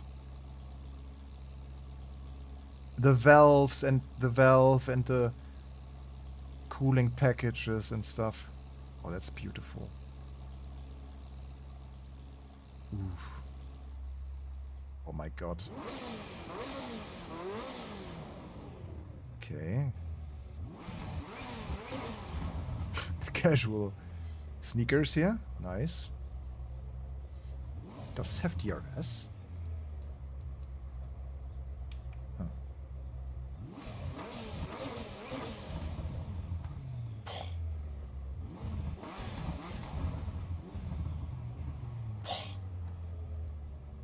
Nice. Okay, guys. Let's drive. Oh, wait. I saw something. Oh. This view down the... Oh, do you see the little fans? The radiator? Oh my god. It's all there in all of its detail. It's beautiful. You need to keep this PG-13. Sorry. Okay. The person animation, it is, I think, for the steering, like how he like transitions the steering is not bad. But as you can also see, his like upper body is just not moving at all, so that looks a bit It looks a bit weird, right? But it's okay. I mean, at least in the cockpit view it looks kind of cool. Okay, so for this one we have to turn off the HUD because we want the pure enjoyment.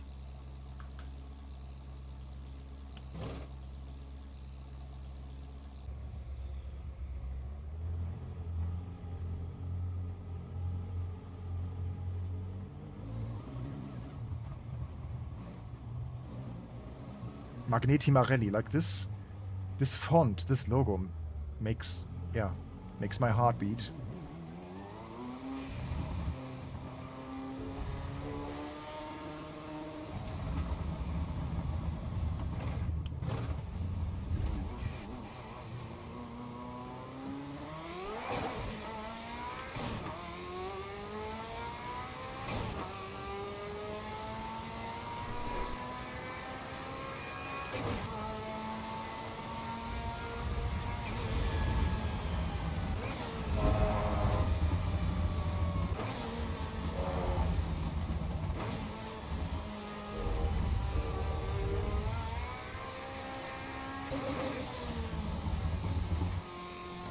Oops.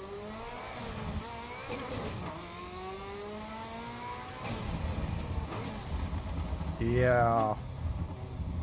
Wow. Pah! The turbos. I think it's twin turbo. Oh! Guys, everyone under 21 now, please turn off the stream. 18? I don't know how it's in the US. Germany would be 18. Yannick said PG-13, but...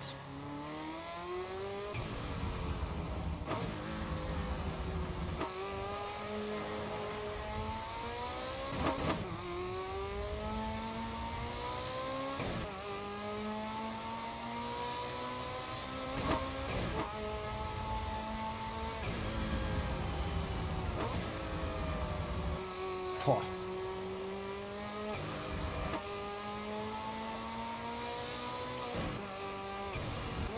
This is how you recreate art. Well done, Kunos, well done.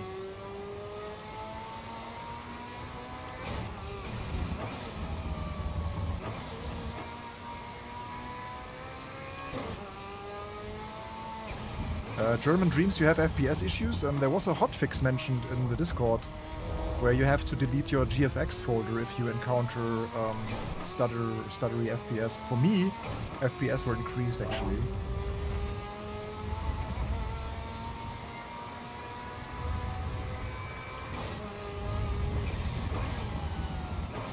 It's also freaking fast, this car.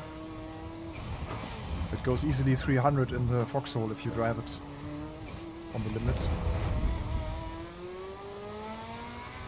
You have to be very careful with the throttle application.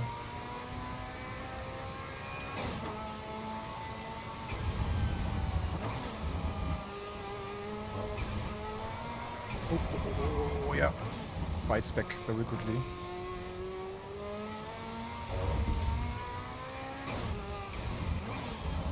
So what kind of adjustments does the car have? Let's quickly check. While I check that, I give you a nice view, of course. So here's our beautiful, let's blinky blink. Looks a bit derpy from this perspective, I have to admit. If you turn the camera up, it gets better. So let's see, what can we do? We can, oh my god, it's not, oh my god, it's not running on 100% boost yet. Are you kidding me? Oh no, it's running at 70% boost. Now we turned up the boost. Uh-oh, this will be dangerous now. It was already scary, but now, let's see. Yeah, the textures are really good. We have a few scratches in our front lip already. Right, now we have 100% boost pressure.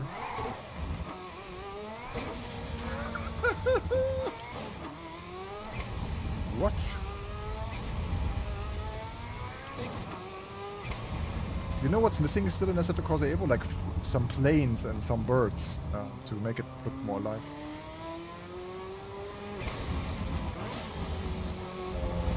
Yeah, waiting for the first straight to really unleash the beast.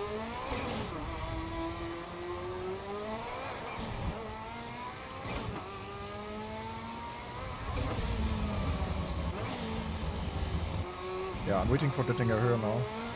To see. This car wants to kill you.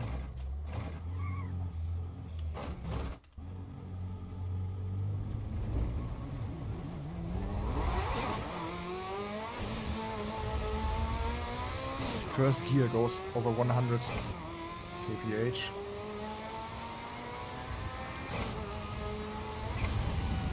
What is this number, by the way, in our HUD? This like 5.2 is not our boost pressure. What is this? PO? Pressure oxygen, or I don't know. This can't be the boost. Boost would be somewhere around, I don't know, 2 bar. Yeah, it's an F40 LM. One of the craziest cars ever built.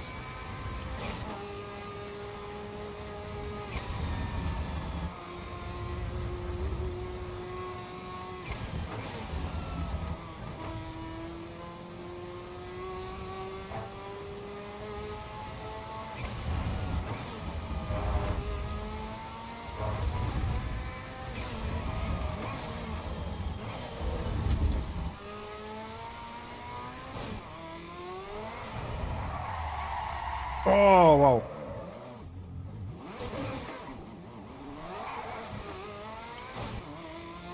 Oil? The oil pressure. Ah, yeah. Pressure oil. Ah, makes sense. Yeah. Yeah.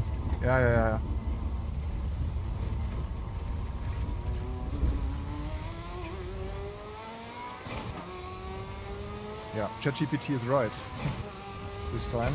Not always, but in this case it was seemingly right.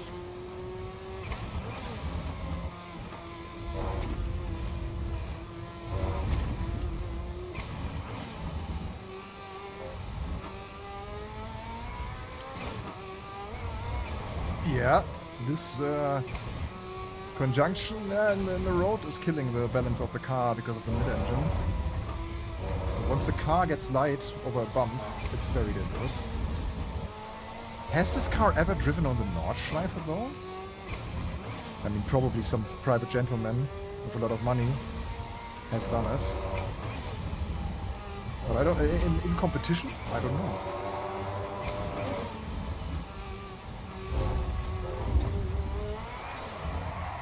Yeah, you see, every time... Passione olio. Here we have it.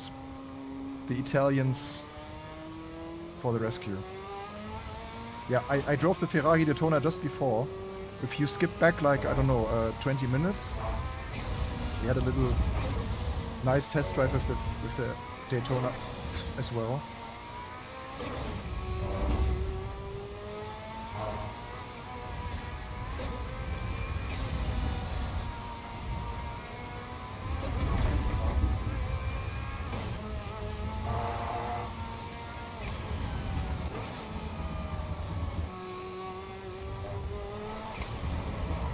Oh no. Yeah, if you like cars that want to kill you, then this is your machinery.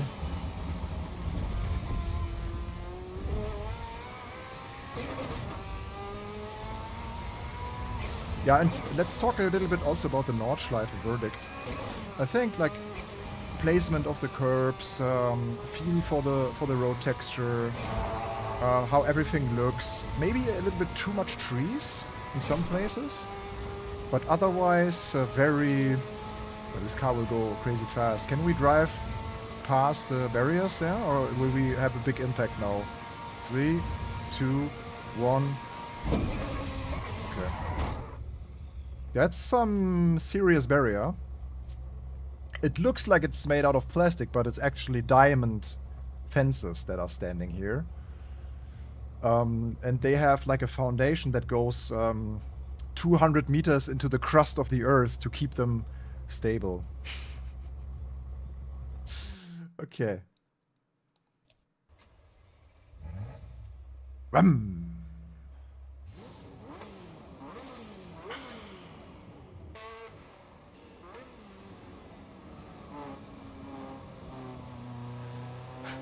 Diamond infused carbon fiber.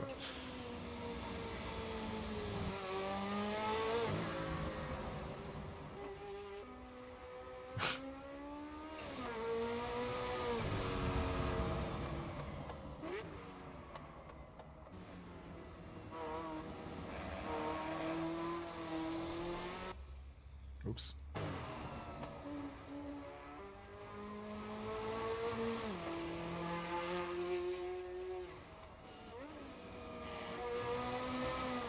Yeah, it sounds good from every single angle.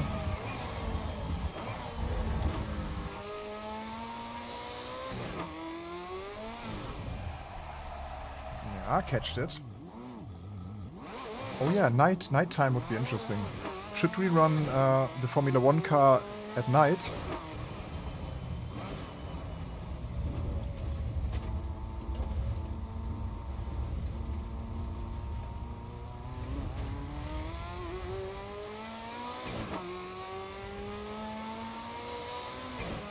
Yeah, I agree. Like, chassis movement looks also pretty good. Like this little micro roll moments and pitch and yaw and everything. You can see it even better from this camera. Let's look, see how the suspension works.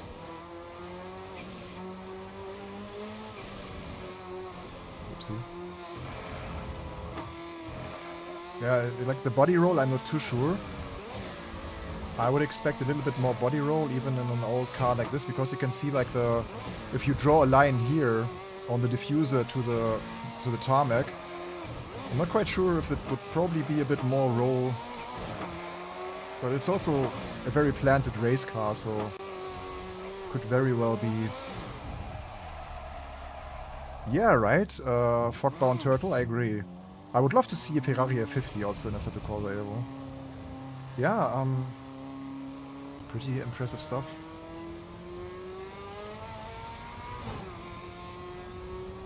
When this like little element moves, it almost looks like a little glass bulb.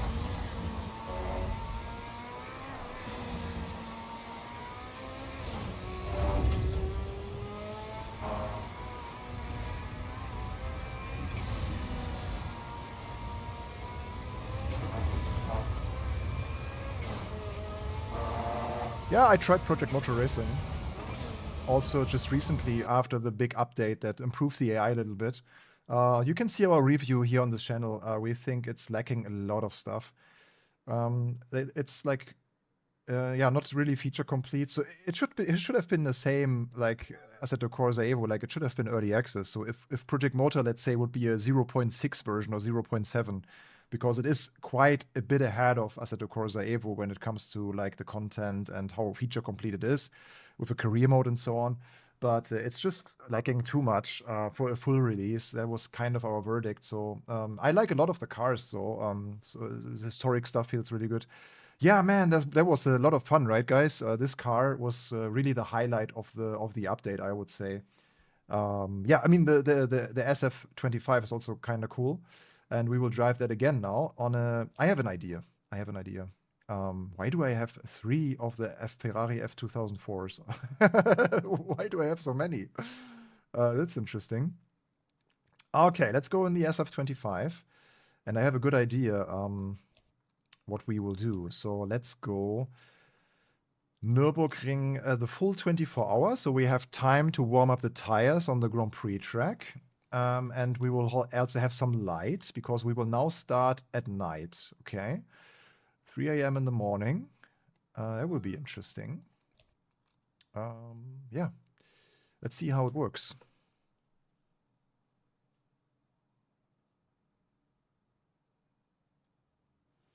Yeah, that might be true, Weffel. Camera locked to the car body. Yeah, I like before Christmas I also wanted to get back into Assetto Corsa, the original Assetto Corsa. I saw so many nice mods recently. Okay, this will be interesting.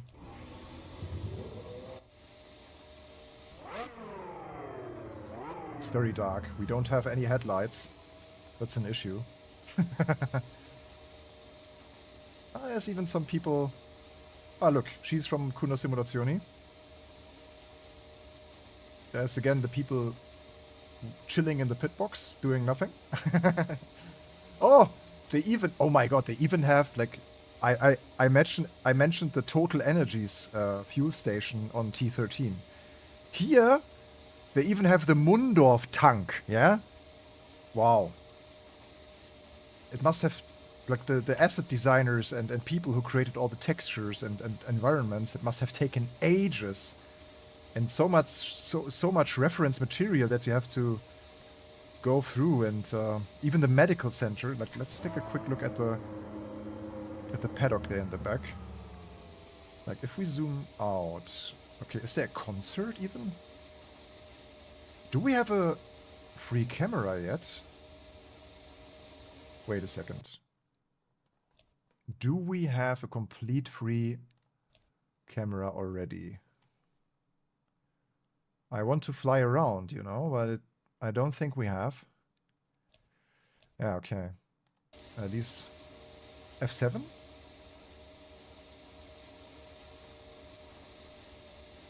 No, not in this one. Not in Assetto Corsa EVO. F8. F9, F10, FL, F11. No. Oops. Now I took a screenshot. This is the toggle drone. Yeah, that's just a drone camera. So there's one, like in replay you have a drone camera or a helicopter cam. Yeah. Okay, that's it's not the end of the world. I mean, we can still see a little bit of the paddock. Can we... Let me try if we can drive there.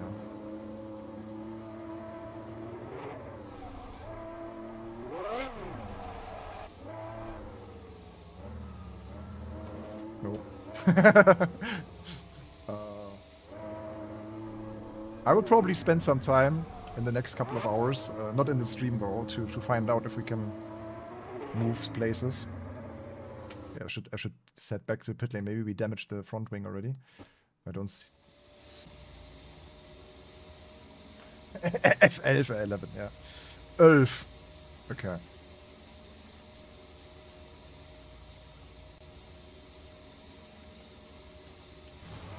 Let's go.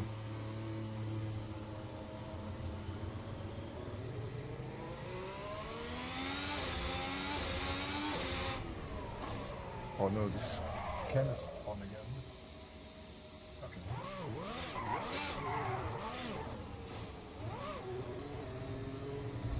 Yeah, this will be a bit ridiculous.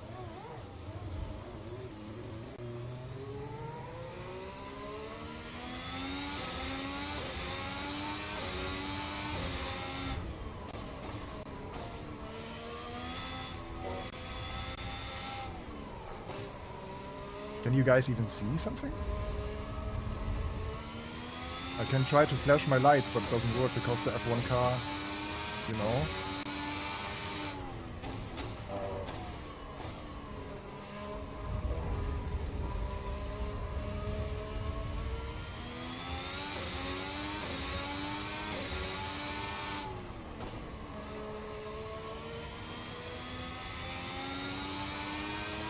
I expected a bit more lights on the Grand Prix track, I have to admit. But this way we can really see also the party atmosphere on the Nordschleife in a second. This is a nice challenge, right? Who can get the best lap time during night in an F1 car on the Nordschleife? That is the stuff that we love.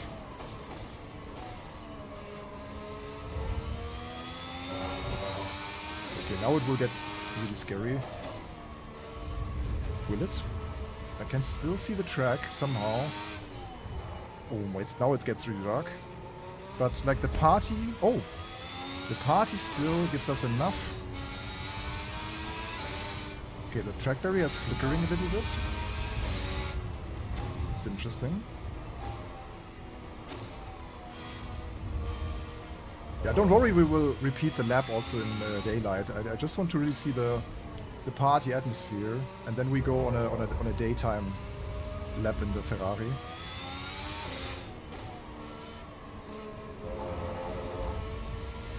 Oh, this is really dark. Oh my god.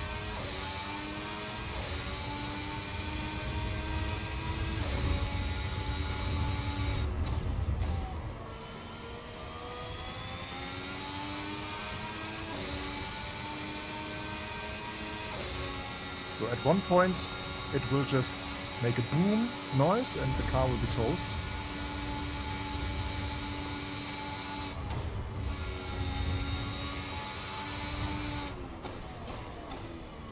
Everyone that just tuned into this live stream will say, what is happening, yeah? What is this guy doing? But yeah, this is how we do things at Overtake. Sometimes, not always. It's just for science research. Because we try to answer the question, should Formula 1 run a Grand Prix at night at the Nordschleife in 2026? So we're doing proper research here for Liberty Media to plan the calendar for the next year.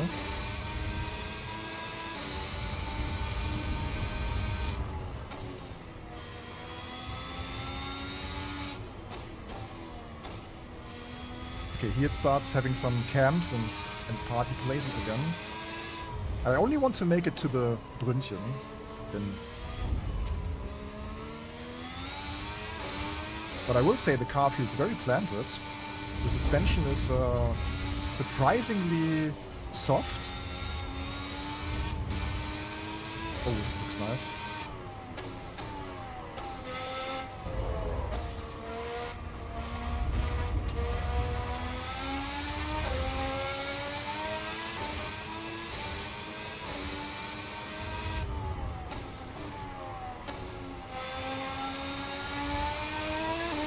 Oh, now we lost it. Oh, I saved it.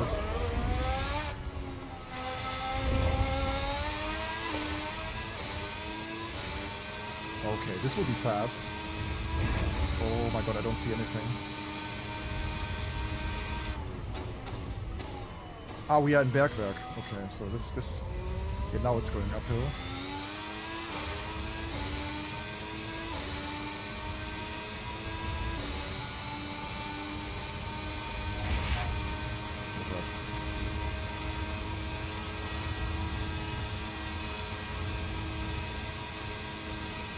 Doesn't go faster than 266.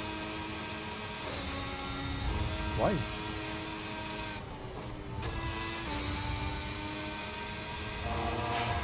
Okay. Let's do this in daylight. Or maybe a quick replay analysis of the drive. It's so dark.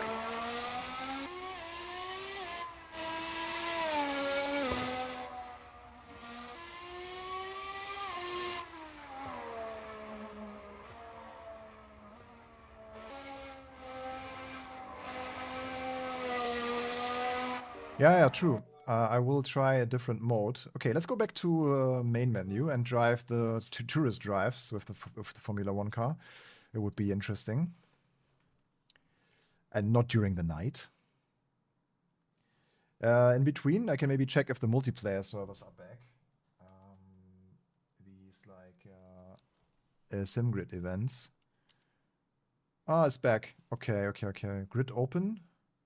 5 p.m. we can drive. Ah, yeah. Okay, I will register for this one. This will be the final race of the live stream. Then the GT3 Cup at 40-minute race. Okay, nice. I will now register for this one. Then we can still do a quick run of the Formula 1 car on the Nordschleife, and then I can do a little practice here for the Road Atlanta GP race. So yeah, I will register for that now. BMW is the only choice, yep. Okay. 40-minute race even. Oh, unexpected error.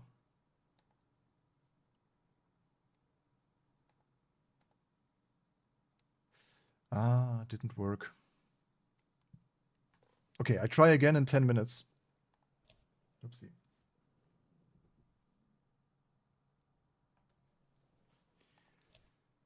Okay, Nordschleife.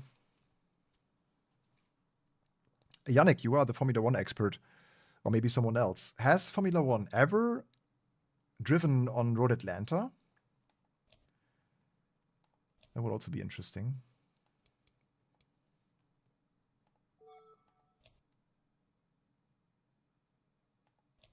Oh, right, okay. Because that must be spooky as well. Road Atlanta in the SF25, because like Sector 1, ooh. Okay, let's see what a 2025 Formula One car can do bridge to gantry.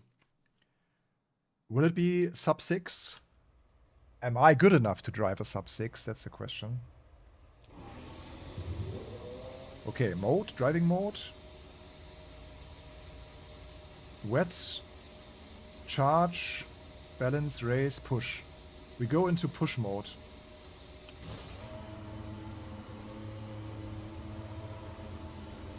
Yeah, good morning. I just bought my SF25 Formula One car and I wanted to go on a tourist drive. So, can you please do a little exception? I know normally Formula One cars without road-going license are not allowed, but yeah. Oh, thank you. Great. 70s? Okay. Yeah, the track was pretty different back then.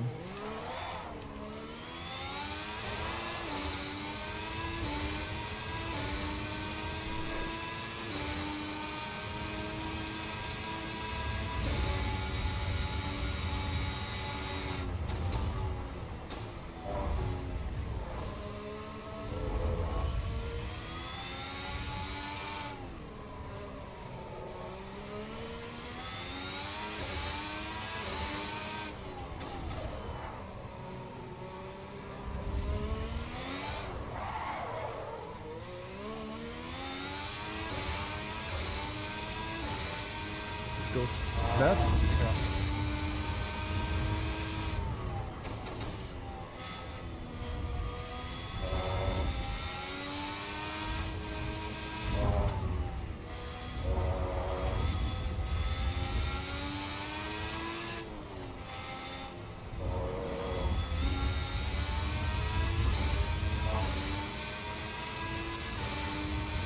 Yeah, CSL sound, I was not a big fan.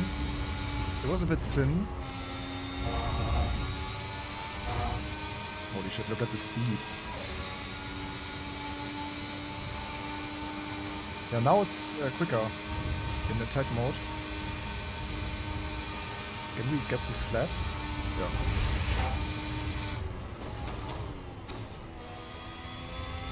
Yeah, you really have to trust the aero. It's really scary now.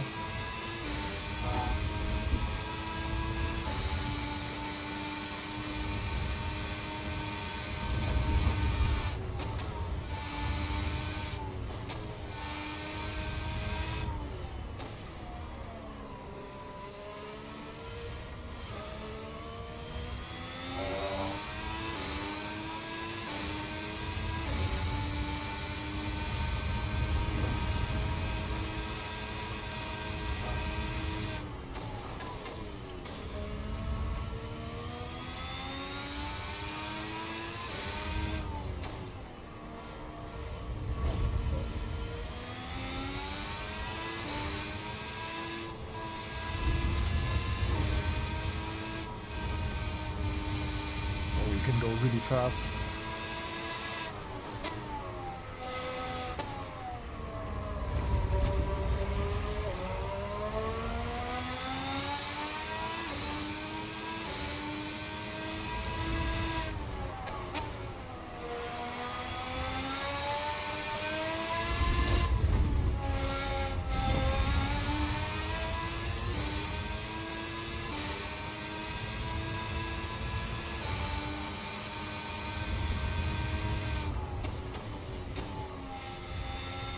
This is easier than expected. I mean, I'm not pushing at all. I'm just keeping it safe now, but it's quite nice. Wheel lock issues. But it has a hard time pushing up the mountain here, look. It's not reaching the 300. Is it at max capability? Oh, carousel would be interesting.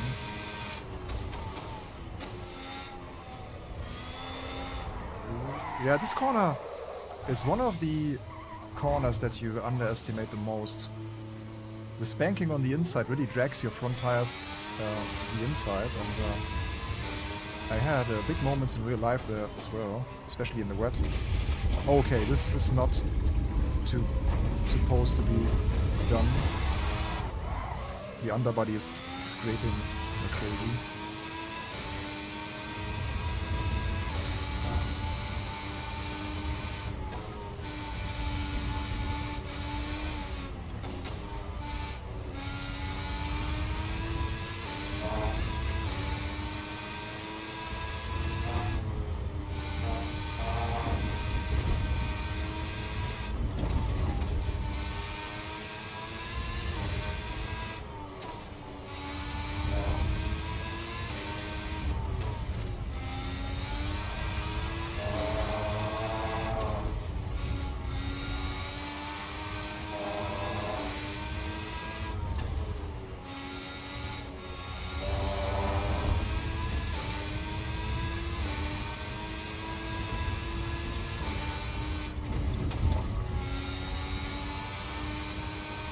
Maybe it works a little bit too good.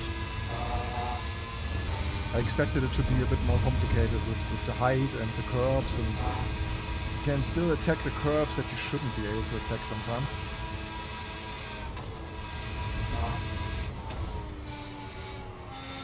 Like here, for example. I don't think that you would be able to drive on top of that with the Formula 1 front wing.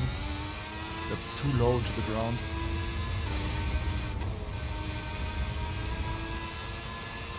Okay, bridge to gantry is an easy sub 6. Okay. Okay. Yeah, that was an interesting test. I mean, I have to do this again once we start our all of the cars lap times thing. I have to practice a bit before I do that, probably. See? It looks so funny.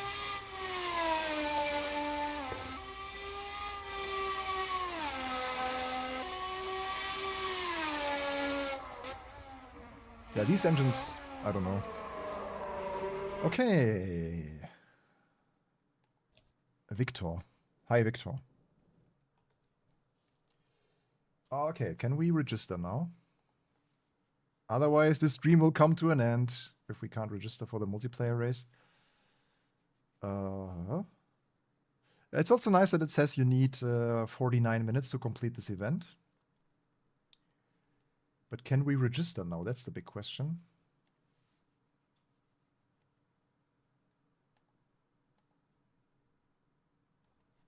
Yeah. Come on. Come on.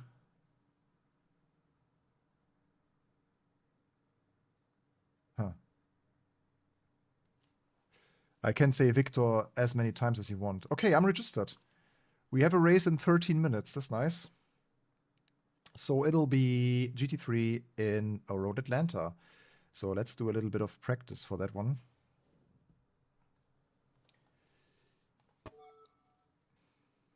Victor.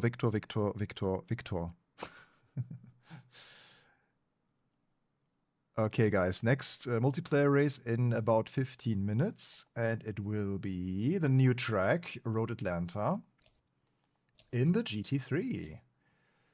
Yeah, I have to add the car to the garage still. Vehicles, vehicle hub. Let's see if it takes our... If we choose a different like style of the car, maybe.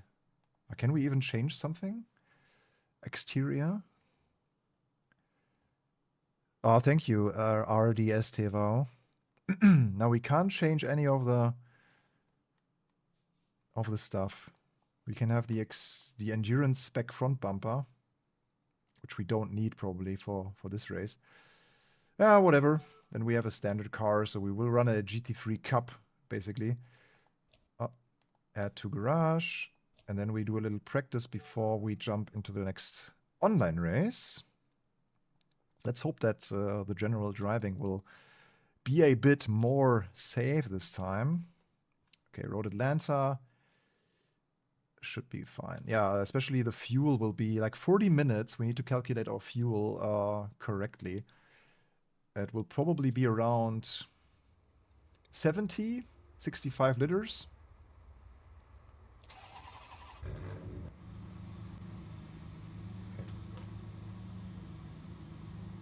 Let's measure at least the fuel consumption.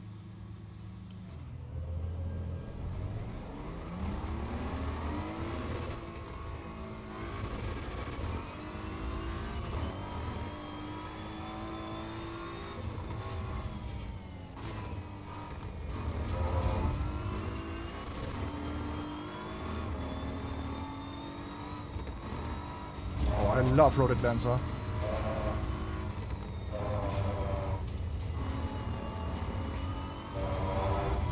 That's a track warning. Uh-oh.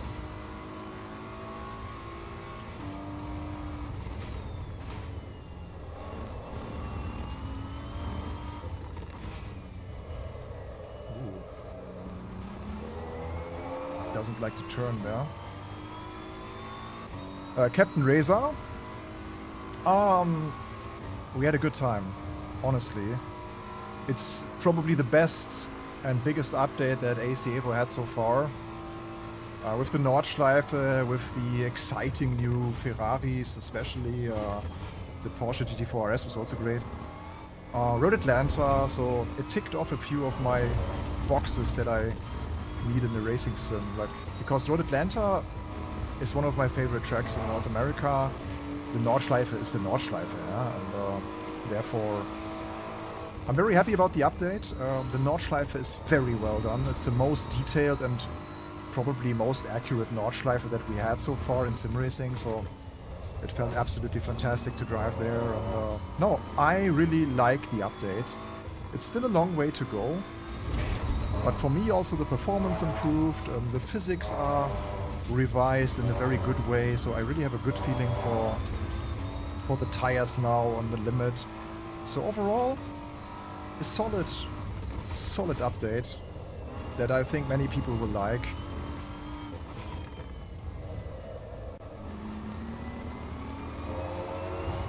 Okay, TC could be a little bit lower probably. 6 maybe. ABS could be higher even. 8.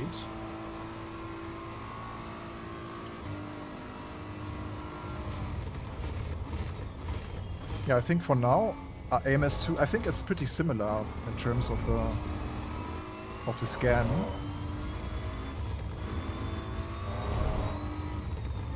I think there's not a big time difference between race room, AMS2 and AC EVO when it comes to the Nordschleife scan.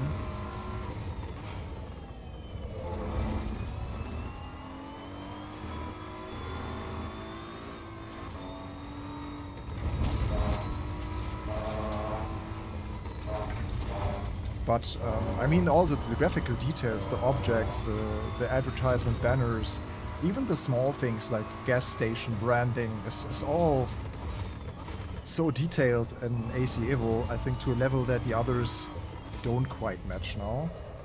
If we talk like about more than just a scan of the surface. Yeah, of course I tried AMS2's Green Hell update. I bought that immediately when it launched.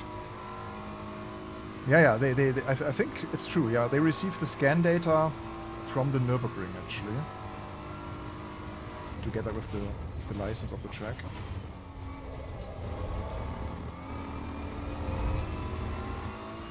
Yeah, TC6 is pretty safe still.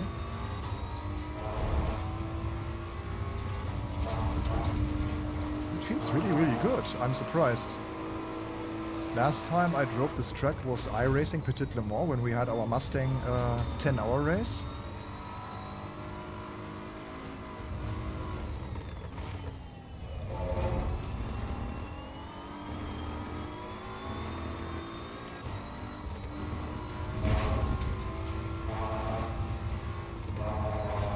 I think this car is a bit faster than the iRacing cars. Because I think 119 was already pretty fast in the iRacing environment. Or was it 117? I don't quite remember what lap times we had. So what's my fuel consumption, guys?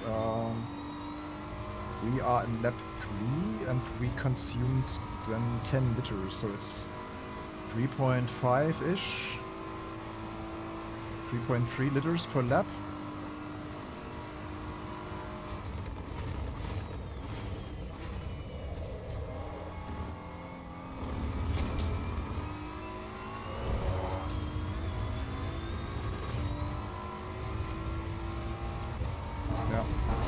Yeah, pretty much spot on. 10 liters per 3 laps.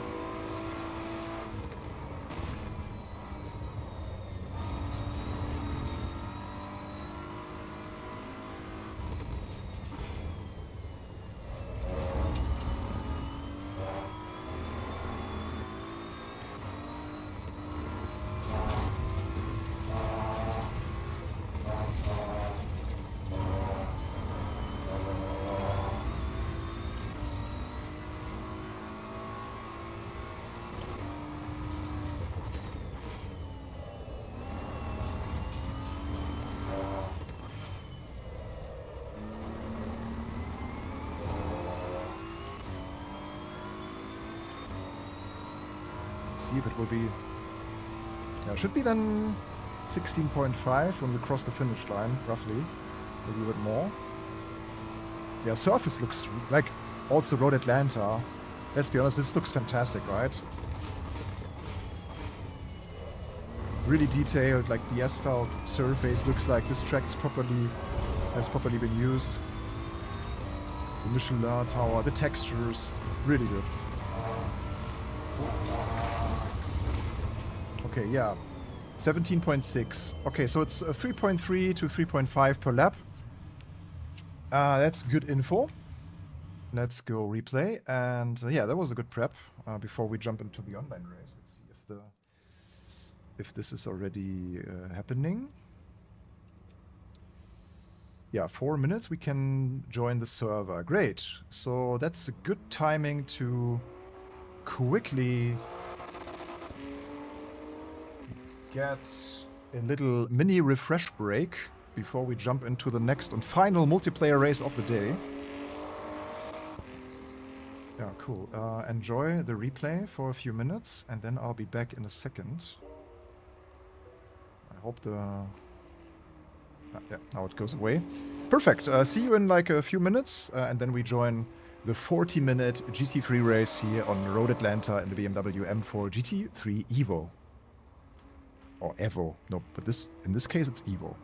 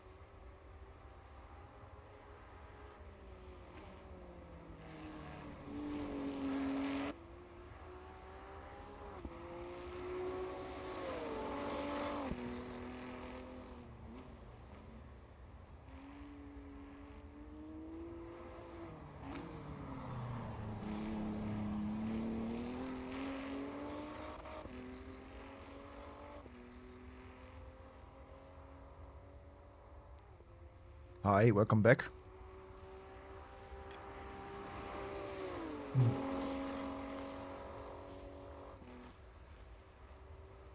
I still have to fuel calc.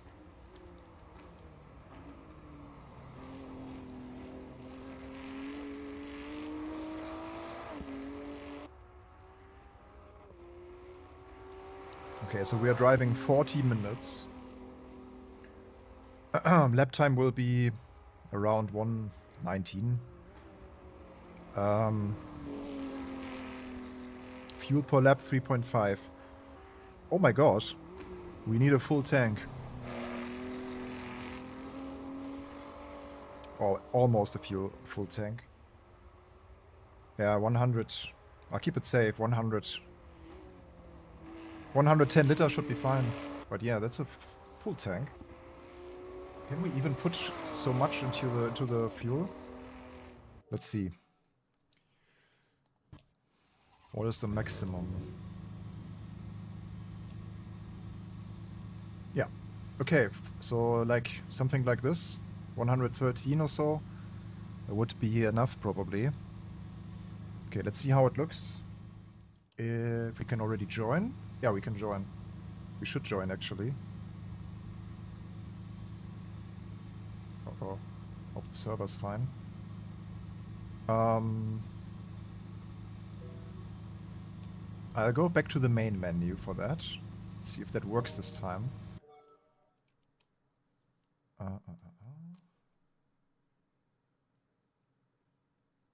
Oh, the page is slow again. That's not looking too promising. How to find? You mean the server thing? Oh no. It's aceevo.gg. Ah, okay, here it is. Join server. Let's go, let's go, let's go. Okay, let's go. Okay. Ah, okay. So what it does is restarting the game. Wherever you are in the game, it just resets your whole game. And I hope we're able to join the server now. So this is yeah, aceevo.gg. You just have to connect your Steam account and then you can join the daily races. It's as easy. It's also, oh, here we go. Little practice. Yeah, let's put the full tank of fuel in the car. Like 112 something. To see how it drives. Oh, Daniel Lopez. Eric Nunez. I think that's experienced Assetto players and sim racers. Driver's view. There's a setting that's called drivable cam or drivable camera setting, and then you can also press the F keys like F1, F2, F3. They have different cameras too.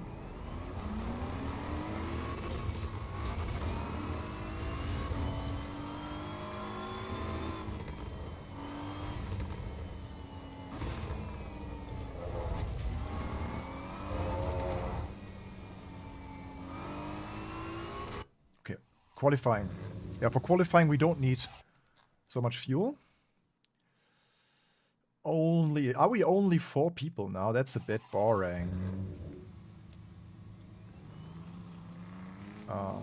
15 should be 16. That's short qualifying. That's 10 liters.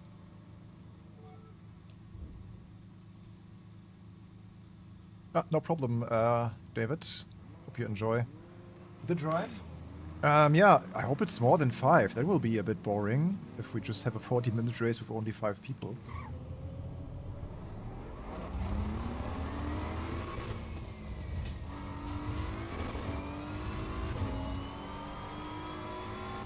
Let's see how you feel the difference between the light car and the heavy car then. Okay, we are getting more. 6 people now. Oh yeah, it turns in so much better already with 4 tires. It's incredible.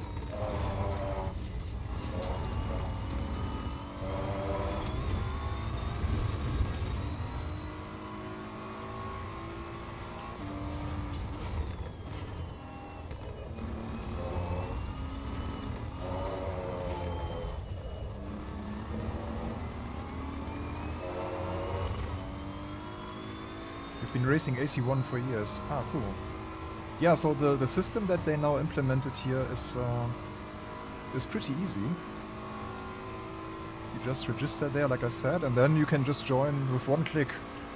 Like in the LFM and stuff, you still had to type in the server and the password. And this is very seamless integration, and for day one it works pretty good. I mean, for a while they were offline, so they did not create any new sessions, but now they seem to be back. We had one race today in a Porsche Cup on Laguna Seca. It was quite nice.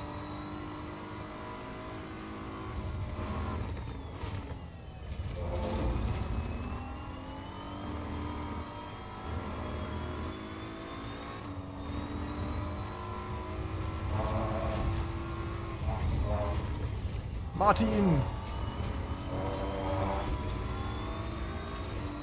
Hi, Martin.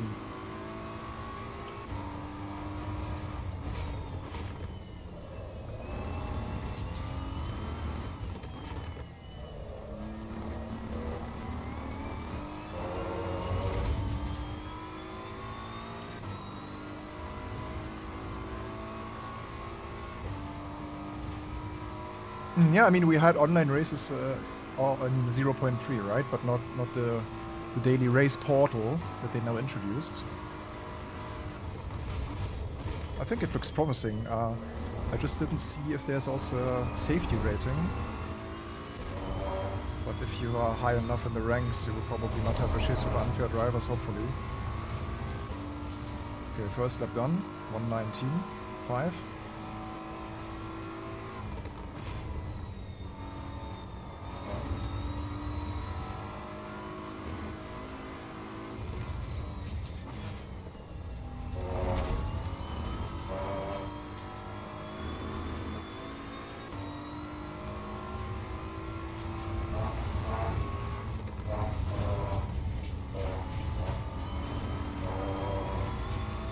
Can't exceed the track limit here as much as in iRacing on the exit.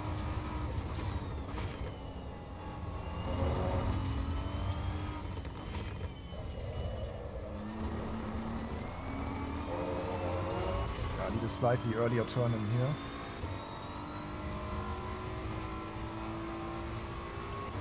I don't really know if I really want to drive a 40-minute race with just 5 people, but we will see how it develops.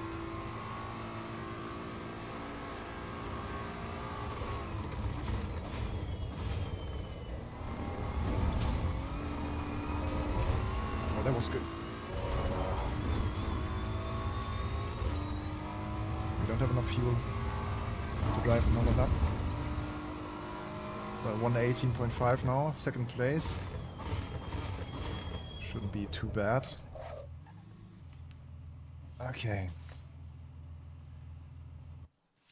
Okay, let's see. Also interested to see if we can watch other drivers. Wait a second, we have the same lap time? No way. The absolute same lap time. Not... How big are the chances? You join a lobby with 5 people. You and the other guy have the exact same lap time. Nice one. Okay, can we actually watch... Oh yeah. And if I press now the F keys, for example... Oh my! There's even the BMW advertisement. How fitting. Yes.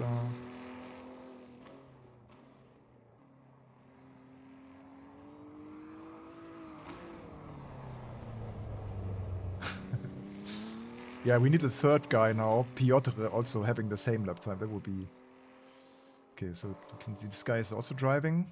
Daniel Lopez. Oh, there's something going on with his... He had a crash, seemingly. What you cannot press is F2 for this camera around the car, but you can use the F1 key for the onboard perspectives. And F3 for the TV. You can also press it twice to change between 2 sets of cameras.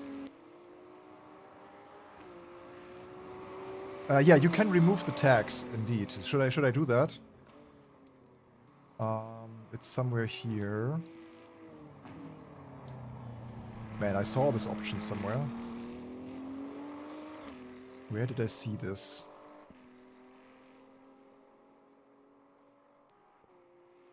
Certainly not here. I swear I saw an option where you can... Ah, here, driver nameplates. Here it is. Always off. So now we can turn them off as well. Looks a bit better.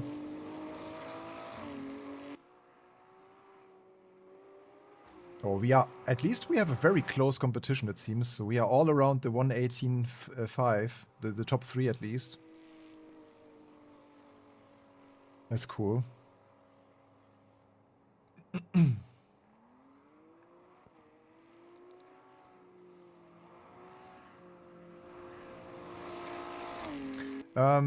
I would say AMS2 has a more realistic approach to the graphics. Assetto Corsa EVO has something that I would call a graphic style. For me, AC EVO doesn't chase the realism or realistic graphics. It's more about having a clear vision with a little bit of a... To me, it always has this appeal of a... How can I put this? The AC EVO graphics have this appeal of an adult toy environment where they put cars into this. It's like a childhood car poster as a game, you know? Daniel says, not playing 40 minutes with just 5 people. Yeah, this is... let's see how it will turn out. I kind of agree that it is a bit lame to run a 40-minute race with just 5 people, but as long as we have a little bit of a race with someone, I can imagine it could be quite entertaining. So let's see. Yeah, I'll just put 115 in the tank. Oops. Maybe we should also opt for... There's no softs, there's just slicks probably. Yeah, but I think the saturation is on purpose. I think they want it to be like that. Slicks and wet. Now then that will be the challenge, to keep the tires alive over the distance.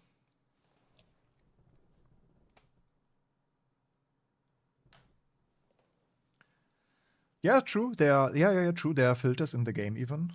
Different post-processing filters. That's yeah, kind of true, yeah. I think saturated, he means the colors are too intense. So saturation usually is how intense the colors look like. But that's always a matter also of your screen setup and so on and so forth. So yeah. Okay, guys, next online race. Let's see how long it will take.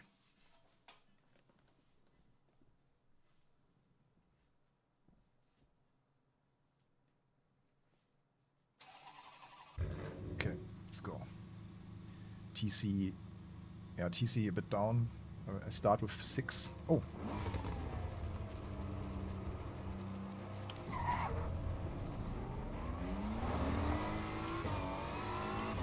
I'm first. Oh, I didn't give him this. Oh, sorry. Oh my god. I did not give him space. I'm very sorry. He popped up a little bit late in the radar, no? Because it looked like I was free to go. And then certainly he just tried to snatch the inside. Yeah. If I did something wrong, I'm very sorry.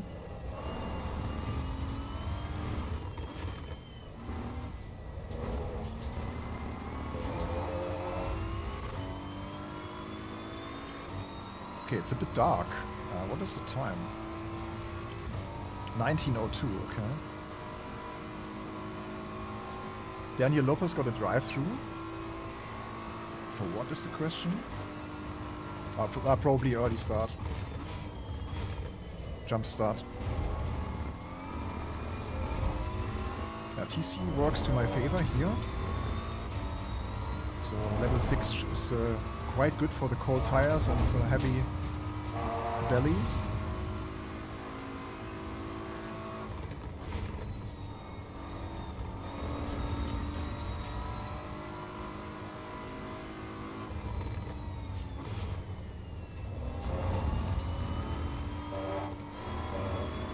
It's very similar.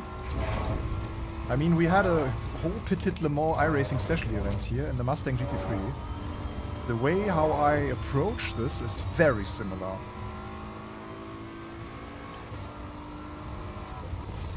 Like braking points, steering, front end, feel. Maybe here it's even a little bit more detailed, in a bit more in like depth to the tire model. It feels a bit more, yeah, I don't know, frequent or dense in terms of what's happening with the tires and the chassis. So very positive feel here. I think they also improved how the TC interacts with the car. Yeah, I wonder what the people will say that drove the M4 GT3 in real life, like James Baldwin. Can't wait for his impression of this new improved physics.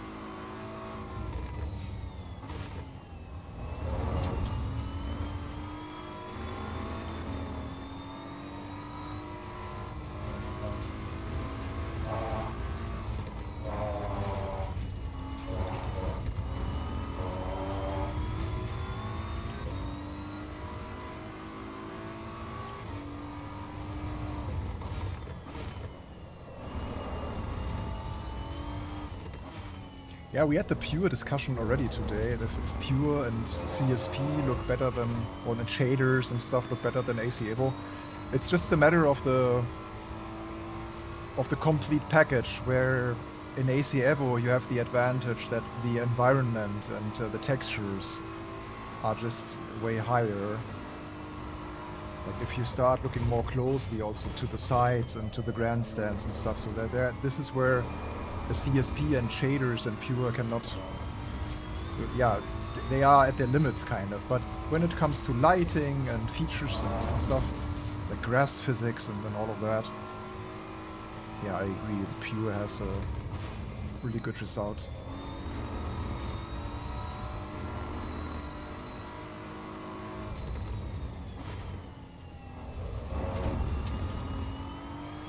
Yeah, we are doing well.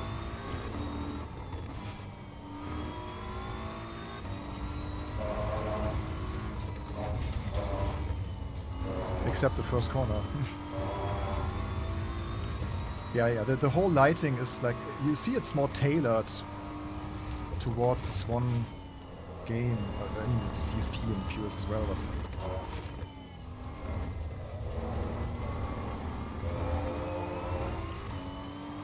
if you create something with a vision from the ground up, it has a more like, yeah, the appeal is just a bit different. But let's just be happy that we can have a beautiful looking Assetto Corsa 1 plus this. Like, it would be worse if we just had one of them. So yeah, let's just enjoy what we can drive. And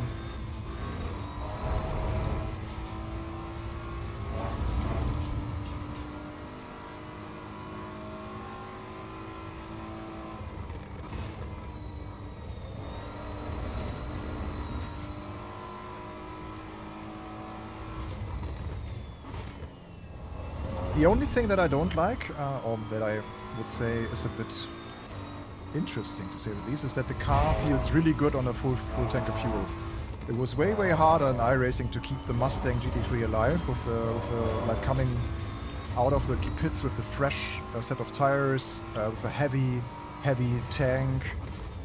This car is we have an easier time keeping this car alive here in AC EVO than in iRacing if you race. I think the impact of the 110 liters should be a bit more noticeable.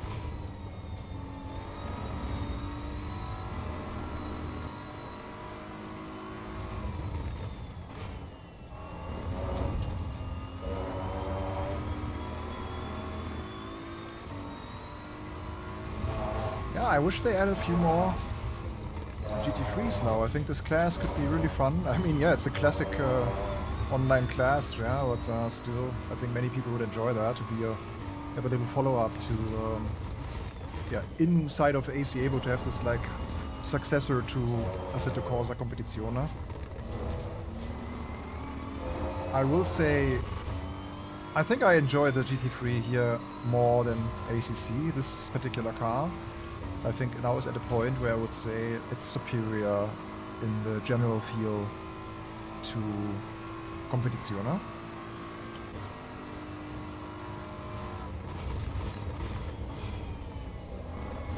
Can't say too much about the ABS yet. I'm still figuring out what the best braking pressure and best braking application is like. Last lap I just tried to fully push the brake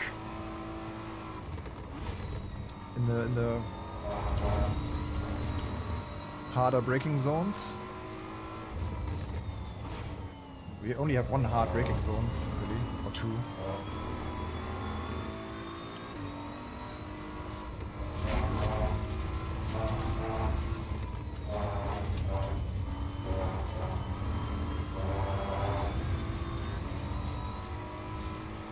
Yeah, we are building the lead.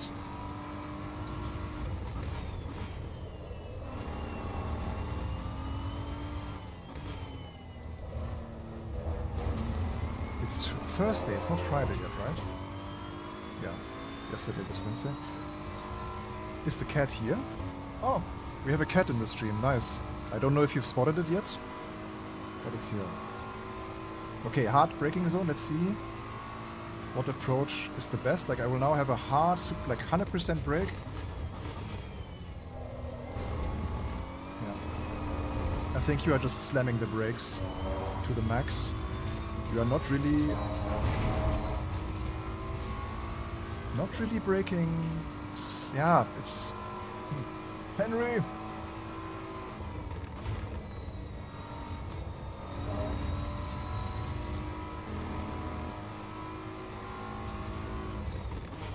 I think it's like an ACC where you just hit 100% and then start to trail brake. Whereas in iRacing and I think also in LMU you have to really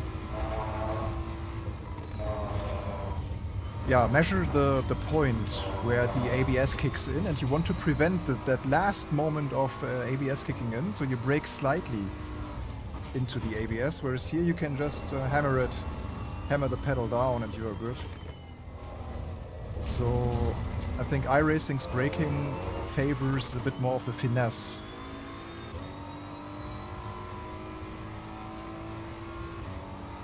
My cat doesn't care about anything.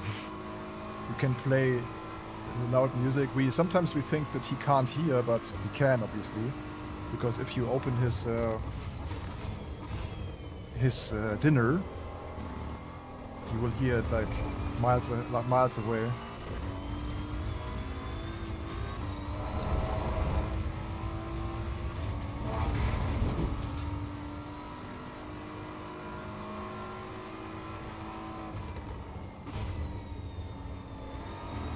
Yeah, the level of how cautious and how much awareness you need to keep the car alive and to push the car to its limits is still way harder in iRacing. Or let's say not harder, but it is more challenging. Like this here, it feels manageable at all times, not scary. I mean, it's also due to the character of the car, probably. BMW is, I think, more of an easier car to handle due to its good low and mid-range torque, through its wheelbase, through its engine layout, so more intended to be also a gentleman driver's car.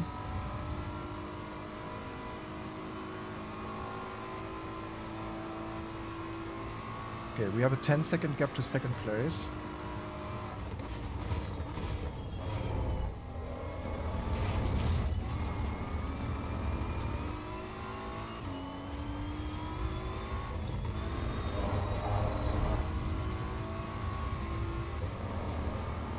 Fuel per lap.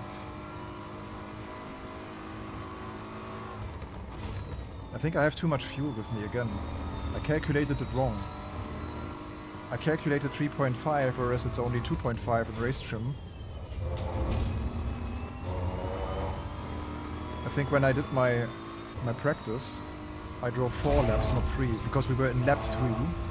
But when we completed it, it was maybe 4 laps. So it's more like 2.5.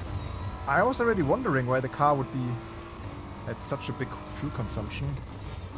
Oh, we lost 8 tenths in a very short amount. It seems like the guy in second is picking up some pace. Have to be careful.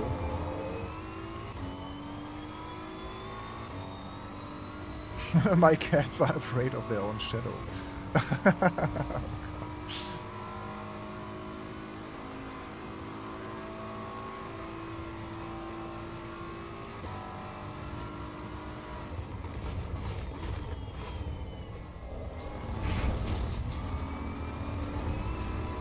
Our cat is only really afraid of the door when the door is ringing, because I think we created the stress on our own when we are always excited for a package or something. So whenever the door is ringing, we have this moment of kind of waking up, you know, like, oh, door is ringing, there's a package, and this kind of excitement or change in behavior of the human is then also creating some tension in the cat. So he's a bit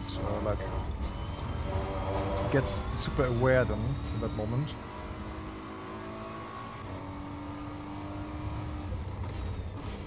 He's not scared, but he's definitely raising the level of awareness when some third party is entering the building.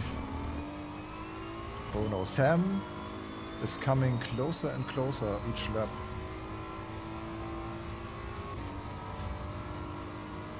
We will have a good fight probably soon.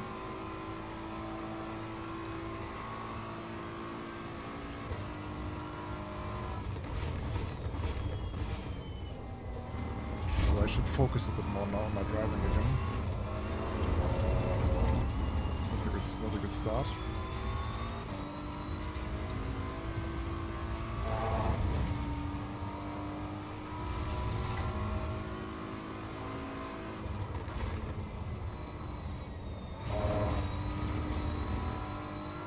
Yeah, best lap time for him now.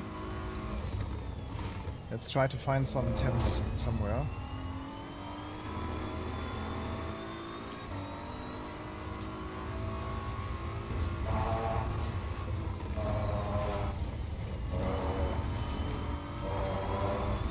Oh, that's not good. Oh, it's very strict. iRacing didn't care.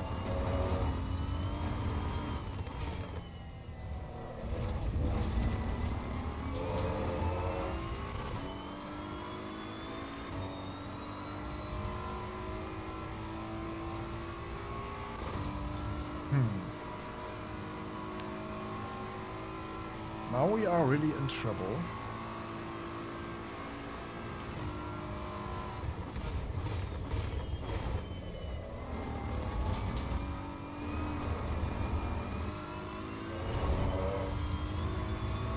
I think I'm at the point where I'm losing a bit of time due to the TC. I lower it to 5 now. I'm on single screen by now. In favor of the live stream and the graphic details, I opted for the single screen instead of triples today.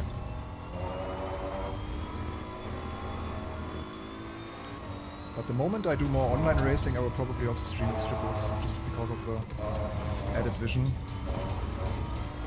But today we were mostly driving single player stuff.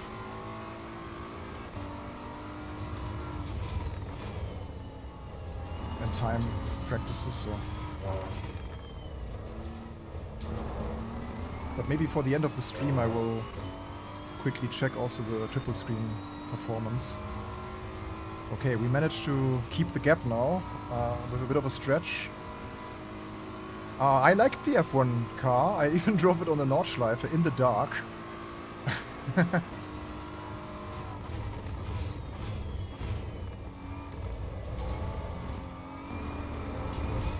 TC5. Oh my god, are we gaining time now?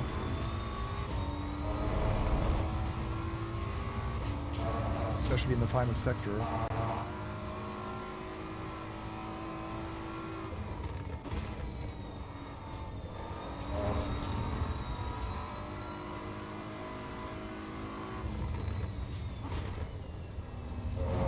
Is this allowed? Oh. So, this corner on top of the mountain you can cut a lot.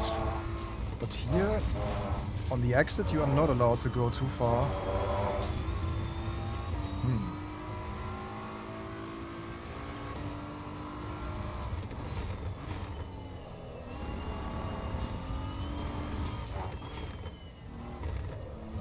Oh, that's a good call. VR performance test. Maybe Yannick could do something like this. Maybe Chris, maybe Sven. Like, we have a lot of VR aficionados in the team.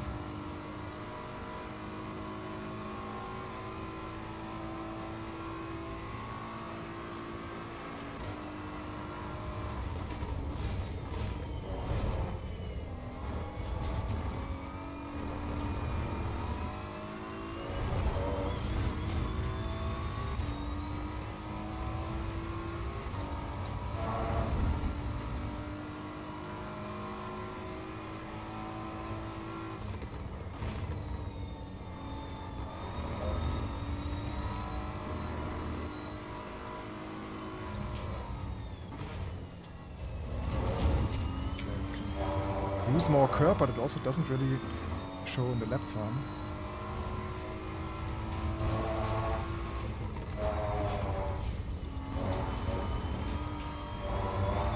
Yeah, this is not allowed. It's too far to the right. As you see, Sven will try it tomorrow. Yeah, maybe we can package it into an article, but I'm not even sure if they have done too many VR improvements with this one. I think it's they have mentioned performance, but if the screen performance is better, then it should also affect the VR. Gizmo, this is probably the final race. We are finishing this multiplayer race here on the new multiplayer platform, and then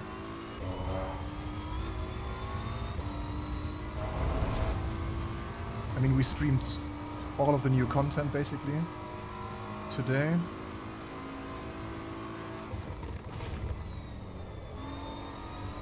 Yeah, Ferrari F40 LM and the Nordschleife were my absolute favorite. Oh, no. Did we get a penalty? No.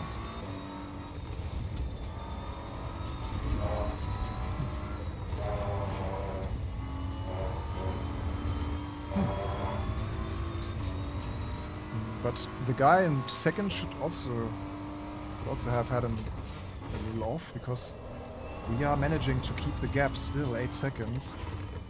So the tires are getting worse now. Oh no. Half the race is done and we are starting to struggle a little bit with tire performance. Yeah, by the way guys, don't forget to thumbs up, hit that like button if you like our stream. Check out overtake.gg. There's a link in the video description to join the website as a member, because that has a ton of benefits for only €1 per month if you opt for the 1-year plan. Faster downloads, like all the beautiful Assetto Corsa mods that the community is hosting on our page. You get them also for free, but with premium you can download more and faster, of course. And you have an ad-free browsing experience as well. And to improve your lap times, we also have a partnership with Track Titan. So you get a basic membership for Track Titan where you have one free esports setup per month. And you can analyze your lap time. Like there's a telemetry tool included where you can see, like you can run a few laps, like for example on Assetto Corsa Competizione or iRacing or LMU, and you can have an analysis of where do you lose the most time compared to a reference lap.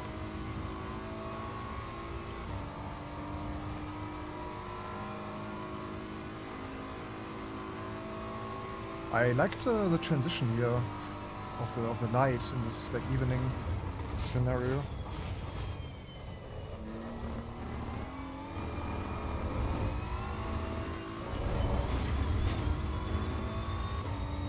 Yeah, my biggest gripe with AC EVO was, I think, the TC implementation when I drove the MW GT3 for the first time. They've changed a lot since then. It's now way, way better, way more realistic feel.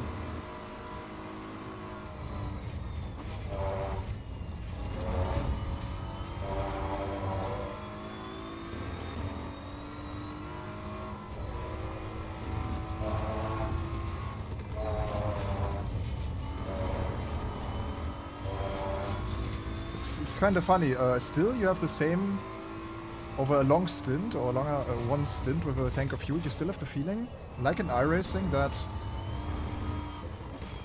your tank of fuel that is getting more light versus the wear of the tire kind of balances itself out, like from each other. So while the tire is less and less grippy, the car is also getting lighter and more controllable, and that's how you can run consistent lap times over a course of a stint.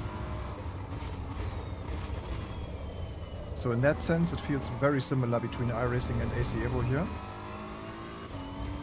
On this track at least.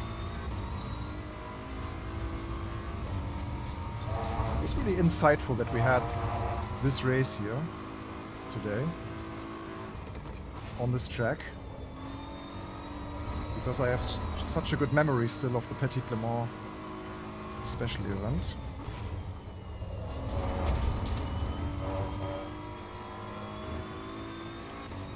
Even managed to get my personal best now.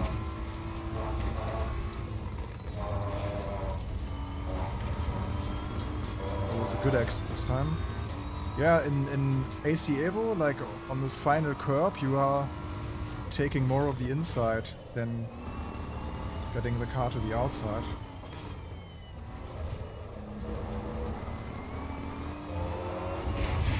I'm getting there. Still managing the gap. 8 seconds, like the last few minutes it was always 8 seconds.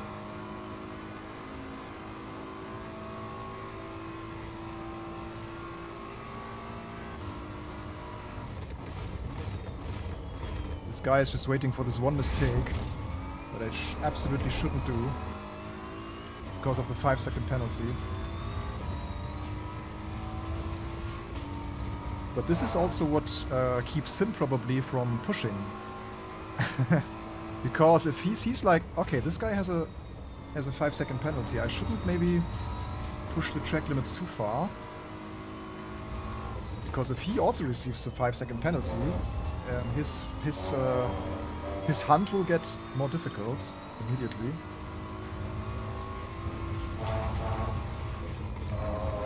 So here, more inside, less outside. Ah, it was too slow.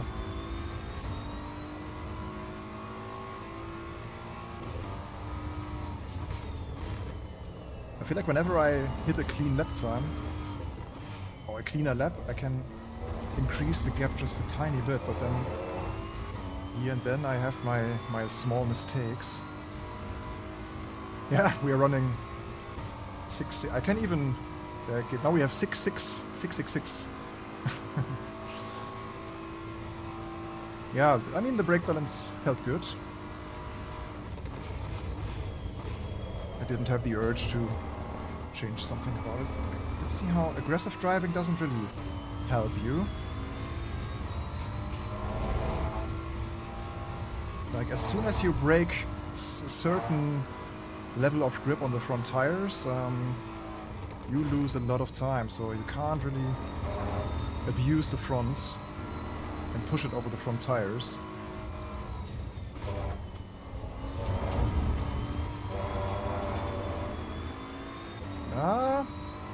Tire wear starts to show, and I think also the track might get a bit colder, so we have to be aware of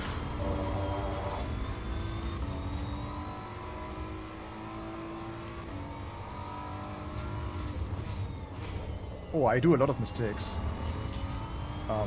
Micro mistakes. Yeah, just to my defense, maybe maybe it's like that because, like I imagined, Scraf, we ran a 10-hour race on Road Atlanta just recently in iRacing, so I have the feel for the track and what the GT3 is doing very well in the muscle memory, so that helps certainly.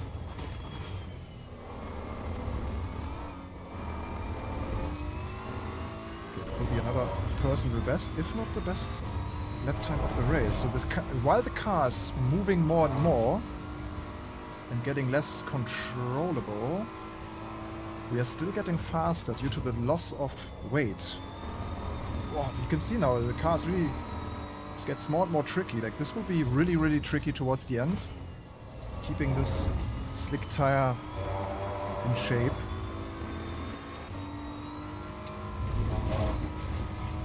But in Road Atlanta you can have this like the small mistake that leads to total destruction.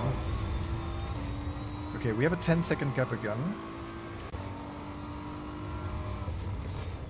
Seems like we found a good pace now.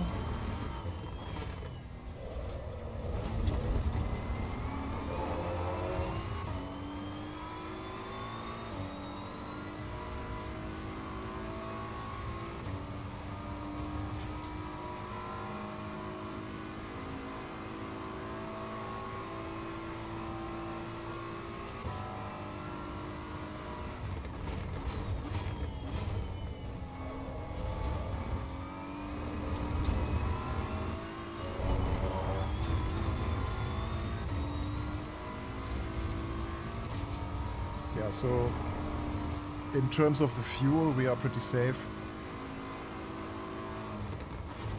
Wait, there's even a little number that tells us how much fuel we... No, what is this blue number in the very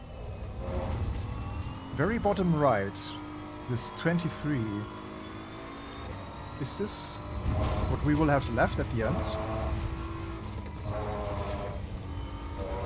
Because in the HUD there's now a fuel calculation of our lap, of fuel per lap.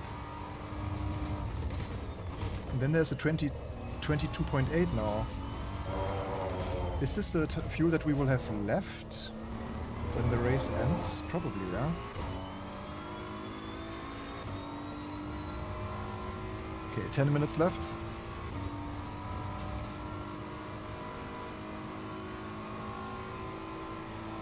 In the long run, Gemur, yeah, I think so. If they add more and more GT3s and GT4s and more tracks, the track roster is now, with the 4 new additions today, the track roster is already pretty good. And if we get all the modern GT3 cars, and if they all feel as good as this one, I think that people will slowly transition to Assetto Corsa EVO, yeah.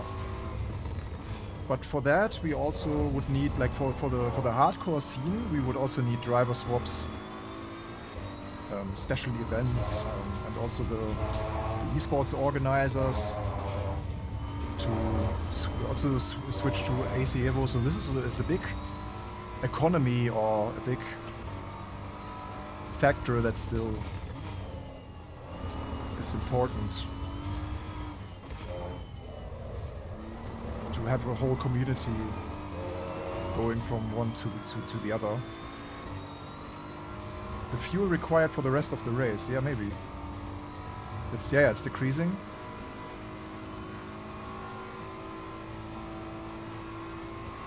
Okay, gap is at 9 seconds again. We are not out of the hot water yet. Final stretch. Let's keep the concentration up. But man, the scan, the feel for the track surface on Road Atlanta, so good. There's so much detail here, like little dips and little potholes, and wow. Oh, I wish they will add Sebring.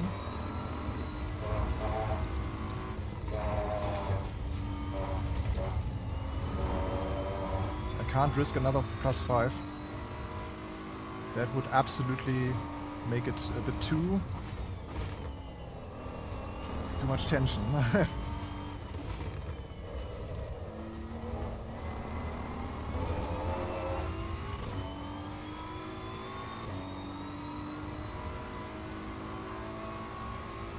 Learn driving on, yeah, that's a tough one. I'm probably with ACC you're in a good spot.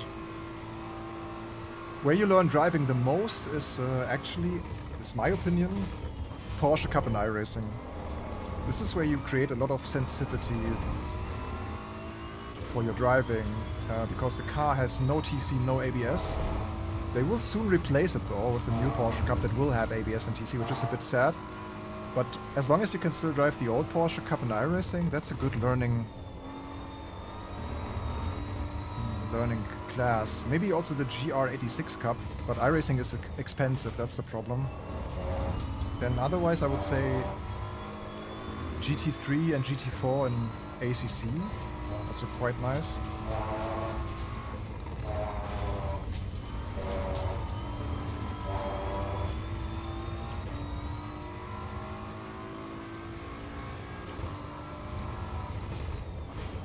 Yeah, also things like BMW M235i Cup. Also good learner's car.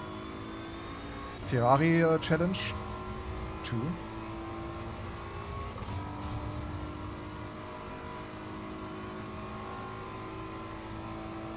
Yeah, so it's quite funny. Like this guy behind me, he had the same lap time, the absolute identical lap time in qualifying as I. And now we are constantly running the same gap of 8 seconds roughly.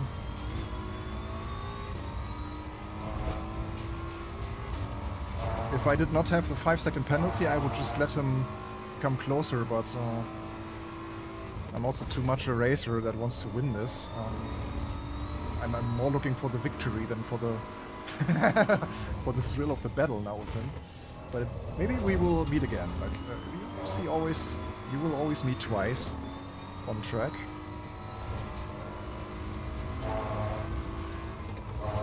And he still has a few minutes to get to the 5-second gap. It's closing in sometimes I get away.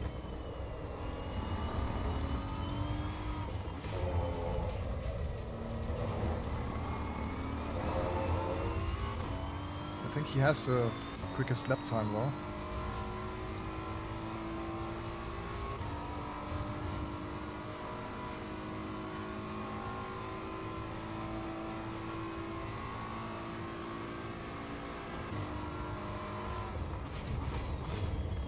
I have to rewatch T1. I think I punted him.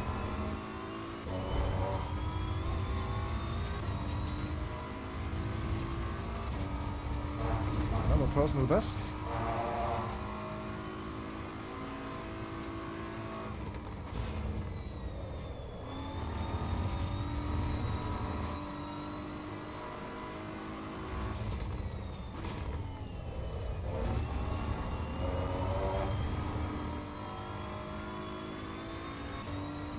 Yeah, I like the degradation of the tire feel.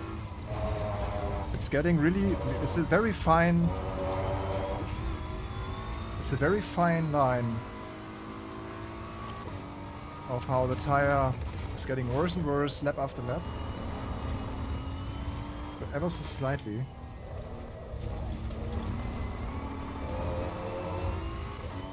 Yeah, the rear left is pretty warm. Oh, 7.5.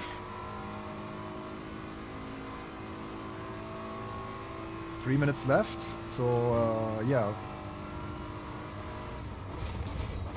Probably 2 more laps. He's really pushing now.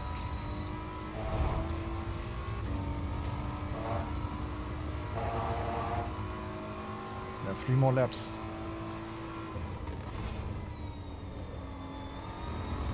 Fuel safe, more than safe. I miscalculated once again.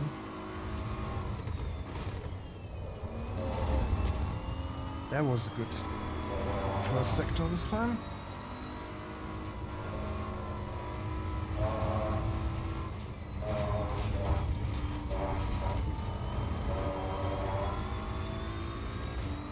Oh, will be close.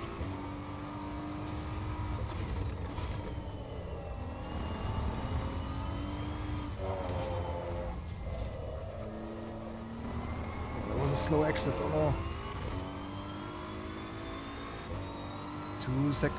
2 tenths or 3 tenths lost. Uh-oh.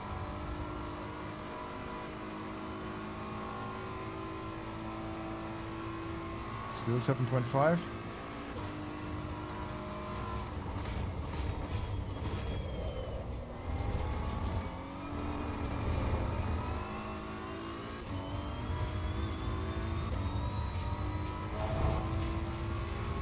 Okay, penultimate lap. 8 seconds lead.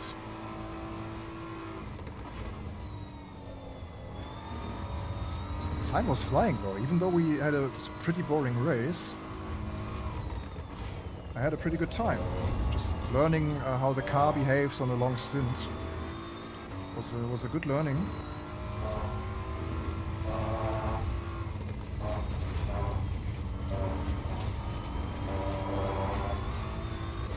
Also learning the track limits. Quite insightful.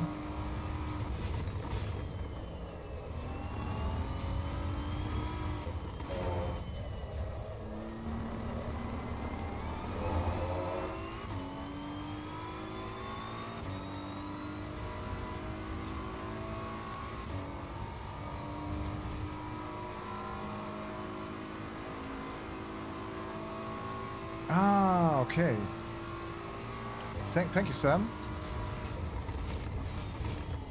Yeah, makes sense. It's really good that you have this, like, implemented in the HUD. Especially in endurance races. Like, now you would know, okay, 14.7. To make another full lap, I have to fuel save a little bit. Very good. Okay, final lap.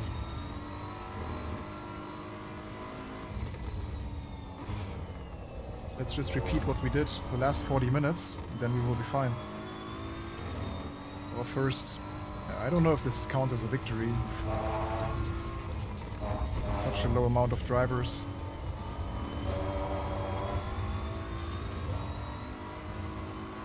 Sam came really close. Can't do any mistake anymore.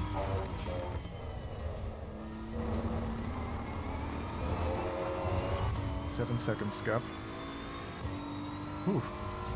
He was chasing us. Only one more corner. Chicane.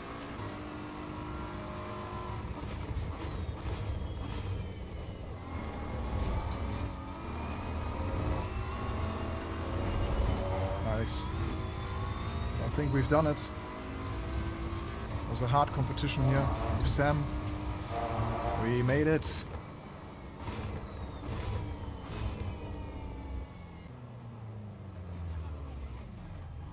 where is he? Want to say sorry if I hit him in the first corner. Thank you, Heel and Toe. He's gone to the pits. Let's watch the replay. We can't watch the replay anymore because it didn't save the full thing. Can we save it though? Maybe it's saved automatically. Yeah, I will just quickly say sorry for turn 1.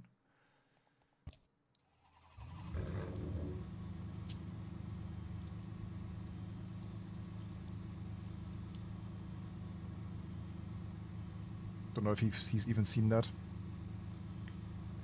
I said auto save, yeah, so it should hopefully... Yeah, one TRX, we just experimented with the braking a little bit during the GT3 race.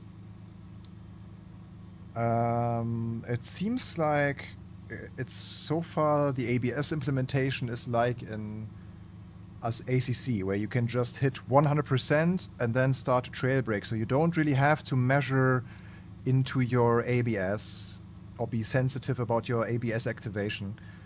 You can just hit it. So the braking in GT3s and ABS cars seems to be quite easy.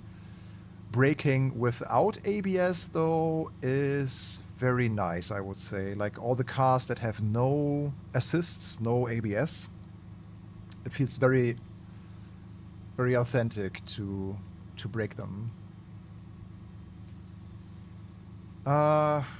Nice. Yeah, it was quite nice. You can see here still the lap time, the absolute same lap time that we hit in qualifying. It was nice, but we made it for the first victory. Let's see if we can access the replay now. Vito, interesting question. It depends on what you are looking for. Like, if you have a lot of fun now comparing different cars on the Nordschleife, if you want to jump in the first online races and be part of the first bunch that experiences online play in Assetto Corsa EVO, I think it's the time now to go into it. I think the performance is really good. The force feedback is really good. The cars are fun. Most of the cars sound amazing. It looks good. So it's a solid early access build.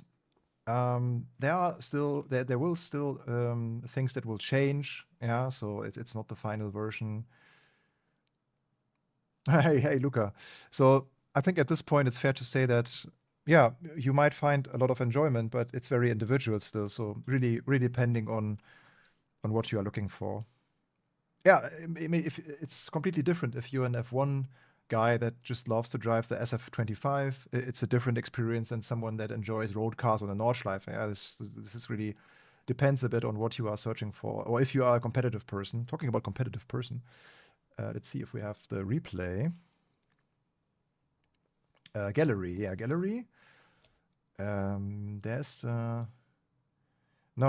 it autosave here. So did it save the whole thing?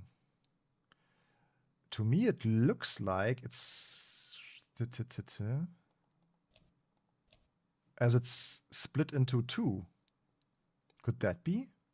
It's 2 race replays, each around the same length. So we had a 40-minute race, but the replay is only this long. Yeah, let's see what this is.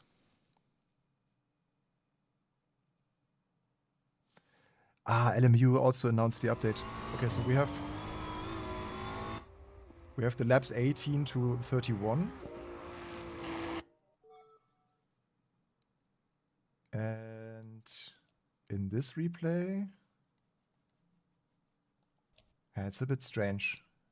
So seemingly if the race is too long, it doesn't save it anymore.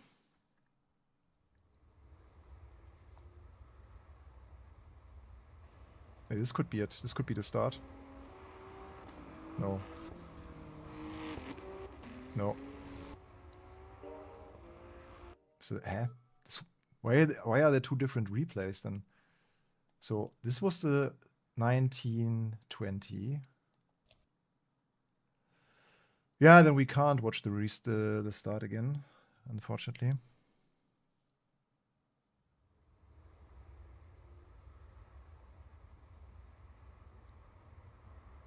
I'm about to stop, Luca. I'm ready soon. Yeah, no, it didn't save the start. It's a bit sad. Even though I had the autosave on, it's pretty much the same replay, and it's missing the start. Maybe there's a setting where you have to up the replay length. So replay duration. Okay, my fault. But 45 is the max. Okay. Yeah, now next time I will have a race, I will be able to watch the start if it's a 40-minute race. Okay. Good. Then we also figured that out. I noticed the performance boost indeed, yeah. Did I forget anything? Yeah, our results, our race results. So checking that now on the platform. So in case you missed it, this is AC EVO.gg, the new multiplayer platform. And yeah, if you go to this place, you can see the daily races that are happening, which is quite nice. And yeah, therefore browse the events and stuff. And if you go browse all events, you can see even more like what's happening later that day, or maybe not. Still a bit broken. Ah, no, now we can see it even. So there's things like Flat 6 series right now. So that's free to enter racing here. Yeah, there's even another of the same race that I run. So it's just a repeat of 6 different events. And yeah, do we have a result for the last one? Yeah, here. Aha, results.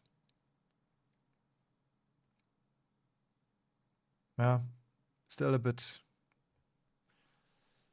needs a bit of fixes, it seems.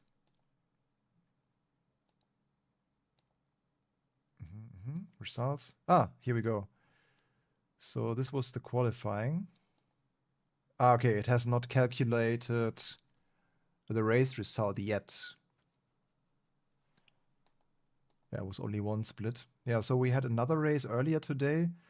So we can look into this again, what kind of points you earn there. Oh, it's an event not found. Event not found. Ah, it's a bit rough still around the edges. Huh? No. Yeah, then it is what it is. Okay. Yeah, that was a long stream. 6 hours, 10 minutes. Hello from Canada. Hey, Red Fox. I will stop the stream now. You can, of course, still watch the VOD. It will be up just in a minute when I stop the stream, so you can still see all the races, all the cars that we tested today. It was an exciting live stream with you guys. We had a lot of fun. Yeah, obviously, don't forget to like and subscribe to our channel if you enjoy what we do here. I wish you all a nice Thursday, and in case you're in Canada, a nice Canada. In case you're in Australia, a nice Friday, and for everyone else, yeah, just a nice rest of the week. Yeah, so enjoy the update. It's really worth trying, I would say. So to give it an overall score, 0.4. With the AI still being a mess, I would say the update and the intention of the update and what it did is an 8 out of 10. But next, I really want to have proper racing AI that I can also enjoy a bit of single player racing. That's really a little bit missing right now. But until then, I think with this wonderful recreation of the Nordschleife, with this piece of art that is the Ferrari F40 LM, we have something to do for a while. And also the first glimpse of multiplayer daily racing that looked pretty good. Like the participation was a bit on the low end for this one, but yeah, I hope that more people will pick it up. I think it's worth now jumping into AC EVO a bit more frequent. So yeah, thank you all a lot for tuning in today, and see you in the next one. Bye bye, and enjoy the Formula 1 weekend as well. So much stuff happening right now, and all the other updates, man. GT7 Spec 3, Race Room, DTM 2002. So a lot to race and to watch and to enjoy in December. See ya.